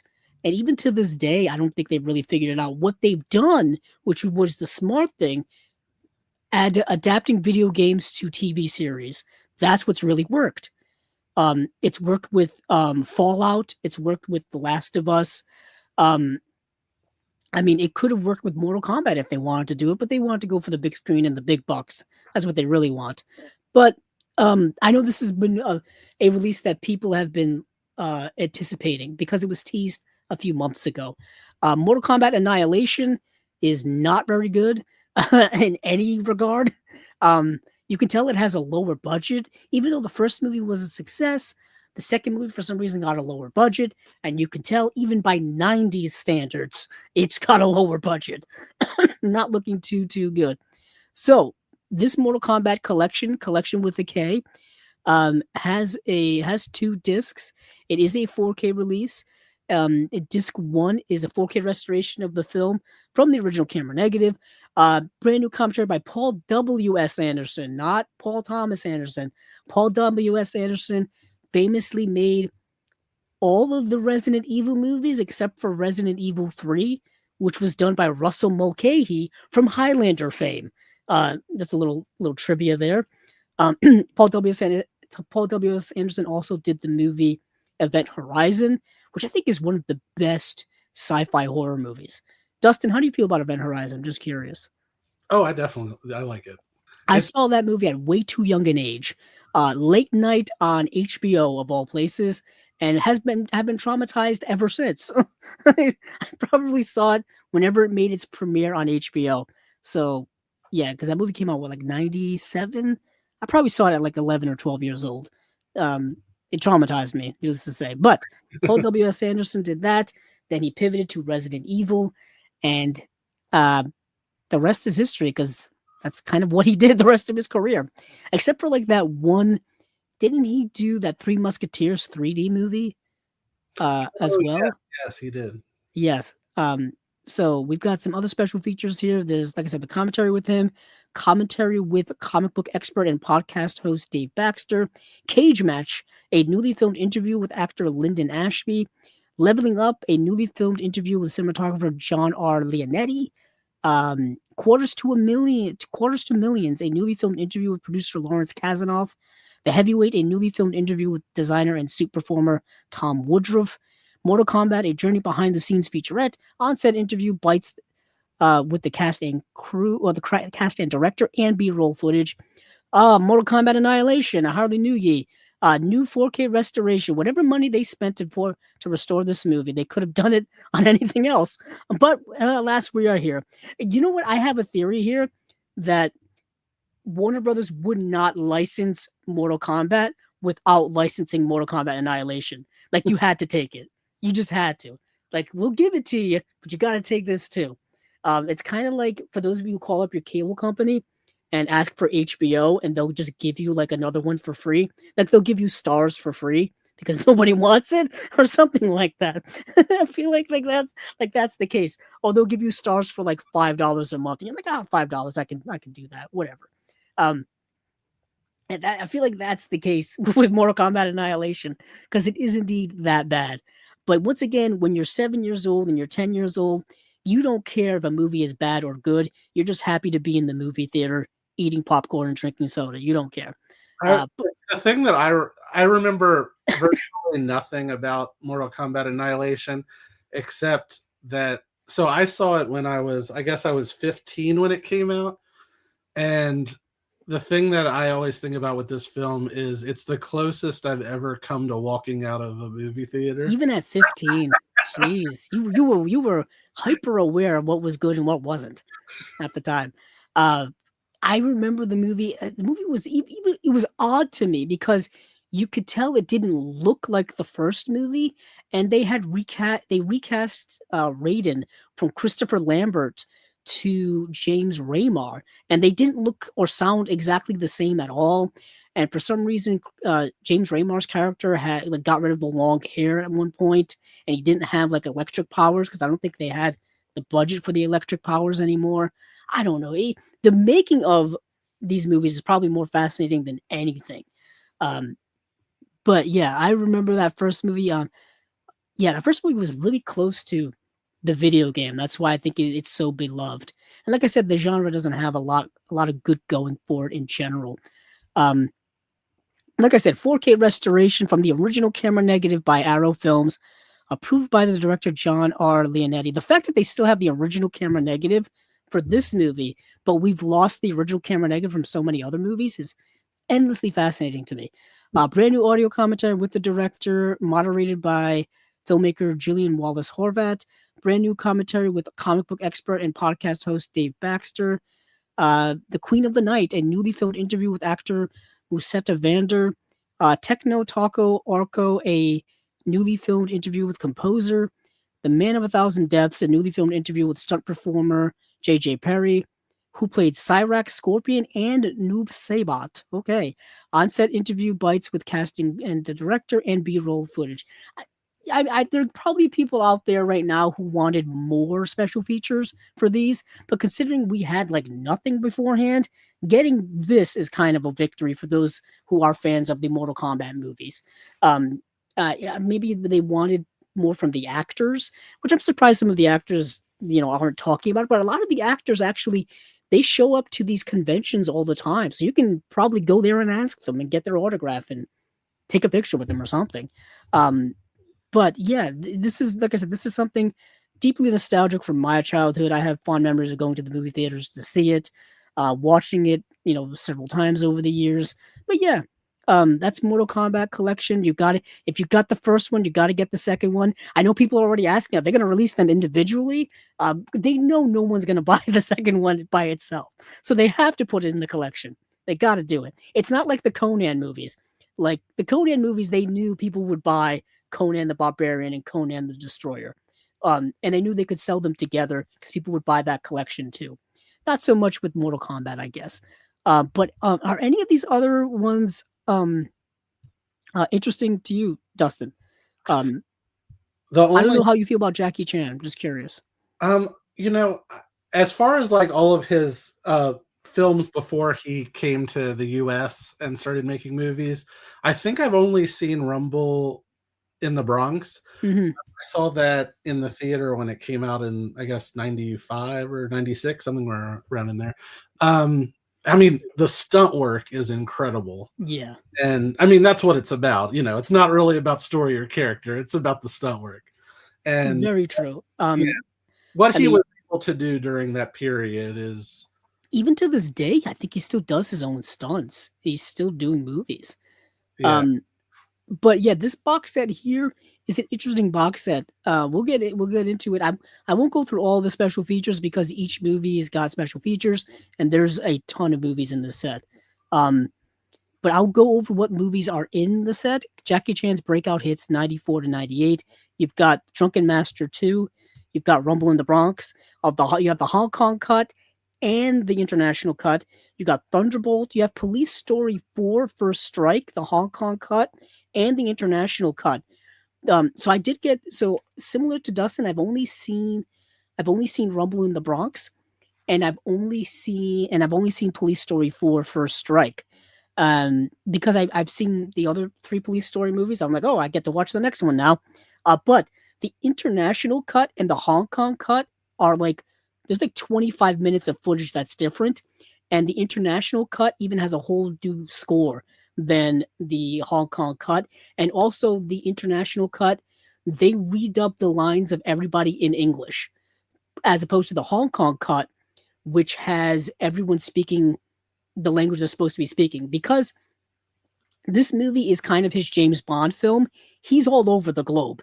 He's in Hong Kong, he's in Russia, he's in the Ukraine, he's in Australia, he's skiing down mountains, he's doing all kinds of stuff in this movie. It's someone compared it to it's him doing Thunderball, because at the end of the movie, and the climax of the movie, not a really big spoiler here, he has a fight underwater, like in the James Bond movie. And I'm like, this is a James Bond movie, clearly. But the languages in all these different places in the world, it's their natural language. Like in Russia, it's Russian. The Ukraine, it's Ukrainian. In Hong Kong, it's Cantonese or Mandarin. And he speaks Cantonese or Mandarin or whatnot. So for the international cut, New Line, who picked up the rights to it, were like, we're gonna cut 25 minutes out of it, and we're gonna redub everybody in English. And we're just gonna call the movie First Strike. We're not gonna call it Police Story 4 because we don't want people who didn't see the other ones to feel like they're gonna miss out. But anywho, that's a little lore behind that. But Mr. Nice Guy, the international cut, and the Hong Kong and the Japanese and Hong Kong cuts of that. Who Am I, the Hong Kong cut, and Who Am I, the international cut. It looks like each of these releases, which cut it is, all come at least with a special feature on there. It looks like the only one that really doesn't is the Mr. Nice Guy international cut. Doesn't have any feature on it at all. So this is a 10-disc 4K set. It's only being released in 4K. There's no Blu-ray equivalent to it. Like I said, there's an Arrow store exclusive with different artwork. That's a little more expensive. But yeah, Jackie Chan is, like I said, he's been doing this stuff since the 70s. And a lot of his early stuff has actually been getting a lot of Blu-ray releases over the last several years, through 88 Films, through Shout Factory's put out, I think, 2 box sets of Jackie Chan films. Criterion, I think they put out an early Jackie Chan set as well, if I recall. So yeah, it's a lot of Jackie Chan to go around over the last few years, but this is a massive set. And this is once again part of the Warner Brothers distribution deal because First Strike has a Blu-ray release from Warner Brothers. Rumble in the Bronx has a Blu-ray release from Warner Brothers, and Drunken Master has a Warner Archive release. Drunken Master 2, sorry. So yeah, I'm assuming it's part of that. The movie Marlowe, I do want to touch on very, very briefly. This is a adaptation of a Raymond Chandler novel called The Little Sister, and in this movie, Philip Marlowe is portrayed by James Garner. And I thought this movie was really good, actually. I really like James Garner. He's got a lot of charisma. He's believable in the role as this detective. It's a neo-noir from the late 1960s. Yeah, it's really good. If you're a fan of the Philip Marlowe character, if you've seen The Big Sleep, if you've seen A Murder My Sweet, if you've seen the one from the 70s done by Robert Altman, is it the last goodbye? The Long Goodbye. The Long Goodbye, right? I always get that movie confused with the British gangster film from the 80s with I know exactly what you're talking about. Why am I blanking now? Oh, it's The Long Good Friday, isn't it? Oh, yes, that's what. Yes. Yeah, the I think directed by David Mackenzie, I think. Something like that. But with Bob Hoskins, he's a gangster. His gangster's mall is Helen Mirren in that film. That movie's got an Arrow release, ironically, and a Criterion release. That was a battle of wills of which one I was going to get. I'm still battling which version of With Nail and I'm going to get. I don't know whether to get the Criterion or the Arrow still to this day. I waver back and forth. But I really liked Marlowe. It's got a new restoration. It's got some special features. Bullet in the Head, like I said, excellent. I'm going to buy this version of Bullet in the Head. It's a 3-disc edition. That's nice. So what else is there that Audition. Now, as a horror fan, have you seen Audition? Oh, yes. Oh, yes. The Takashi Miike film Audition is notorious. What's your history with the movie? If you're a horror fan, you have to see Audition. Like, it's a quintessential sort of Japanese horror film. And it's the type of film that once you see it, you can't unsee it, and you don't forget it. You don't forget it. You don't forget it. And And The you'll never reputation, Piano Wire the same way. yeah, the reputation of that movie, I think it's not misleading, but all the stuff that people remember of that movie is like the third act. Right, right. The first 2/3 of that movie is like a Douglas Sirk melodrama of this guy like trying to like find love and be in a relationship and stuff like that. And then it takes a turn. It takes a turn. And I love that about it. That Yeah, same here. Same yeah, here. you could watch it, and even if it didn't take that turn, it would still be a pretty good movie. Like Mm. because you're involved in the characters, you're involved in what's going on, and then yeah, it takes that turn, and then it just sort of shifts everything and becomes quite horrifying. Yeah, it really does. And Audition has been available from Arrow on Blu-ray for many, many years. It's been available from several companies over the years as well. And so this is basically their upgrade of it. Yeah, it's been available since 2019 from Arrow. There was an earlier Blu-ray from 2009. I remember seeing that at stores all the time. But this is, like I said, this is. I think that they're just porting over all of the special features from their 2019 edition. I think I actually don't have it in my collection, and I think maybe the time. I'm a big fan of Takeshi Miike, and I'm always looking to get more Miike works in my collection. And this may be it. This may be the time. It No does. time like the present. Just looking through the special features, it does say that there is Other new stuff. Thing there. It says callback, a brand new interview with actor Ryo Ishibashi. Oh, nice. See, I didn't even look that way because I'm so used to companies not putting new special features when they upgrade to 4K, that I like almost assume that they don't. But I'm actually glad that they do, so that gives people a reason to upgrade as opposed to not. Let's see. Yeah. There's why am I? I think I skipped it. Oh, there it is. Audition. Almost. Yeah, it's got a brand new 4K restoration from the Super 16 camera negative by Arrow Films themselves. It's approved by the director of photography. It's got a Dolby Vision HDR presentation of the film, so you're going to see some stuff in 4K and with HDR. So there you go. Newly restored audio. There's an intro by Miike. There's 2 audio commentaries. You're right. There's the callback, a brand new interview with Ryo Ishibashi. That ties that bind an interview with Miike. I'm like I said, I'm a big fan of Miike. I think about his movie 13 Assassins a lot, just a lot. But yeah, so that's good. So we are pretty much we're pretty much wrapping things up right now. That is it from Arrow Video's June releases. Once again, we have Wake and Fright, Marlowe, Bullet in the Head, Audition, Mortal Kombat Collection, and Jackie Chan's Breakout hits 1994 through 1998. And I think that is going to be pretty much it for all of the announcements for Chasing Labels Spy number 187, episode number 187. Some quick things here, some quick comments just to check up. Let's see. Acres of Movies, once again, has a lot of comments here. Let's see if we can pick out a couple of. There was one here where they asked, like, which criterion do you wish had better features? That is a loaded question. I think there's a lot that I wish had more features. Specifically, some of their newer releases that I'm like, wow, this is a great movie. I wish it had more features. I know one. Oh, good. I absolutely love the release that they did of Arsenic and Old Lace.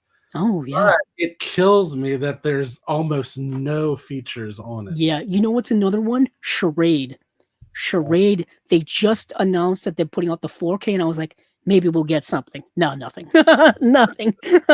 Oh. Yeah, I mean, it was just because I love Arsenic and Old Lace, and it was such a disappointment because are you telling me you couldn't find anybody to talk about that movie? Yeah, like I'll talk about it. I say it all the time. Criterion, call me. I'll talk about it for free. You don't even have to pay me. I'll do it. It would be an honor to do that. But I do feel you.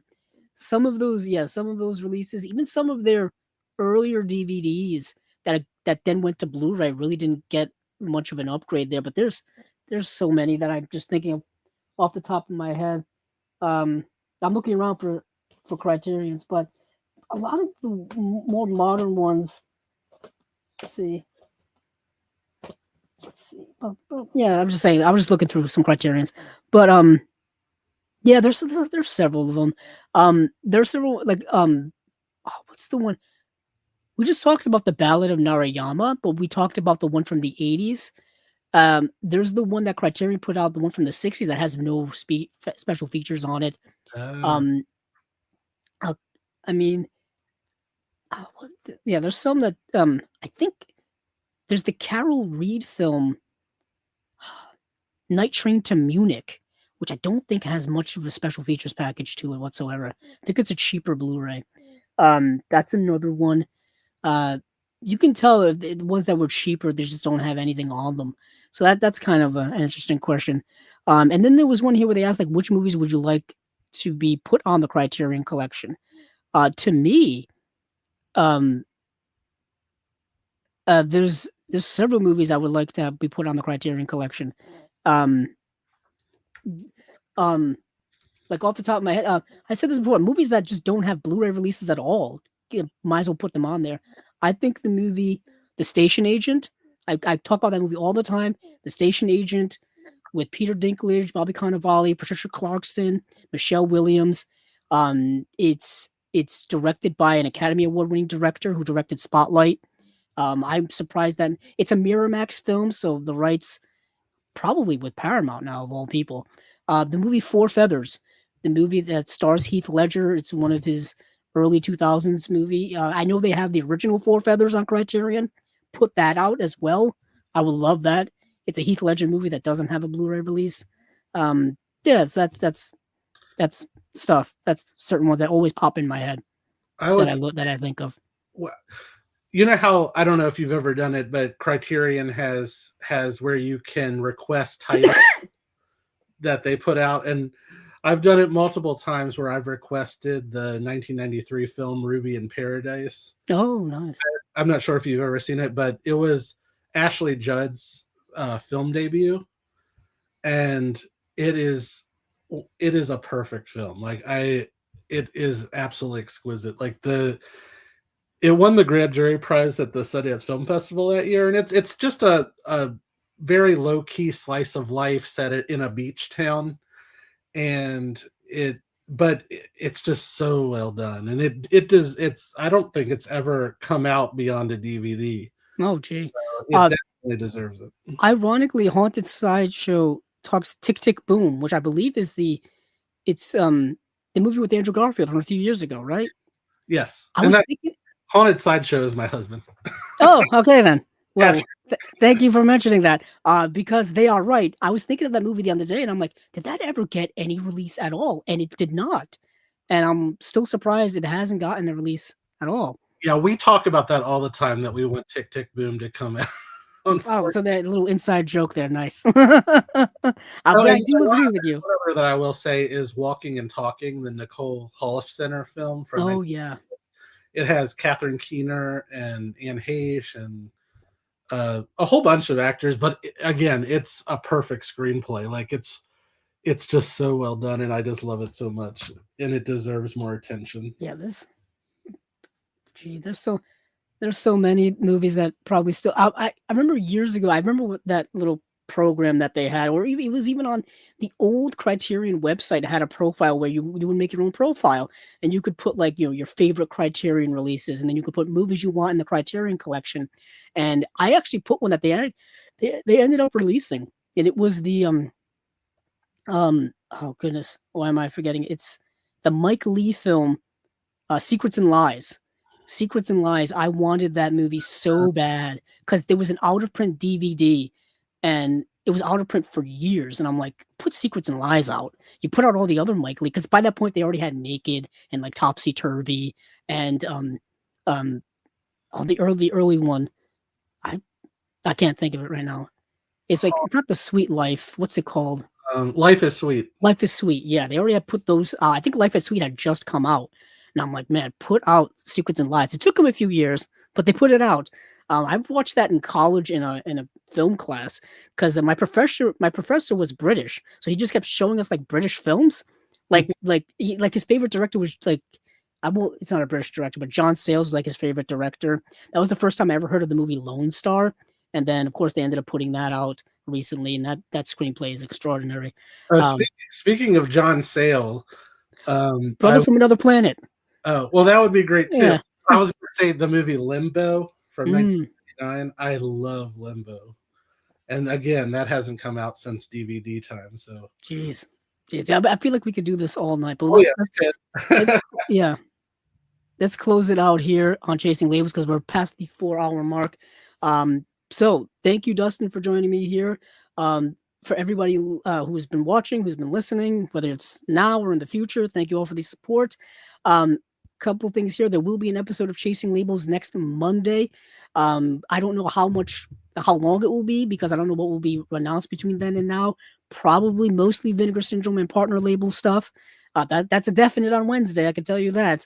You can put in your calendar like clockwork. But thank you, Dustin, once again for joining me. Thank you. Yeah, this was fun.